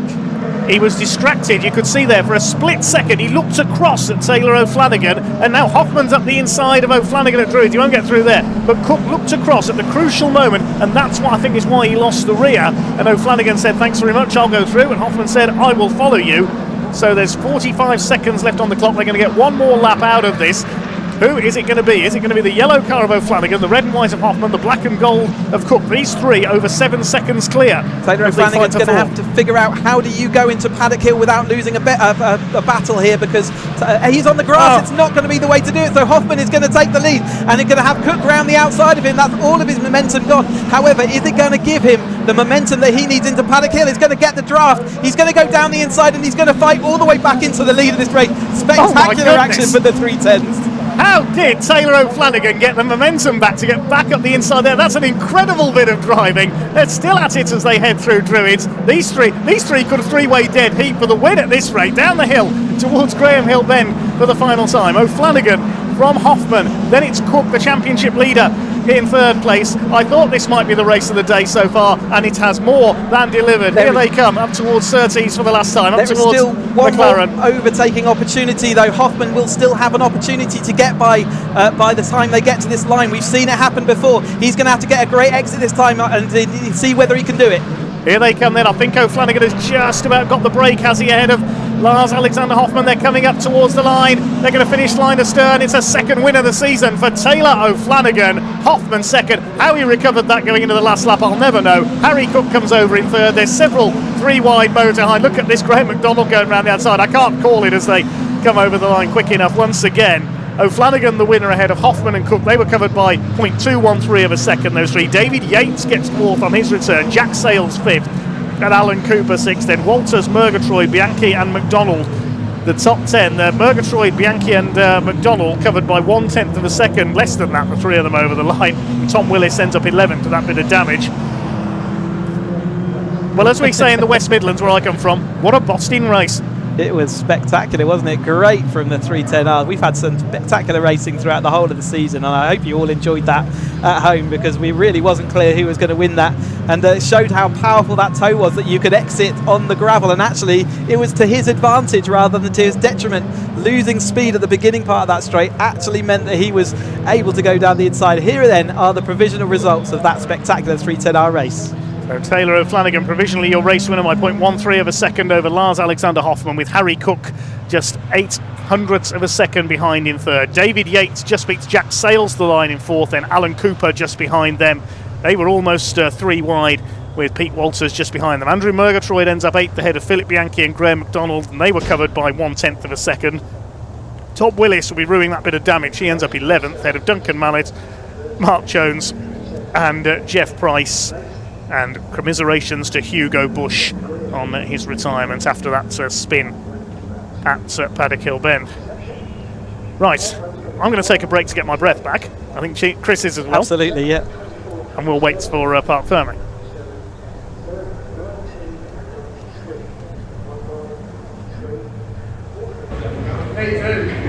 Wow, I was actually on the edge of my seat watching that. That was incredible race. Absolutely incredible. Yeah, I'm a little bit out of breath. Left my microphone. I was so taken with this race. It was just incredible. Taylor, amazing. I'm so happy for you. That was fantastic racing. Yeah. That was top notch from all three of you.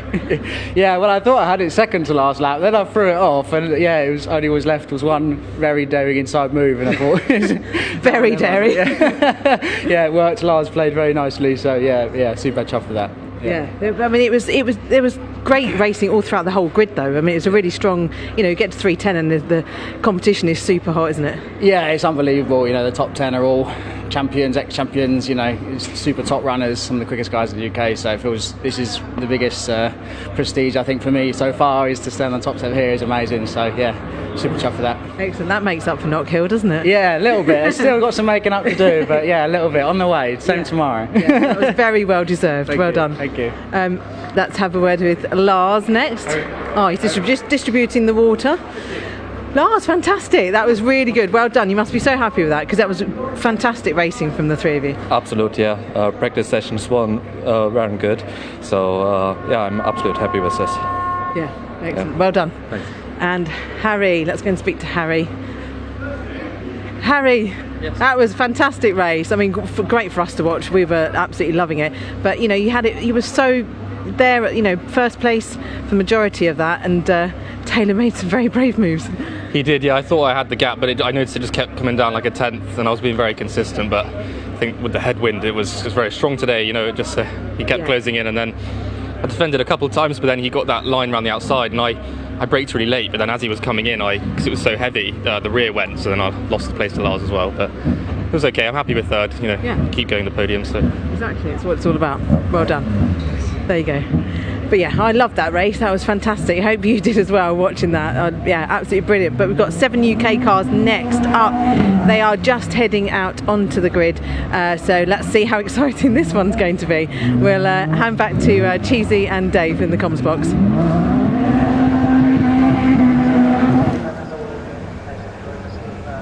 Okay, I've just about got my breath back after that last race, and now it's time for the quickest Caterhams of all, the Caterham 7 UTA Championship, sponsored by Vertex Watches. And the man who's been on top for the majority of this year is the reigning champion, number 1, Lewis Thompson, and he leads the championship coming into this round by 8 points ahead of Paul Donkin, number 24. They're both up there at the front of the grid, with William Smith with an outside chance of the title behind them as well. It really is between those three. They're 100 points clear of Harry Senior in fourth. It's Lewis Thompson on pole, the number 1, alongside number 28, Harry Senior.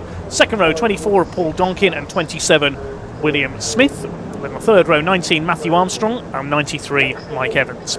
Fourth row, Justin Armstrong, number 23, and 17 of Mark Farmer. Completing the top 10, 11, Carl Jones, and 64, Tom Eden. And behind them, row 6 is number 8, Chris Fraser, in one of the Dutch Barn Vodka sponsored cars. 50, Wes Payne starts alongside him. Then number 9, Matt Dyer, and Jake Swan, number 66 on row 7, not to be confused with the classic touring car racer of the same name. In the final row, 22, Gary Curtis, and 29, Rupert Laslitz. Lewis Thompson dominated the previous round at Knock Hill with a hat-trick of victories to move clear of Paul Donkin at the top of the points, making it 5 wins in a row in this championship. He won races 2 and 3 at Alton Park as well. Paul Donkin took the first race.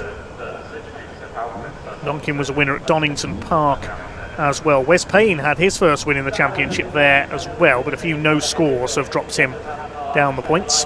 Harry Senior on the outside, the front row, leads the amateur championship subclass.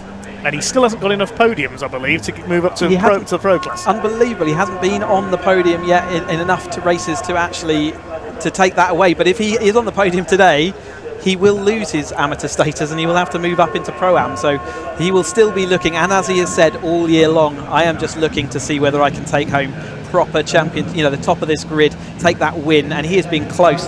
Thompson, though, is doing what Lewis Thompson has done in previous championships and last year in this championship, just dominated last time out.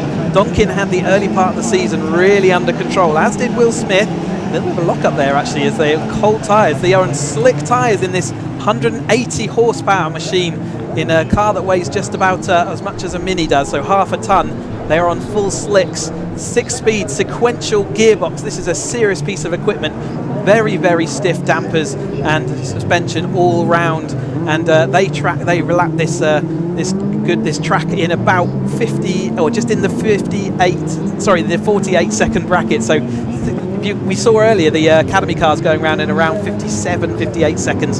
So these cars 10 seconds a lap around this Indy circuit, and they generate all of that on the brakes and on the entry. And with these slick tyres around things like Paddock Hill Bend, they go around there at 85 miles an hour through Paddock Hill Bend. Think about what it feels like maybe one day if you've accidentally exceeded the road limit and going at 85 miles an hour, turn around a bend that is pretty significantly tight and also horrifically downhill. But they brilliant cars to drive. I had the pleasure of driving one of these in the 2022 championship, and very, very happy to say that I have driven this car. It's a national level motorsport. These drivers are all competing for the title of British Caterham champion. Chris Fraser in that Dutch Barn Vodka car, just getting his tyres warm. We've seen how important it is to get the weight into the tyres. These slick tyres are even more critical to get this car off the line without bogging down and getting too much wheel spin. So one of the two, you didn't want either. William Smith's had such a good run in the early part of this season. He can now continue that off. He likes Brands Hatch. He's good round here. He's in the top 4. And then it's Mike Evans and Matt Armstrong, followed by Justin Armstrong, his father, just behind, and the rest of the field then lining up. We've had some great action from the 7 Championship UK cars. Bit of a gap there back to our next driver. I think that's Chris Fraser. Jones there in the next car. So a little bit of a delay while they get them on there. But all the drivers will be looking then for those red lights. Let's get this first of 3 20-minute races underway for the Caterham 7 Championship UK. Yes, I'm really looking forward to this one. The Vertex Caterham 7 Championship UK. Lewis Thompson, the championship leader, number 1 in the green car on pole. The light blue car with the red cage of Harry Senior alongside him. The red lights are on, the revs are up. And the Vertex Caterham 7 Championship UK is go for the first of 3 races. Great start by Mike Evans through the middle there in the 93. Thompson and Senior side by side for the lead into Paddock Hill Bend. It is Thompson who takes up the lead, and through into third goes Mike Evans ahead of William Smith in the metallic orange car there, down into Donkin fourth losing position. A lot of position, lock up from Thompson. Donkin is fighting there deep in the field, 3 wide. Justin Armstrong just on his outside, so not the start he wanted in his championship bid. Big slide for Carl Jones there, the black and green number 11 car as well. So it's Evans up to third, Donkin down to about 6th or 7th position. Running wide there, the number 8 of Chris Fraser, the LFP Motorsport car. It's Thompson who leads the way. Start to string out already. There's William Smith in number 27, the orange helmet matching the livery of the car. He's ahead of the number 19 of Matt Armstrong, the Team Parker run car. Chris Thompson for DW Motorsport leads the way. Harry Senior might have a look here in the 28, the PT Motorsport car, trying to go around the outside the light blue machine. Thompson holds him off through Paddock Hill Bend for the second time as they go up towards Druids. Harry Senior tucks in behind, number a podium here, and he could well move up into the Pro-Am category. They can change division in mid-season based on their form. Holding third is Mike Evans. Basically the Pro-Am, there are 2 classes here. Pro-Ams are for drivers who have shown and had previous Caterham success, whether that be a championship or successfully finishing the top quarter of the races in previous seasons, and because of the one that Senior is actually now finishing in the top quarter of the races regularly, he will, even though he is currently in a different championship to Thompson, by the end of this race he could well be in the same championship as Thompson. They are going to go nose to tail again as they head down the straight. This time he chooses not to go to the outside, he just gets out the throttle, lets Thompson do his thing. He can see that there's a gap being built back to Evans, who did what Evans does, which is regularly, which is great, make great starts off the line, and he found himself fired up into third place. Here's Matt Armstrong fighting with Paul Donkin and William Smith. So Donkin fighting his way back up after a difficult start. William Smith losing time in these early parts. Matt Armstrong there also got a fantastic start off the line, which is why he is up into 4th place. But he has now got Donkin, the championship protagonist, and very, very fast Caterham up there chasing him down quickly. Well, Paul Donkin raced everything over the years, from Porsches to Ariel Atoms and Citroen C1. You name it, he's driven it over the years. Paul Donkin, he didn't make the best of starts, fighting back onto the tail of Matt Armstrong now for what is P4. The leaders going side by side down the Brabham Straight. Harry Senior, can he get the move done this time? Around the outside, yes, he's done it. Harry Senior, who's raced in a couple of different Caterham championships this year, is into the lead. And it's Thompson looking to fight back, trying to go around the outside. Mike Evans, the man from Birmingham, going with them in third position. Cracking result from Mike Evans at the moment in that third place. He really is outperforming himself at the moment after the results. He's had a bit of unfortunate season, bit up and down, but certainly been fighting it out with the others, and this time he's been given that opportunity to be in that front 3, and it is now Donkin then ahead of Matt Armstrong. Donkin then, after that poor start, he has found that speed in the DPR sponsored car. He runs with DPR, and he is heading out then into that 4th place and looking like he is the man to take them across then to this front 3 battle. We're going to go for a lead change again, why not?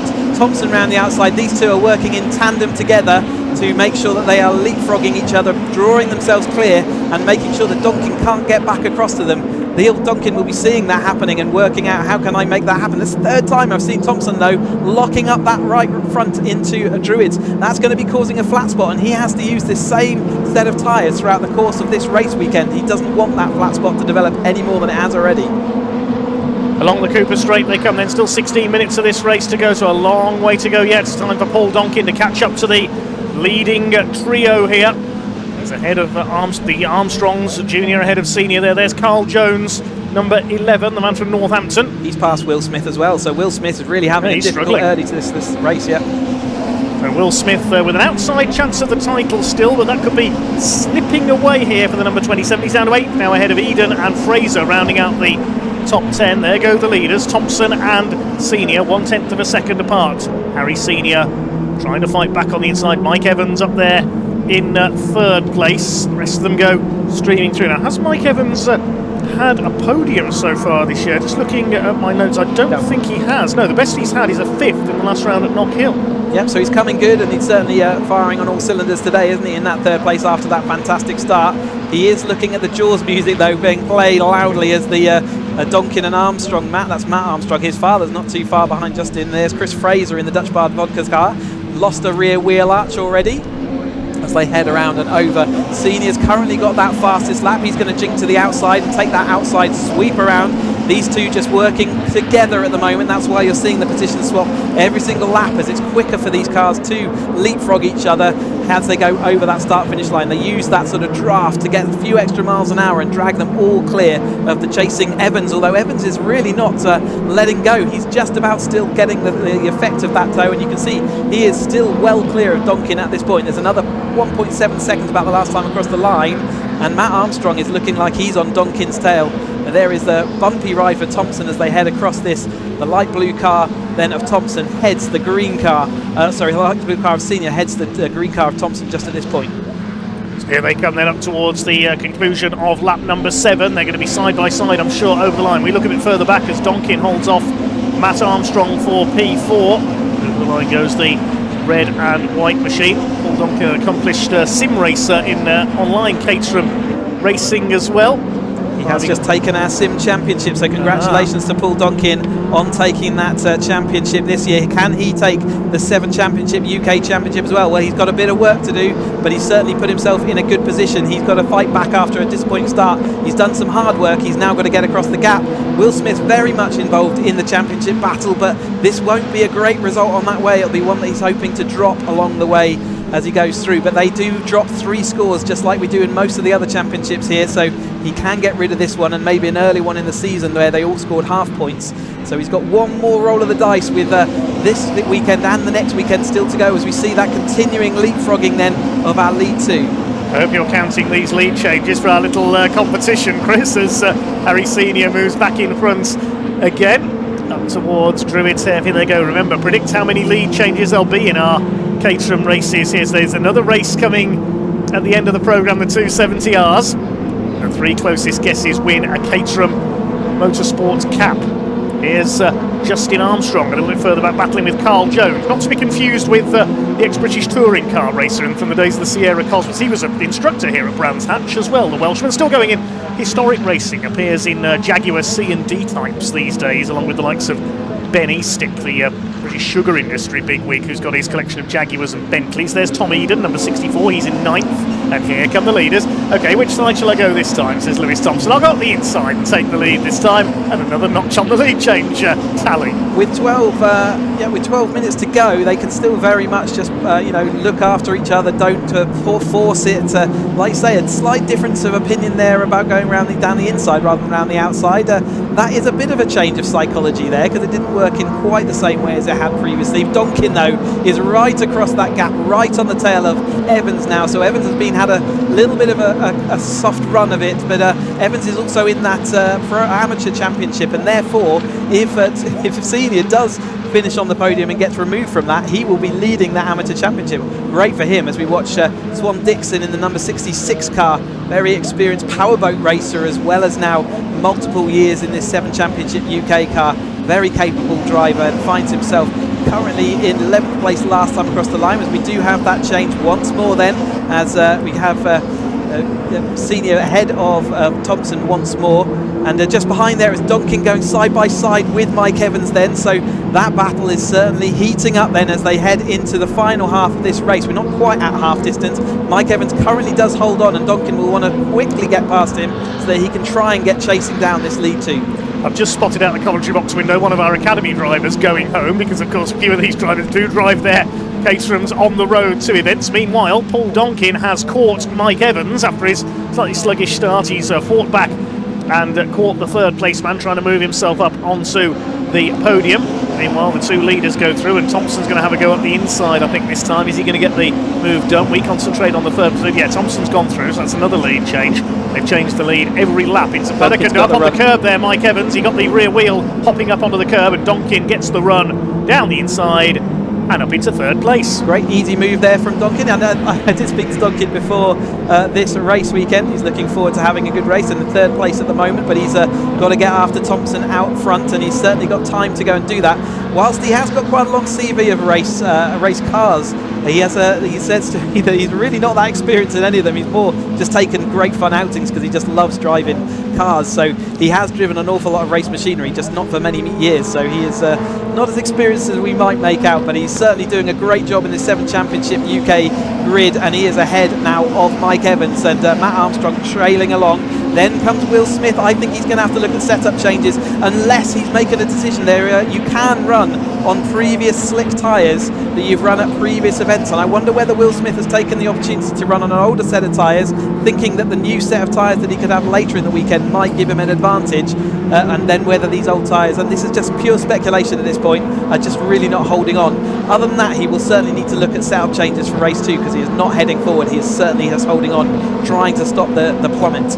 There's Fraser, the number 8, ahead of Jake Swan-Dixon in the number 66 car. They're battling over 10th place at the moment, with Wes Payne further behind them. He's already had the highlight of his season, taking a win a few weekends ago now. That was at Donington Park on the GP circuit. He's 8th in the points, Wes Payne, the number 50. Here comes the battle between Smith, Justin Armstrong, and behind them Jones.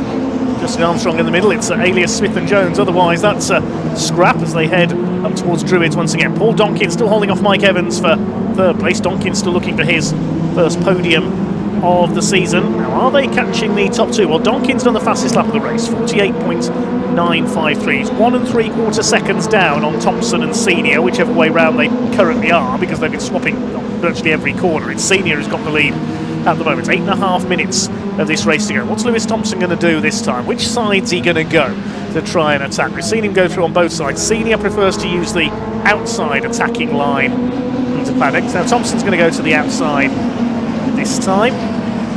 So is he going to get the move done? I think he is. Donkin's not being able to pull clear just yet, certainly not getting close. 1.43 last time through. Jake Swan-Dixon ever so close.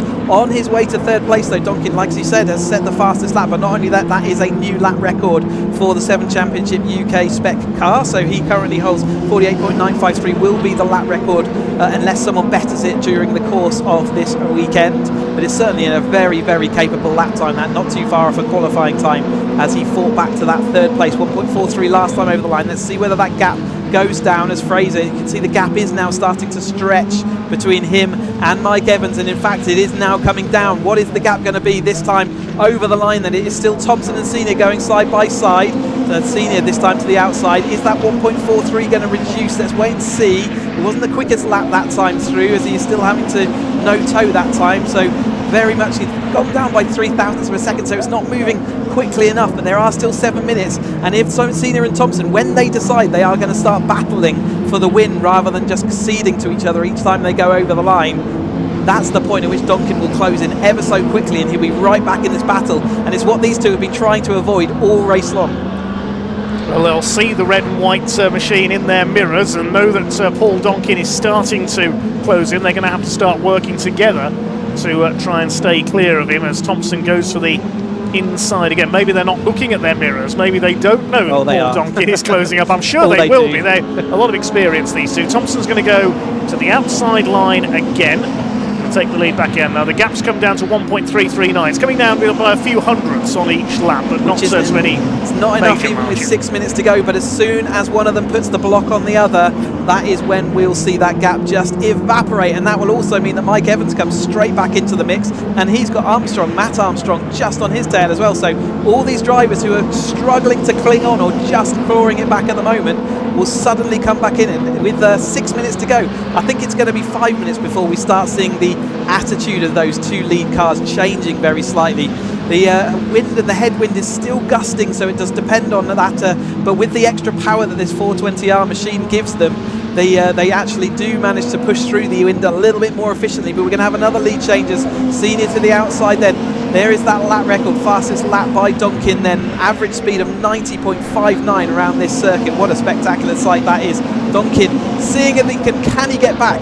just over 5 minutes of this race to go. The leader's still cooperating. You can see that gap has now come down to 1.1 last time, and it's going to come down ever so quickly now because he is going to pick up a significant tow.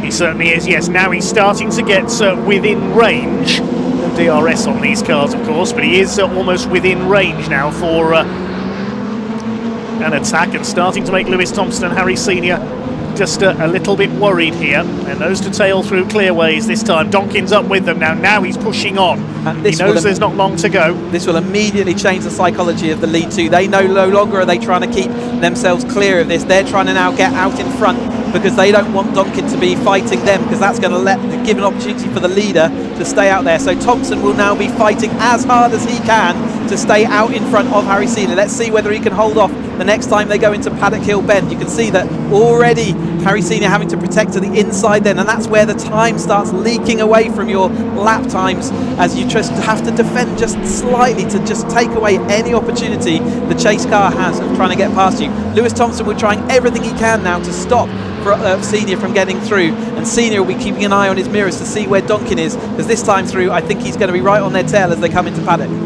He certainly is. He took half a second out of them on that previous lap. There's only 0.6 of a second between Senior and Donkin as they hit the timing line. Just over 4 minutes of the race to go. It is almost 3. Now they're still swapping places for fun at the front of the field. Now the gap's come down again. Donkin is only less than 3/10 behind now. Now he's on them. Here comes Paul Donkin, the man from the northeast of England, charging up onto the back of Lewis Thompson. Harry Senior, who has the lead this time through. Paul Donkin says, "Remember me, you two? You're so busy battling each other, you haven't noticed me sidling up behind you." No mean feat to get across that gap. Two incredibly quick pedalers out in front of him, and Donkin chewed over a 2-second gap to get back here. He's still struggling a little bit to keep up, isn't he? He's not quite in that absolutely optimal tow, but he's there and thereabouts with 3.5 minutes to go. It is now a game of chess to see whether anyone actually can get past by the time they get to the start-finish straight, because that will change the tactics once more, and they will be keeping an eye on this. Have they been swapping places in time for the start-finish line? Let's have a look this time through. Thompson doesn't get past by the time they go across the start-finish line, but he is ahead by the time they get to Paddock. They'll be keeping an eye on that, and looks like Donkin's almost happy to play a watching brief, get his breath back, see whether he's fast, see whether he's slow, and see what he's got. He's drifted very wide there that time through Druids. He will have the tighter line on the way in, which will fire him down this hill, but he's still having to work hard, and he's had to work his tyres hard as well. We haven't seen Thompson lock up anymore, so that's a relief for his front left or front right tyre there to hopefully mean that he doesn't have a flat spot. Donkin just 8 points behind Lewis Thompson in the championship, with Harry Senior down in 4th. It's between 3 for the championship, and William Smith's chances certainly slipping away. Less than 3 minutes of this race to go now, and Paul Donkin continues to put the two leaders under pressure. They still continue to draft each other down the Brabham Straight every time. They've swapped places on every lap of this race. Now though, Donkin is into the slipstream. Now they're going to have to start working together to defend. You can see there Senior tucks in behind Lewis Thompson. He does not want to be subject to an attack from Donkin. So Senior was passed, and Lewis went right back down the inside. He forced the issue, and that's when Donkin immediately comes into action. He's gone through into that second place then, so Donkin has made it through. That was the first time we'd seen anyone resist the move into Paddock Hill, and Thompson did what he normally does, which is slide it down the inside, when didn't lose his grip, didn't lose momentum, and actually meant that Donkin had the line around the outside then into that second place. It's kind of exactly what Lewis Thompson didn't want to see in the late phase of this race. Can he resist though with Senior right on the tail of Donkin coming out of clearways? It means that actually Donkin's going to have to be acting defensive rather than attacking on Senior. Here they come then. Senior's going to go down the outside of Donkin to try and draft his way back up into second place. Donkin keeps it to the inside. That was an amazing move by Donkin a lap ago to take second on the outside of Druids, but he's lost that second place again now.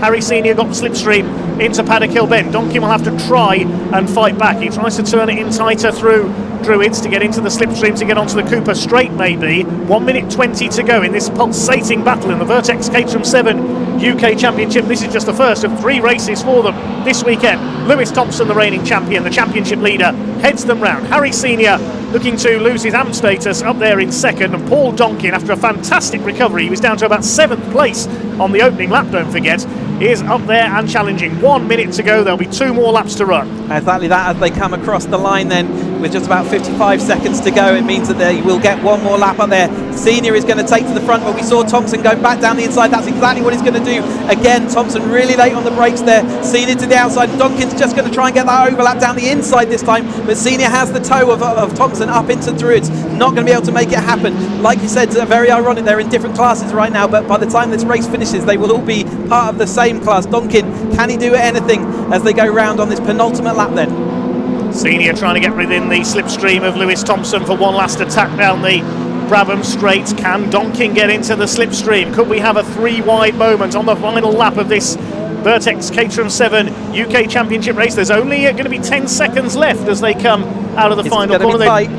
Aren't they going to get the checkered flag this time? No, the last lap board I can see being got ready. Here they come. Thompson then, and then Senior going to the outside. Donkin looks like he's a spent force just now, so no checkered flag that time as we go. In fact, the timing screen is giving them over the line. In fact, I think that's incorrect. No, we have got one more lap to go. So Thompson down the inside then. He is still in the lead. He's resisted. Donkin now back into that fight. We've got the Senior in second place. Thompson has been resisting the whole of this second half of the race, and I think he's going to make it happen at the moment. Here they come then, out of Graham Hill Bend for the last time. I don't think Donkin's going to get within range here. It's going to be between Thompson and Senior. They could still finish side by side if Harry Senior plays his cards right, out of clear ways for the final time. He gets the slightly tighter line on Lewis Thompson. Can he get the slipstream away? Here they come then up towards the line. He's not going to get close enough. It's going to be 6 wins in a row for the number 1 of Lewis Thompson. Senior will try, but it's just too late. Over the line, 0.072 of a second. The winning margin. Lewis Thompson takes his 6th consecutive win. Harry Senior second and loses his AM status up into the Pro-Am provisionally. Here he goes. And Paul Donkin, what a fight back. Just comes up short in 3rd place. What a tense race that was. You could feel the atmosphere here in the Brands Hatch Bowl. What a magnificent race there. Smith got back to 6th place at the end of that race, so he was 8 Yes, to we were 6 so busy on that last concentrating on the lead battle. We missed the minor placings. It's not the race result he wanted, but by the time you take into account amateur status of drivers there, he's going to gain another couple of places in points. So great for him to finish off strong like that. And yeah, what a tactical event that was. They really had to use all their skills, and Thompson showing that he had that just a little bit extra into Paddock Hill down the inside there, willing to be later on the brakes and not using up and dealing with a situation where it kept locking up that front right wheel. Donkin will be disappointed that he was there. He was fully there, and he would have had to work his tyres hard. They've got to use these slick tyres for the whole of this race weekend, and he would have had to work them hard to get to that 2nd place. We watch them entering the pit lane, and they'll take a right-hand bend into Parc Fermé. Great result for the 7 Championship UK. Here's the provisional result on screen now. Okay, Lewis Thompson completes 25 laps, finishes 0.072 of a second ahead of Harry Senior after they swap places on every single lap. Paul Donkin fighting back for 3rd. Good result for Matt Armstrong in 4th. And Mike Evans slipping from 3rd to 5th. William Smith fighting back. He dropped back in the early stages, fighting back to 6th ahead of Armstrong, Swan, Jones and Fraser. Then Wes Payne, Tom Eden, Mark Farmer, Matt Dyer, then Rupert Laslitz and Gary Curtis, the other finishers. All 16 went the distance. Paul Donkin with a new lap record in 3rd. Apologies for that slight confusion over the last lap there. The timing screen went to 0. The clock went to 0 just as they started the last lap, and that confused the timing screen a bit, I think. Let's head down into Parc Fermé with Sam Parker.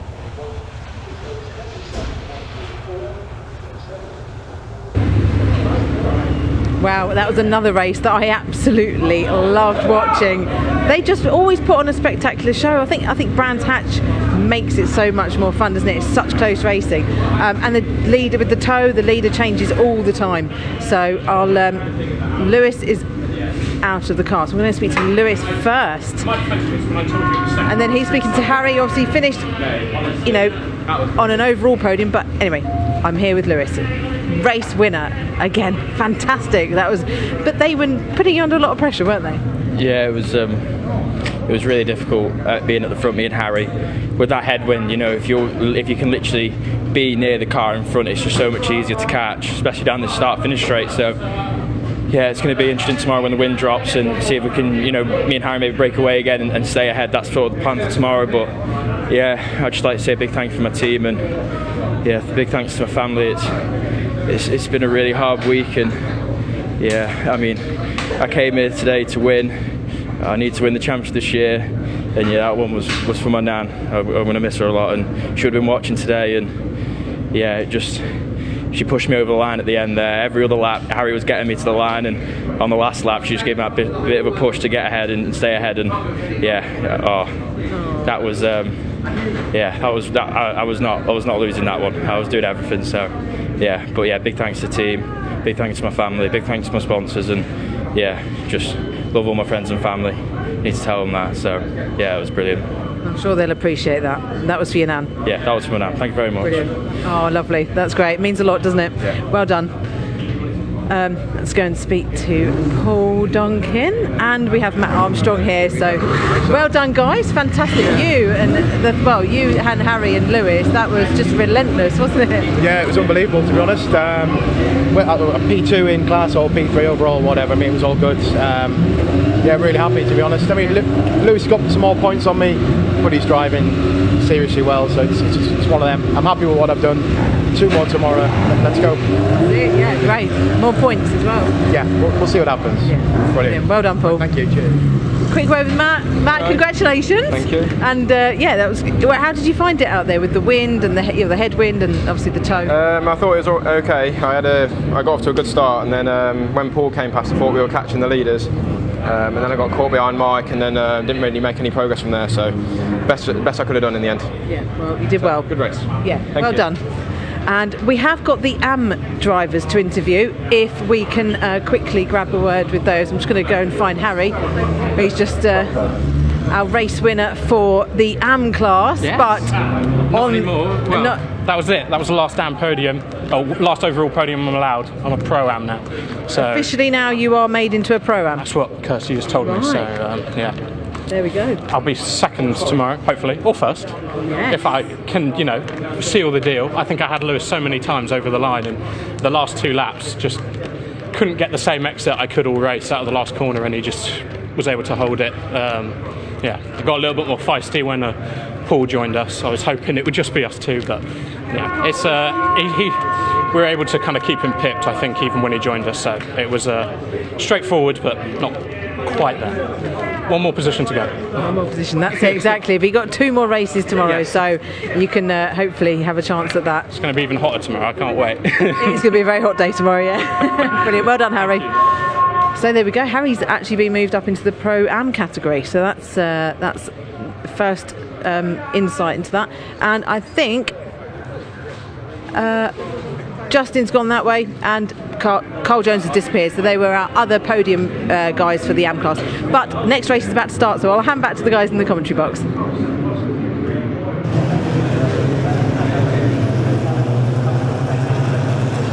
Thank you, Sam. And yes, the Classic Racing Car Club Classic Formula Libre single-seaters are moving off, so we'll give you the grid for this one. It's a rolling start, racing over 15 minutes this time. No, it is 20 minutes this time, sorry. It's a slightly longer race. The front row in this grid, based on the result of the earlier race, it's Martin Wood in the March and Robin Lackford's GRD on the front row. Second row, 44, Ian Rowley in the March 79B and Paul Smith's Rolts number 82. Third row, 63, Matthew Sturmer and 89, Reese Wood, the Rolts and the Reynard. Fourth row, Richard Cook number 10 in his March 793 and Jeff Williams in the Van Diemen RF82, the Formula Ford 2000 car. Row 5, 27 Bruce Bulchin should be there, and 144 Alan Lancaster in the Pilbeam. Row 6, number 30 Simon Langman in his classic Brabham BT30, alongside 28 George Fowler. He got that penalty for jumping the rolling start earlier on, of course, in his Reynard. Row 7, number 1 Will Arif in the Swift SC92F, the Formula Ford 1600 car, alongside Jago Keane in the Palliser number 150. Luke Townsend, the 16-year-old, in number 37, and number 11 Stephen Connors Van Diemen RF82 complete the grid. Perfectly timed because the pace car is in pit lane. Time for the Classic Racing Car Club historic Formula Libre single-seaters. Martin Wood about to lead them off. The power comes on, and it's time for a time warp here at Brands Hatch. Bit of a slow getaway there for the number 44 of Ian Rowley. He's dropped back a bit. Up into third goes number 82, which is Paul Smith in his role, but it is Martin Wood in the number 94, the Orange March, who leads the GRD of Robin Lackford in second place. may have had a non-starter. I didn't see if the number 27 is there. There's a gap on the grid graphics. Yeah, Bruce Bolchin's March 743 is not there. The ex-Annie Guiano car. Worth just taking a pause to listen to these stunning engines.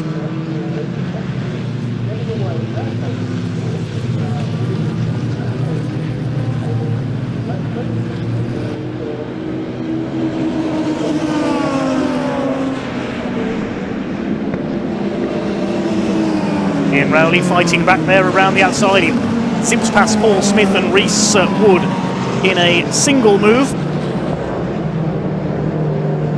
It is the front row starters who have got away at the front of the field. I suspect we'll see them pull away in this one as they did in the opening race for the Classic Racing Car Club today. Ian Rowley is back up into third place now. Rhys Wood in fourth in the Reynard SF81. It's the number 10, which is Richard Cook, the former Sports 2000 racer in the March 793. Very quick Classic Formula 3 racer. Rhys Wood just ahead of Paul Smith. This is the battle for fourth place.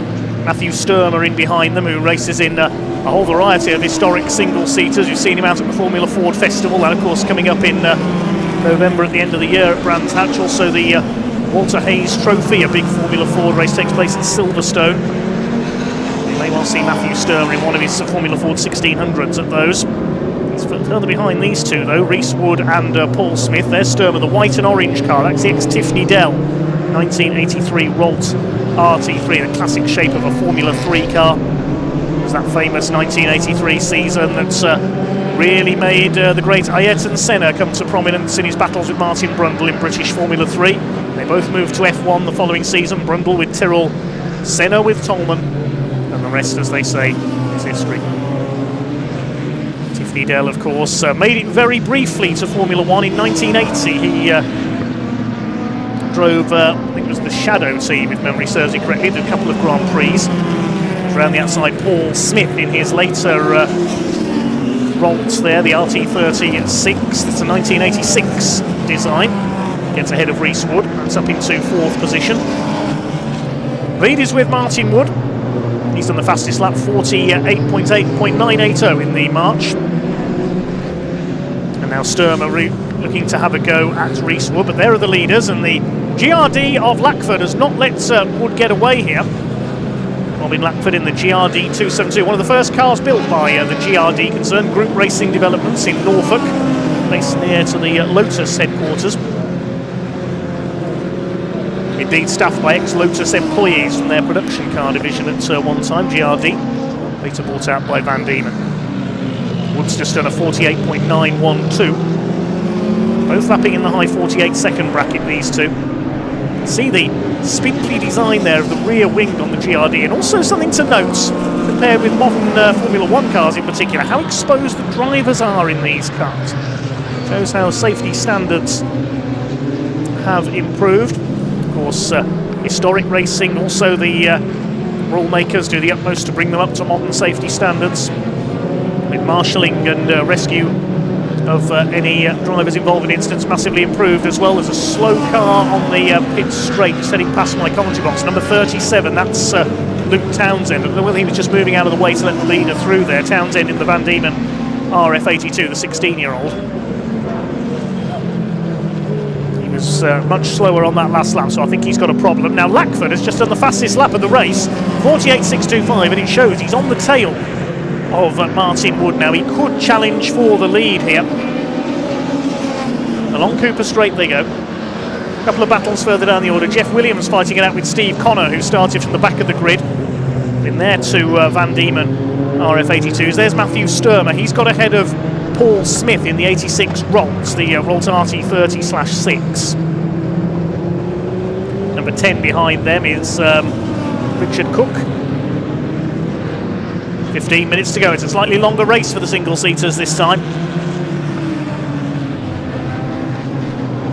Cars that have competed in Formula 2 in period, in we mentioned Formula 3, Formula 4 2000, Formula Atlantic, Formula B in America, which was the American equivalent of Formula 2 at one time. Somebody has pulled into the pits. looking at the timing screen, it's Paul Smith. Paul Smith has had a problem with the number 82 Rolls, unfortunately. He was in the midfield battle. There is the beautiful Brabham, the BT30, the oldest car on the grid, in the hands of Simon Langman. The wingless car of Rolf Stommelen, the German. Rolf went on to race in Formula One for several years, including in a privateer Brabham, among other cars. He also raced the bizarre Eifeland March, the car financed, based on a March chassis financed by Eifeland Caravans, his sponsor. That was the very weird looking machine with the periscope for a rear view mirror. I've seen that car in person at the Race Retro show at Stoneleigh, and it's even stranger when you see it up close. Rolf Stommelen, who raced in Formula One throughout the 70s, and then sadly lost his life in a sports car race in the USA. Matthew Sturmer, he's running in 4th position with the demise of Paul Smith. He's pulled into the pits. We've also lost Luke Townsend off track in the number 37. He's had a problem. So it's Wood who leads from Lackford. A new fastest lap for Wood that time round. Martin Wood with a 48.516. Then Lackford, Rowley, Sturmer. Richard Cook is in 5th position. Reese Wood is down to 6th in the Reynard SF81. His designer Adrian Reynard was a racer himself in some of his creations. Beats him at 750 Motor Club, among others. 48.516, the fastest lap, average speed of over 90 miles an hour, and they're coming into back marker traffic now, the race leaders, and the GRD had a look at the inside. Bit of hesitation there for Martin Wood coming through clearways, so this could be a chance for Robin Lackford to attack. They're lapping Will Arif in the wingless Formula Ford 1600. These two need to look out for blue flags. Oh, good dodge by Martin Wood there. Now, who was that? That was Fowler, I think, in the number 28, and the treble one of Jeff Williams. And he's now opened out a lead because Robin Lackford's having to deal with these two as well. You can see Lackford cutting his way through behind. There's another back marker there. I think that's the number 11 of Steve Connor with his Senna Tributes Van Diemen RF82. The yellow and black colours. Ayrton Senna took some of his first wins in the UK in that machine. Also took part in that car took part in the tribute to Ayrton Senna this year at the Monaco Grand Prix. There's number 28. That's George Fowler's Reynard 8384 SF. Another Formula Ford 2000. 13 cars running out of the 15 that started. Coming up towards halfway. There go the leaders. 3/4 of a second separating. Now lapping in the high 49s, low 50s that time through because of a little delay with back markers. Here are said back markers fighting it out. This is 8th and 9th place. That's George Fowler. See the big air scoop on the back of the Formula Ford 2000. Similar to a Formula Ford 1600, but with wings and a bigger engine.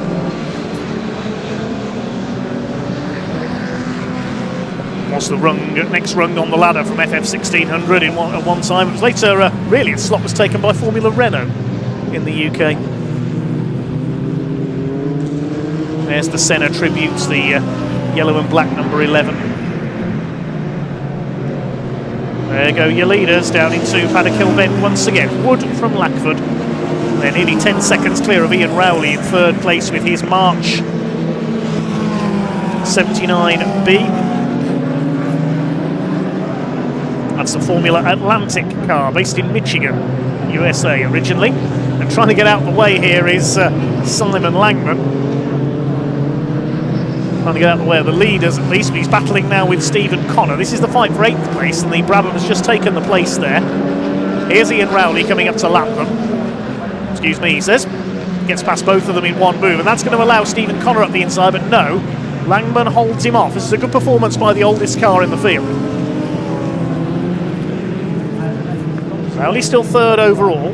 He's 2nd in his class behind Martin Wood, the class for the Formula Atlantic cars.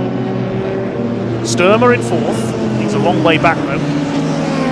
In the 5th overall is Cook, then Reese Wood, Fowler, Langman, Connor and Williams, your top 10.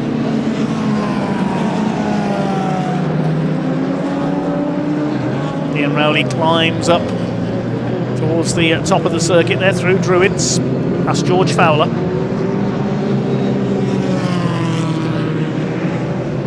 9.5 minutes to go for the Classic Racing Car Club Classic Formula Libre. Stephen Connor tucked right underneath the, well, he can't say underneath the rear wing because he hasn't got one. Simon Langman's Brabham VT30. That was from the era before large aerodynamics came along. Well, this is a classic shape of a Formula Ford 1600. Will Arif in the FF 1600, previously raced by the boss of Swift, Frank Bradley. So he really has raced everything here at Brands Hatch over the years, Will Arif. Number 10 is Richard Cook. He's got Reese Wood on his tail. George Fowler, I think, is closing up on them as well. Yes, no, that's the second place car, I apologise. That's Robin Lackford coming in to lap them. That's the fight for 5th position overall, these two. The number 10, the lovely shape of a classic Formula 3 car, the March, known as the Conning Tower design.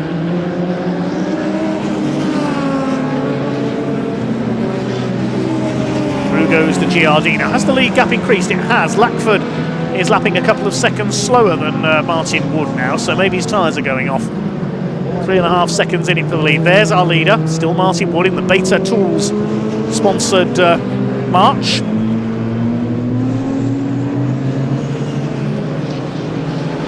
Down towards Graham Hill Bend, then along the Cooper Straight. Well, it's not very straight, you can see from that angle.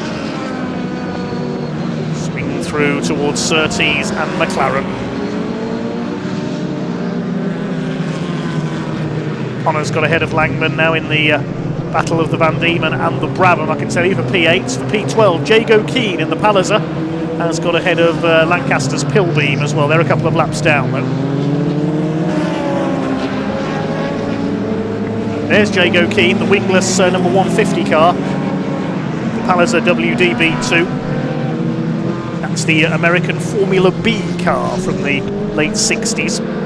Jago's also raced in one of the late 60s Formula 5000 cars with the 5-litre Chevrolet V8 this year as well. He was out in that at the Alton Park Gold Cup a few weeks ago. Also competes in a Ferrari 328 in the Pirelli Ferrari Formula Classic Series as well. Fantastic looking machine, the Palliser. Ahead of Lancaster there, Alan Lancaster in the Pilbeam MP 52. Again, big thank you to Rob Manger, who we heard from earlier, the founder of the Classic Racing Car Club, for providing background info on the cars for us this weekend.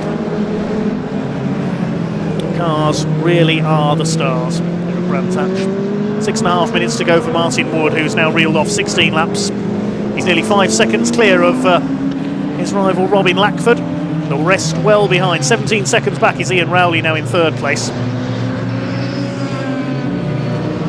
That Brabham's fighting back again. I just saw out of the commentary box window Langman trying to go for the outside on Connor for P8.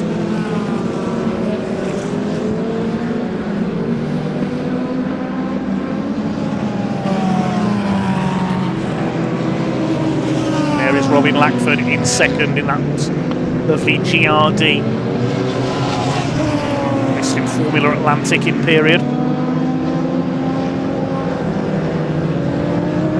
Number of cars here from Formula Atlantic this weekend. Of course, there was Formula Pacific as well in Australia.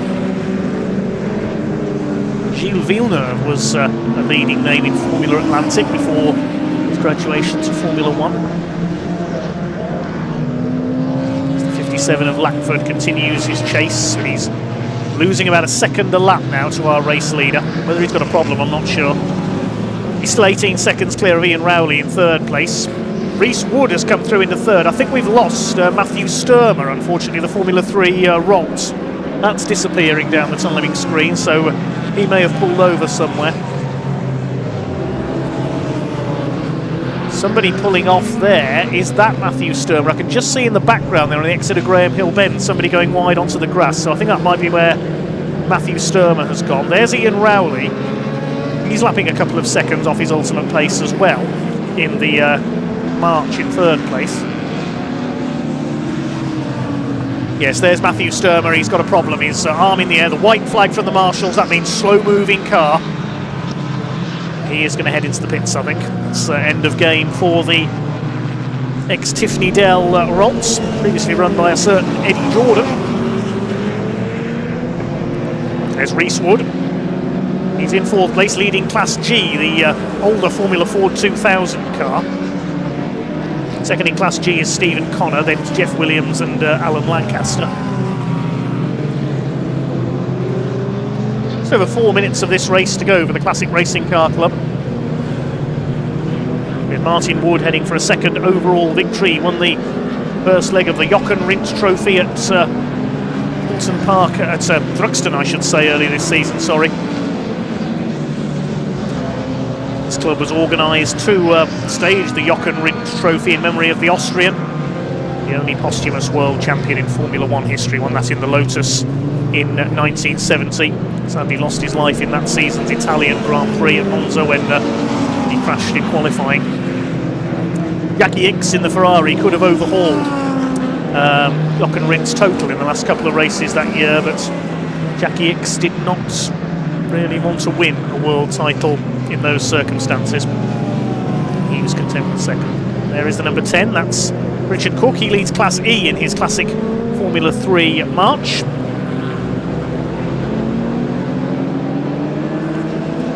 Quite a way behind Rhys Wood and quite a way clear of George Fowler in 6th position.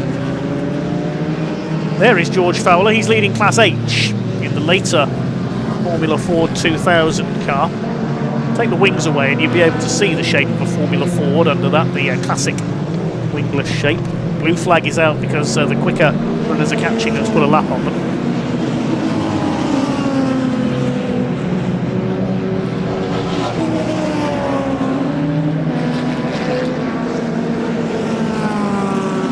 Hill goes Fowler. There's 2.5 minutes of this race to go, so we've lost 3 cars unfortunately. There's number 11, that's second in Class G, that's Stephen Connor with the Ayrton Senna lookalike.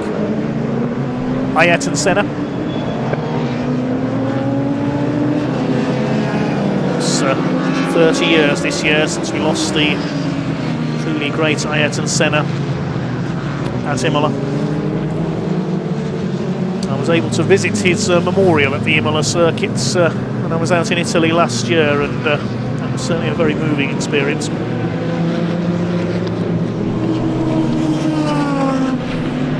There's the Brabham. The 30 Simon Langman running in 8th place. He's second in Class A behind Robin Lackford. Coming towards the end of this one now, there'll be just a couple of laps left to go for Martin Wood in his Beta March. The Lifetime Racing Run car run by Dan Eagling's equipe, comes from Faversham, so on his local circuit today.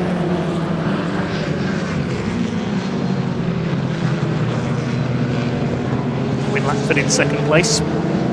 Billy and Rowley up there in 3rd, comes from Reading. He's gone through to start his 24th lap. There's the treble 1, that's 3rd in Class G, that's Jeff Williams. The treble 1 in his Van Diemen RF82.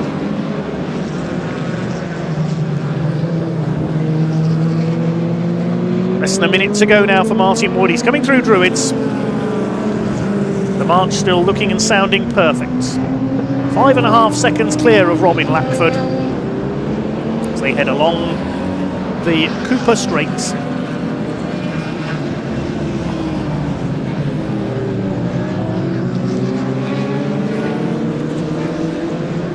Really, it's all about showcasing these beautiful machines. New fastest lap of the race last time around, as I say that, for Martin Wood. 47.913 into the 47s now. So he's not holding back, certainly. 6.5 seconds clear of Lackford now. But we must say a massive thank you to the Classic Racing Car Club and all their members. Their coordinator Rob Manger for assembling this wonderful field of cars here to showcase at Brands Hatch today. And it's going to be a double for Martin Wood. We are on the last lap now. Through Surtees and McLaren for the last time comes the March 73B. Harking back to the days of Jackie Stewart and company. Here he comes, up towards the checkered flag. Martin Wood takes a double here at Brands Hatch in our classic Formula Libre event. well ahead of Robin Lackford, who's going to come in for second place in the GRD. 7.5 seconds in the end, the lead gap. Further back, quite a way back in third, is going to be Ian Rowley. Through comes Langman for sixth place ahead of Fowler and Connor. They're all a couple of laps down. I think Ian Rowley is going to be the only other car on the lead lap. Jeff Williams crosses the line. Will Arif in the Class D winning Swift. Ian Rowley's in among this little group coming over the line now. Pulls past Alan Lancaster's Pilbeam, I think that is, as they cross the line. So just 3 cars on the lead lap that time. 12 cars go the distance. So Martin Wood confirmed as your winner. All subject to official ratification by the officials, of course. There's Matthew Sturmer's car. We sadly lost that midway through, pulled off. Martin Wood completing 25 laps. He set the fastest lap of the race on the penultimate lap there, 47.913 in his march. Robin Lackford, 7.649 seconds back in second. He wins Class A. Martin Wood winning Class B. Ian Rowley, the only other car to finish on the lead lap. Fourth was Rhys Wood in the Reynard. He wins Class G. Good result for the Formula Ford 2000 car. Richard Cook in fifth wins Class E. The other winners were George Fowler in Class H. Will Arif won Class D in his Formula Ford. Paul Smith would have been the winner of Class F, but unfortunately he failed to finish. We lost Matthew Sturmer as well, and Luke Townsend a retirement in his second ever car race as well. One non-starter, Bruce Belchin. Let's head down to Ian Waterhouse in Parc Fermé and get a closer look at these beautiful cars.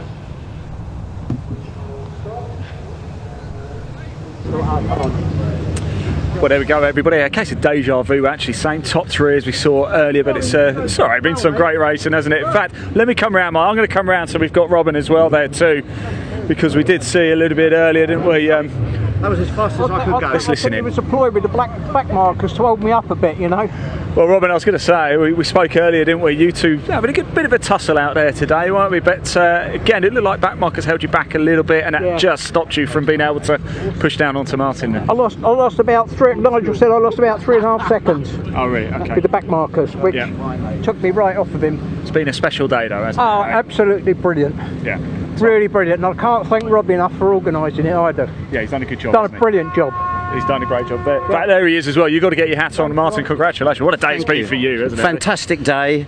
Lovely crowd, lovely event. Yeah. Fantastic organisers of our race. Yeah. And to come in with these guys, we have a collective age in excess of 210 years old. Wow. Us 3. So I feel really young. Don't often say that. It's pretty awesome to be able to do this north of 70, and I'm really grateful to be out there with these guys in these lovely machines, and just basically we're all living the dream, aren't we? Can I please request that you guys come back for more away days? We will. This is my local track, so brilliant. Fantastic. Congratulations, guys. Thank you so much, Robin. Great to see you again, Robin. Well done as well. Congratulations. Ian Rowley in third place. It's so top 3 as we saw a little bit earlier. You're right, Ian. You need some water. You need a drink. I'm too old. I'm 72. I'm 72 years old. Stand by me. Where's the cameraman? I shouldn't be doing this at my age. I should be. Yes, you should. Sitting in front of the fire and playing. I don't know what normal 72-year-olds do. You know, dominoes. Not dominoes. Is that something? Yeah, not 50. I like dominoes. 52 years ago, I did my first race. Did you 52 years 52 ago? years ago. Wow. And I should have learnt by now. Are you still getting as much excitement and enjoyment from it today as you were 52 years ago? Yeah. I can see from you. You can't. Paddock Bend, people talk about Eau Rouge at Spa and the Parabolica, but when you go into Paddock Bend, your eyes and you're looking at the marshals, and it's just it's not steeper than people realise. Well, it's just it's a fantastic bend, and it gives you goosebumps every time you go through it. So, but thanks for coming, guys. No, thanks for having us. It's live right now. now. Channel 4. Right now. No, you're better than that, BARC TV. Cheers, Ian. Take care. Right, so final race of the day is getting underway now. Look, they're heading out on track. Very quickly, don't forget, you got one final chance to win yourself a Caterham hat. There it is right there. Don't forget, just tell us how many times do you think the lead has changed throughout the course of the day in every single race. Comment in that comment section at BARC TV on YouTube, and the top 3 or the closest 3 will win a Caterham hat. Right, I'm going to hand over to commentator Dave Goddard to take you through the final race of the day. Don't forget though, we are back tomorrow for about 11 races. So much still to come tomorrow. One final race today. Dave, over to you.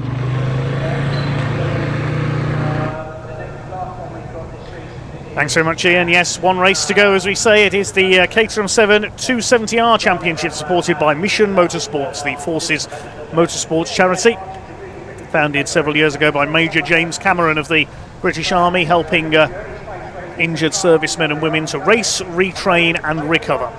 The grid, based on the results of the race we saw earlier. So Charlie Lower, number 21, is on pole alongside championship leader Ben Timmins in number 8. Second row, 17, Harry George, and number 20, James Empson. Row 3, 28, Nick Bryant, and 72, Theo Theato. And Ryan Wilby, number 88, on row 4. He got a one-place penalty for gaining an unfair advantage earlier on. Starts alongside Dan Hope, number 9. Completing the top 10, 33, Zach Lower, and 94, Megan Bruce. Row 6, number 14, Rob Kennelly, and 97, James Moon. Row 7, it's 66, Oliver Kibblewhite, and 93, Craig Boyle. Toby Boys and Benja Headley, 50 and 99 on row 8. Row 9, 77, Harvey Lawrence. A slightly subdued race for him earlier on, alongside 22, Louise Deason. Row 10, 31 of Andrew Bailey, and 87, Henry Littlejohn. Row 11 is number 68 of Darren Butler, 49, Graham Finlayson. Penultimate row, 63, Andy Palmer, 12, Ollie Knight.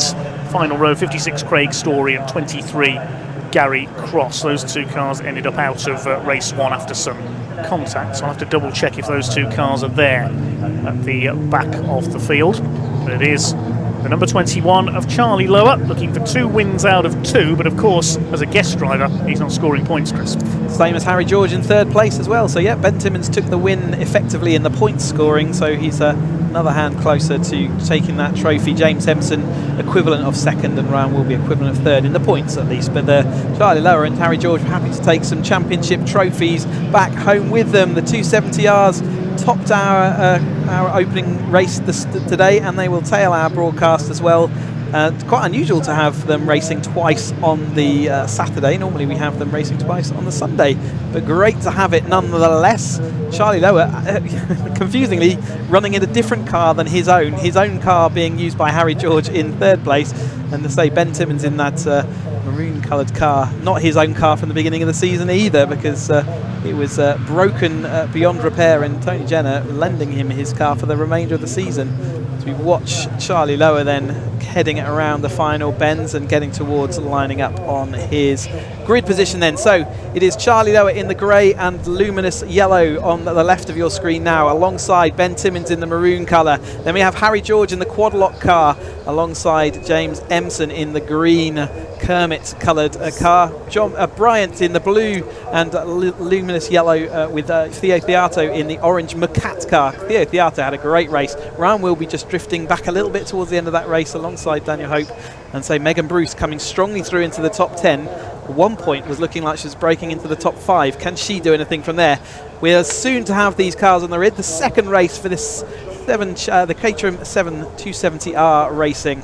20 minutes of action. The second time we're going to get to see them. Green flag at the back of the field then, ready to go. Red lights come on. The revs are up. Final race of the day here at Brands Hatch gets underway. Decent start by Nick Bryant in the blue car down the inside, and bogging down Ben Timmins. I think he may have missed a gear there as he moved towards the first corner. It is Charlie Lower who leads the way. Round the outside into second comes Harry George. Nick Bryant is up to 3rd, and well, Ben Timmins could be down to about 6th place here as they head up towards Druids. We've got a race on our hands now because he's got to fight his way back through. He's in the middle there. Megan Bruce up on the outside in the 94 car. They're all round Druids okay. It looks like the 2 cars that came to grief in the first race are back out, which is good to see at the rear of the field. It's Charlie Lower who leads the way. Harry George in second, and the leading point scoring car at the moment is Nick Bryant, number 28 in 3rd overall. Where is Ben Timmins? He's side by side there with Dan Hope, just behind James Empson. Yeah, and Theo Theato also dropped well back. You can see him there through the middle of our pack there, but he him and Timmins again got handfuls of a wheel spin off the line. Lots of tyre squeal there from one of the cars. They head round clearways. Charlie Lower again trying to throw the tow away, and Harry George just trying to cling on in there. Bryant has also had a win this season in the opening round of the thing, so he's back into that winning there. But it is that maroon car of Ben Timmins fought his way back past through Empson, another car, and does find himself then in the tail of Bryant, and therefore full championship points just one car further up the field. Good start for Hope. Swathe of cars comes down from Druids into Graham Hill Bend. Charlie Lower led by 0.68 of a second at the end of the opening lap, so he's trying to establish a break over Harry George early on. Yes, Theo Theato dropped down to 12th place at the end of the opening lap. James Empson out of shape over the curves there as Ben Timmins throws one up the inside, nearly onto the grass as he attacks Nick Bryant. That could have ended in disaster as they make their way round through clearways. Bryant, perhaps Ben Timmins wisely backed out of that one as Nick Bryant continues to lead the point scoring field. The two interlopers, the guest drivers, out in front, and Timmins now going around the outside into Paddock. We've seen this move before. Yeah, with that headwind, it still means that as soon as he was, in fact, by backing out of there, I think he helped himself again, got back into that tow, was able to slingshot around the outside, bit of a tyre squeal again, Hope down the inside, Bryant, big loser, Zach Lowe around the outside, Empson a loser there, Megan Bruce next up with Ryan Wilby, also having made pretty poor start from his grid position to find himself deep there, and then they've got Megan Bruce down the inside of Empson again, but it was Bryant that really lost out in that mid-pack. Still Charlie Lower out up front, still Harry George. Then it comes Timmins, just managed to overtake Hope, who's had a good middle section. Zach Lower moving further forward. Can he get anywhere near his brother out front? Then we've got Bryant, who lost out, followed by Megan Bruce. Well, Zach Lower in the yellow car, he's really going well. He's throwing that car around here, trying to catch his brother maybe at the front of the field. He's up to 5th now, going for the outside on Dan Hope. It was Nick Bryant who got swallowed up going into Druids there. They went either side of him. There's Megan Bruce, James Empson in the green car. Then it's Ryan Wilby. He's had a quiet race so far, but only a couple of laps into it, admittedly. Empson side by side with Megan up the hill towards Druids. She hangs on around the outside, the number 94 machine. There's Ryan Wilby, the orange and white car in behind her. Bruce up the inside takes the place away from James Empson into Graham Hill Bend. Lower led by just under a second at the end of that lap ahead of Harry George. Ben Timmins still in 3rd, so he's the leading point scorer. Yep, Empson there, big loser in the early part of this race alongside Bryant. Then he finds himself in 8th place after having started 4th. Obviously Bryant alongside him as well, so they got positions early, but they've been a little bit swamped in this mid-pack. But it's still Charlie Lower trying to jink away from the tow, and it is spreading out, but the front three look like they are breaking clear of Zach Lower, who's best of the rest at the moment. Bryant having to now defend down the inside. Megan Bruce looking to see whether she can go around the outside. Not doing that time, so we'll tuck back in and see whether she can go up the inside. No, she's going to hold on to the outside line. Empson was coming then as well, but Zach Lower down the inside. Oh, contact then between Empson and Bryant, who sent sideways up the inside and off the track, and that's the end of his charge right there. Just a little bit of contact from Empson down the inside of Druids, sent him spinning. Such a shame for Nick Bryant. He's gone so well after he made such a quick start to that race. That's spoilt it for Nick Bryant. He's got to race his way back up the order now. Meanwhile, Theo Theato is starting to recover. He's up to P11 as they head through clearways. There is Zach Lower going superbly up there in 4th position. Still Charlie Lower who leads the way. The gap's starting to come down just a little. Comes Megan on Hope on the inside this time. See whether she can get it there. She got a nice slipstream late on the brakes, although Dan Hope is going to hold on, I think, around the outside there. Can Megan keep the overlap all the way up into Druids? Certainly looks like it at the moment. She's going to have a little bit of an opportunity and does get late on the brakes. Flings it down the inside. Another place made up then by Megan Bruce. Empson still circulating, and it was the unfortunate Brian who got shuffled out of line a couple of times as Theo Theato looking down the inside there into Graham Hill. Great move there on Ryan Wilby. Ryan Wilby be disappointed that happened, and he's going to have to see whether he can sustain his over boys there in front.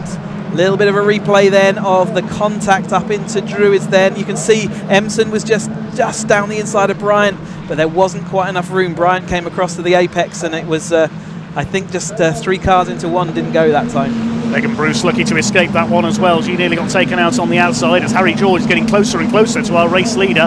Ben Timmins, meanwhile, is going with them. He's done the fastest lap, 54.089, as they head up towards Druids once again. Still 14 minutes of this race still to go. Harry George less than a car length of Charlie Lower now. Lower pulls away down Graham Hill. Zach Lower still in 4th place, rounding up the top 5. It is now Megan Bruce ahead of Hope, then Emson, Theato, Wilby, and Toby Boys in behind this little line towards the end of the top 10. Dan Hope just staying ahead of Emson and Theato.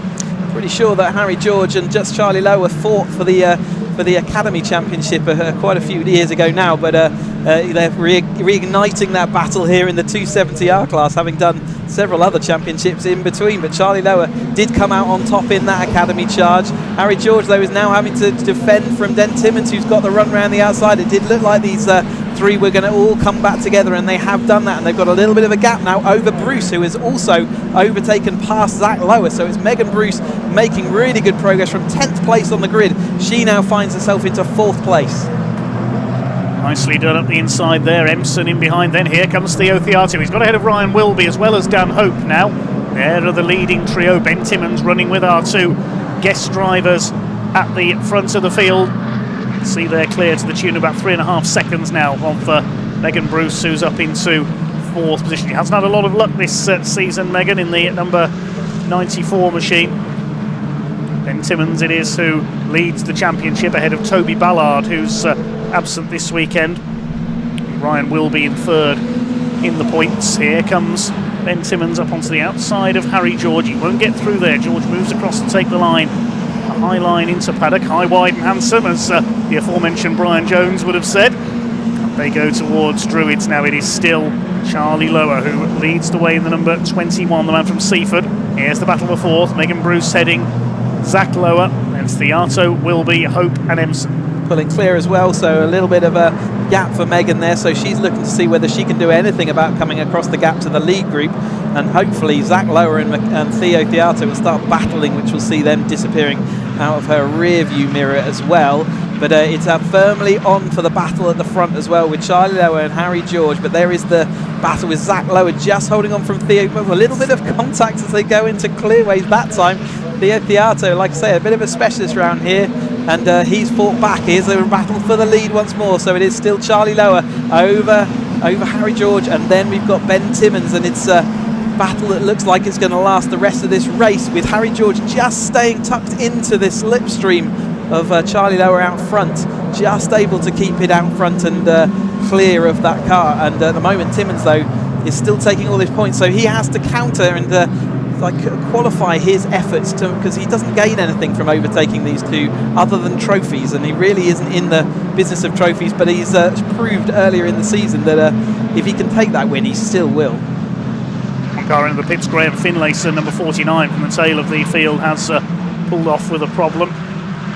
Coming up towards half distance, 11 minutes to go, and it's like the 49 car is heading back out. That's the car liveried in the orange and green of the Mazda that won Le Mans in 1991, the 787B. Now Ben Timmins having a look up the inside this time, as Harry George goes to the outside. They could go either side of Charlie Lower here, but they won't. Timmins up the inside. He has got 2nd place. He's split the 2 guest drivers ahead of him, so Ben, the almost champion-elect, is up there in 2nd, and they've got Graham Finlayson ahead of them here. He's rejoined just in front. There's the green and orange machine, so they've got to lap him. Squeal of tyres in the background. Didn't see who was responsible there. No, it did sound like a spin, didn't it? But nevertheless, they're going to get past Finlayson then, as Charlie Lower still continues off in the lead. He hasn't been bettered yet in this race. He started from pole position and he moved straight away into the lead. But it's now the Ben Timmins over the top of Harry George, who is going to be next up on that list. And it's can Timmins do anything about it? He certainly will if he can, but he knows that he's got to be careful, because he doesn't need to do any more. He's still already scoring full championship points and has the fastest lap of the race as well, which means that he will also be taking the extra point that gives fastest lap. Here goes then Emson round the outside of Hope into Paddock Hill, but that's not going to work this time through. Hope is going to carry on down the inside. Charlie Lower under real pressure from Ben Timmins now as they head into the top turn at Druids Hairpin.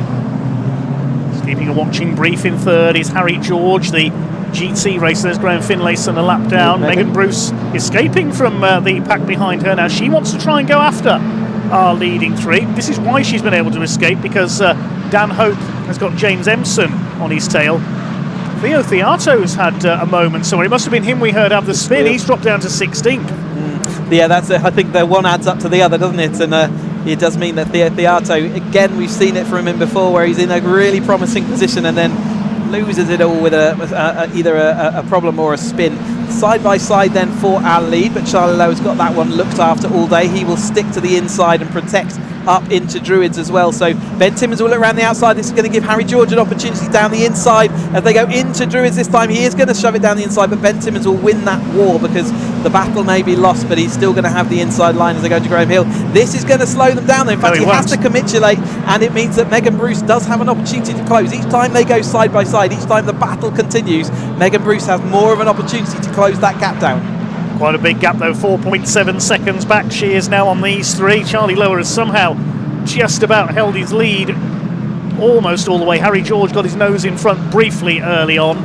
Past half distance now in our final race today, the Mission Motorsport Caterham 7 270R Championship. Up they come towards the start-finish line once again. There's Nick Bryant. Now where's he back up to? He's back to 13th after that spin earlier on. He's chasing the 97 car, which is James Moon, the local man from London. Here come the leaders. It is still Charlie Lower, but only just ahead of George in second place. Timmins is keeping that watching brief behind, having lost second place a lap ago here at Graham Hill Bend. Megan Bruce still fourth. She's nearly 5 seconds back now, so it's just between these three at the front. Last time we saw Charlie Lower, he was in the 7 Championship UK class doing a guest round there. Had a bit of an accident there, but it is an advantage for drivers to jump up into the faster championships like the 7 Championship UK and then come back down into the 310R. The speed that the 720 car has, the 7 Championship UK car has, means that you kind of just get to redial in your approach and really do get to experience and even do better than you can at these lower speeds of the 270s and the 310s. But as they head off then round another lap, Charlie Lower does lead it by half a second over George and Timmins. As we watch the field go in front of our camera position here, as there are lots of battles all the way up and down. Harvey Lawrence coming back through the field up into 10th right now, but the big mover in this race has been Megan Bruce up into 4th from 10th place on the grid. And we have had a couple of big losers, but we've got Bryant murking his way now back up to 11th, so really carving his way back through the field after having spun nearly all the way to the rear of it and the rest of the field. And I think also Theato now in 16th place. He's got a long way to go. Leaders come through clear ways. What will be the 15th time? Charlie Lower leads by just under half a second over Harry George. Top three covered by less than 7/10 of a second, with Ben Timmins still lurking there, trying to have a go at Harry George to get that second place back. He could have an opportunity up the inside here into Paddock Hill Bend. They're still side by side. Who will be later on the brakes for Druids? Harry George positioning himself to be on the outside. That means he'll be on the inside for the left-hander at Graham Hill Bend. They're still side by side on the way, and it's Timmins who wins out. Timmins just eased him off the apex there, didn't he? So he knew he was down the inside. He had the opportunity to push Harry George a little bit wide and slow his progress and prevent the outside line from working, and that's exactly what he did there. So wise head on Ben Timmins there to just hold back the pursuit of Harry George, and he is into that second place, but all this is letting Charlie Lower just disappear off up the off the front again. With 5 minutes to go, they've got to fight back across the gap and then try and get past. As we watch Emson's progress, he's leading that chase group now. Megan Bruce is very much in that middle ground, sort of in between the two, just pulled away from Emson, but hasn't managed to claw in the gap. But Emson is now clear of Hope, who's having to look into his rear view mirror where Kennelly is figuring bigly. That's not a very good word, is it? Figuring large, looming large in his mirrors. Bigly, that's a very Trumpian thing to say, isn't it?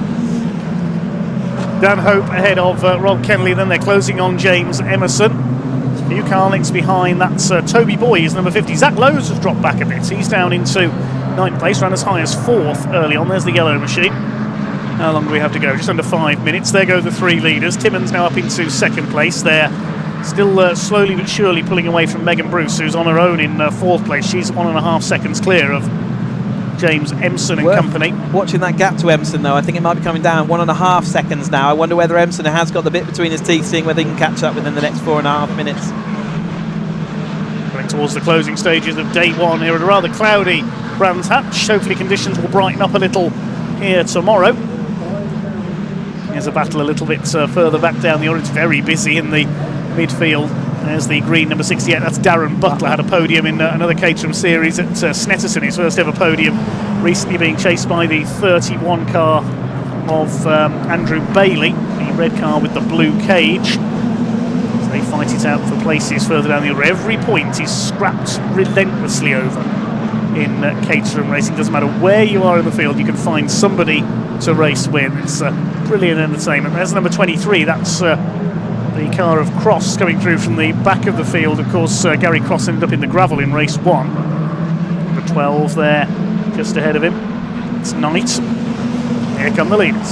Still Charlie Lower out front then, and Harry George round the outside of Ben Timmins. Remember, he's squeezing Ben Timmins to the inside there, saying, I'm not going to give you an inch that time. We saw that come to a head between it was Taylor O'Flanagan and Hugo Bush, wasn't it? So hopefully that won't happen. Ben Timmins again is fully aware that he has got more to lose than the drivers around him. He's got nothing to gain by overtaking these drivers other than the pride of he has won so many of the races this year, and he really does want to continue that trend, and why wouldn't you? He certainly pedalling this 270R car hard, but great to see Harry George and Charlie Lower back and sort of giving a demonstration of how fast they are as well in this 270R machine. A very capable machine. Third step of this motorsport ladder. So it's the Academy car plus additional tyres plus wider track suspension minus all the windscreens and lights, and really is a race focused machine by the time they get up here into the 270R class. Still a battle going on between Oliver Knight, Gary Cross and the 63 of Andy Palmer, the black and white car, as the fight rages on for second and third. Harry George back ahead now of Timmins, but they're losing a little bit of time to Charlie Lower. He's about half a second up there as they cross the line. Now they close back up again into Druids. I reckon we could see a major change on the last lap between these three. I think anything's possible right now. Charlie Lower has managed to keep that little bit of a gap, though. It's still substantial because it means it takes a little while for that toe to really start kicking in, and instead of being able to attack, the second place driver has to defend from the car behind. So we watch Boyle going around here, and he is just ahead of Moon in that blue car, but we are going to go side by side, I'm sure, once more. The gap to the lead is still that little bit greater than it is to second place, so watch Ben Timmins' car in the number 8. Oh, a little bit of a spin perhaps in the background there again, but there it goes. There it is. It was Empson spinning, so he did lose the track, and that's going to see him drop all the way down the field. Let's see what happens with the lead battle then. So George was across the line by 13,000ths of a second, but at the moment it looks like it's still Charlie Lower. We've got minute 34, so probably 2 laps. Here is that battle. Harry George around the outside, contact with Timmins, who was on the inside there. That did push Harry George out wide. That's going to leave Timmins down the inside, but that also means that Charlie Lower's got that extra few tenths as they're going in 1 minute 20. How many laps are they going to get? Is it going to be 2 more or is it going to be 1 more? Let's see when they are across that line. Well, there's a battle further back. That's Nick Bryant. He's raced his way back up to 10th. He's got ahead of Craig Boyle, but I said there might be a sort out in the last couple of laps. There was there at Druids. That's allowed Charlie Lower to break away. He's heading for win number 2 today, barring any major disaster. I think they might get 2 more laps out of this, possibly. Yeah, let's have a look. The line they certainly have as they go across the line. No last lap board on show there. Here comes George around the outside again of Ben Timmins. These two have been on a piece of string between the two of them all race long. Timmins tucks in as they head out of Paddock. He's going to try and get up alongside again into Druids. They clashed here last time around. Harry George holds that second place in the quadlock car as they head down towards Graham Hill Bend. You can see that they've just brushed the rear wheel arch of Harry George's car there, just enough to let a little bit of the padding come down, but nothing enough to actually lose a grip of that wheel arch. That is how close it was. There were millimetres between them that time as they went through Paddock Hill Bend. Absolutely nothing between the nose cone of Ben Timmins' car and the rear panel of Harry George, who is driving in the Charlie Lower's car, the Quadlock sponsored car there. But Timmins have got another opportunity as they are going to start their last lap this time through. They're going to cross the line with 2 seconds to spare. Side by side then for this second place battle. Timmins to the outside, around the outside of Harry George. Can he do anything? Looks like Harry George has got the move done down the inside. Try for the swap back and see whether you can tuck it up the inside of Druids. That's his best bet, unless he's going to try and get across. He's not got any room. In fact, he's squeezing. He's making room using a bit of the grass. They are absolutely side by side. Can Harry George hold on around the outside? At the moment, he's managing it. No, he's not going to hold on. Here comes Timmins up the inside out of Druids. He's got him up into second place. This is going to be a cracking finish between these two. Charlie Lower is going to win it. He's been able to escape as a result of these two battling. There you see the clear lead he's got with the way these two are squabbling and losing time behind him. It's going to be win number 2 of the weekend for our guest driver Charlie Lower in the TPM car number 21 comes out of the final corner up towards the Sir Jack Brabham straight. But who is going to be second? Is it going to be Harry George or Ben Timmins? I think Harry George might have missed a gear. Timmins is in front of him as they come onto the start-finish straight this time. The Lower wins it. Timmins second, and third place over the line it goes to Harry George. Megan Bruce finishes on her own, but she takes a fine fourth place. She'll be pleased with that. And Rob Kennelly, where did he come from? Got into fifth place. Great end of the race for him. I guess that he might have been caught up in that issue that Hope and Emson had. So whatever caught up Hope, Emson maybe also caught up Kenlin and sort of boosted him forward. But it was Charlie Lower taking the win then, 2 from 2 for him. He's got one more opportunity to take another trophy tomorrow. Timmins did come across in second place over the top of George, and then Megan Bruce into that fourth place, which will actually be second place as far as points go. Then we got Kennelly, Hope, Zach Lower made his way up to seventh after that late move. Harvey Lawrence, good move up through the field to eighth place for him. Then we got Boys, Bryant and Boyle all rounding out the sort of top 11 there. Wow, what a superb day of Caterham racing, and there's more where that came from tomorrow. We kick off with the first race just after 11 a.m. We go live on air at around 11:15 here on BARC TV tomorrow. First of all, we'll check out the results of our final race of the day, the Mission Motorsport Caterham 270R Championship. Well done, Charlie Lower, somehow holding on in front pretty much all the way. Just over 1.5 seconds clear of the battling pair of Ben Timmins and Harry George. They were pretty much tied together for the whole race. Great result for Megan Bruce up there in fourth. Rob Kennelly, I don't know where he came from in those closing stages, charging through for fifth ahead of Hope, Zach Lower, Harvey Lawrence, Toby Boys and Nick Bryant recovering from his spin to complete the top 10. Craig Boyle 11th, James Emson after a late spin takes 12th, then Craig Story and James Moon next home. Theo Theato ended up 16th. He'll be disappointed with that after his spin. Just one non-finisher there. We lost Ryan Wilby, so that could be fairly crucial for the championship. The man in third in the points. Let's head down to Sam in Park Ferming.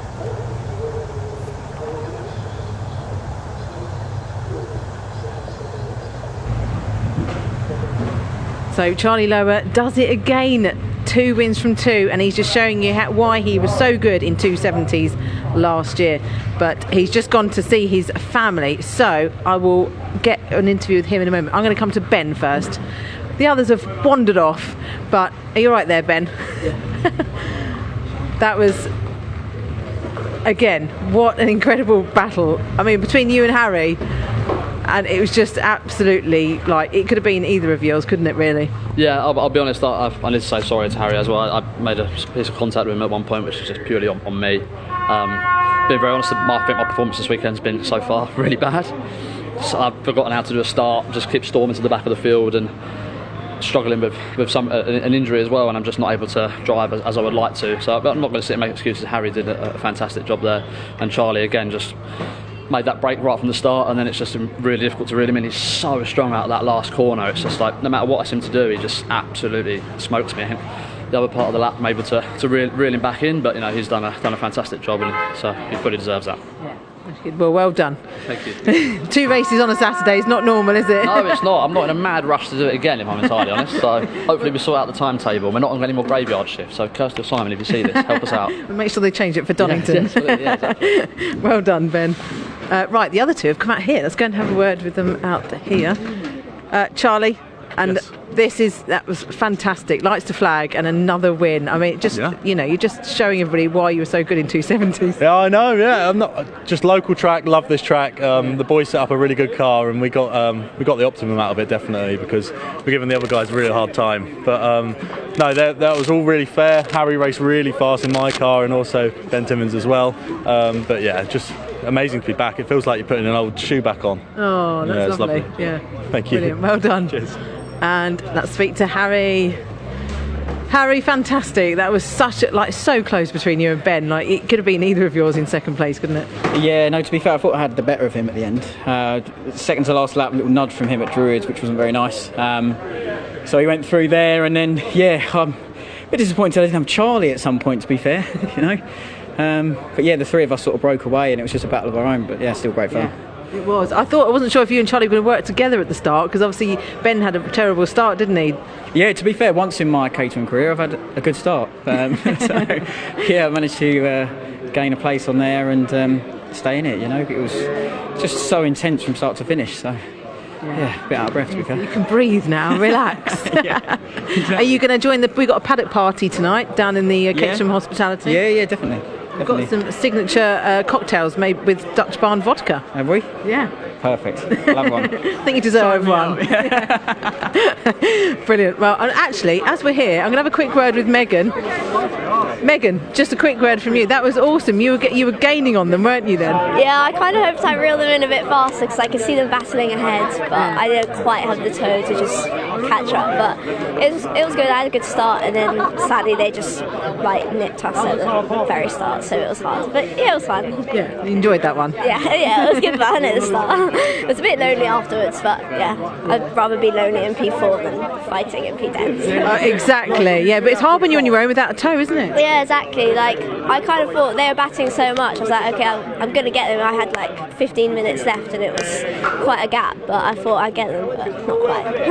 Well, there's one more to go. Yeah, hopefully we can finish this weekend on a high. Yeah. Well done. Thank you. Right, everyone's heading down to the podium now, so I will sign off for now because that's it from all the racing action today on Saturday. But we've got a full schedule tomorrow that I hope you join us back tomorrow to watch, because it will be more close racing, more than likely photo finishes, and and the sun is going to be out tomorrow, so it'll be a warm one.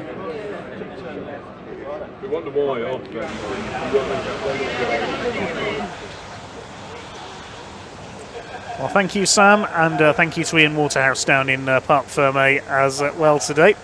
He's actually up here at the other end of our Coventry box. Thumbs up from Ian. Well, that concludes day one here at the Brands Hatch Indy Circuit here on BARC TV. Then, Chris Hutchinson, any final words from yourself? Nope, just been absolutely brilliant, and have the racing today. We've got plenty more to go tomorrow, and I am absolutely looking forward to that. What time do we get going? Around 10 o'clock-ish. In fact, the racing starts at 11:40, so we look forward to bringing you all of that action. Again, thanks to everyone who put the sort of first day on, and we'll see you again tomorrow.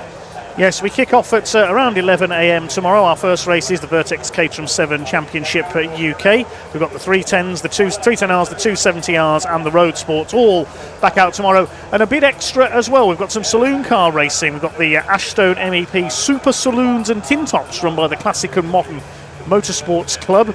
We've also got the Hoosier Tyre Intermark Silhouettes, and running in with them, they're a bit like National Hot Rods, if you've seen them on a short oval but running on a circuit. Running in with them, we've got the Welsh Racing Drivers Association. They've got an away day for their sports and saloon cars as well. And we've got the OT Publishing Coupe Cup with Toyo tyres for Hyundai Coupes as well. I should also say, actually, congratulations to Bruno van Dijk in the green group and Oglesby, Paul Oglesby in the white group, our champion-elect for this year. So congratulations to both those drivers, and hopefully we'll see them back out at Donington for their final hurrah in the academy. So a very busy day of racing. Yes, well done indeed to our provisional champions. 12 races coming up tomorrow. Big thanks to everyone here at Brands Hatch today, all the marshals, officials, recovery crews and so on. And a big thanks to all of you for watching as well. We'll see you tomorrow morning at around 11:15. We go on air. A big thanks to everybody, all our camera crews and everyone else behind the scenes as well for their hard work today. That's about all from Chris and myself, Dave Goddard, from Ian and Sam down in Parc Fermé as well. Thanks very much for watching. We'll see you tomorrow.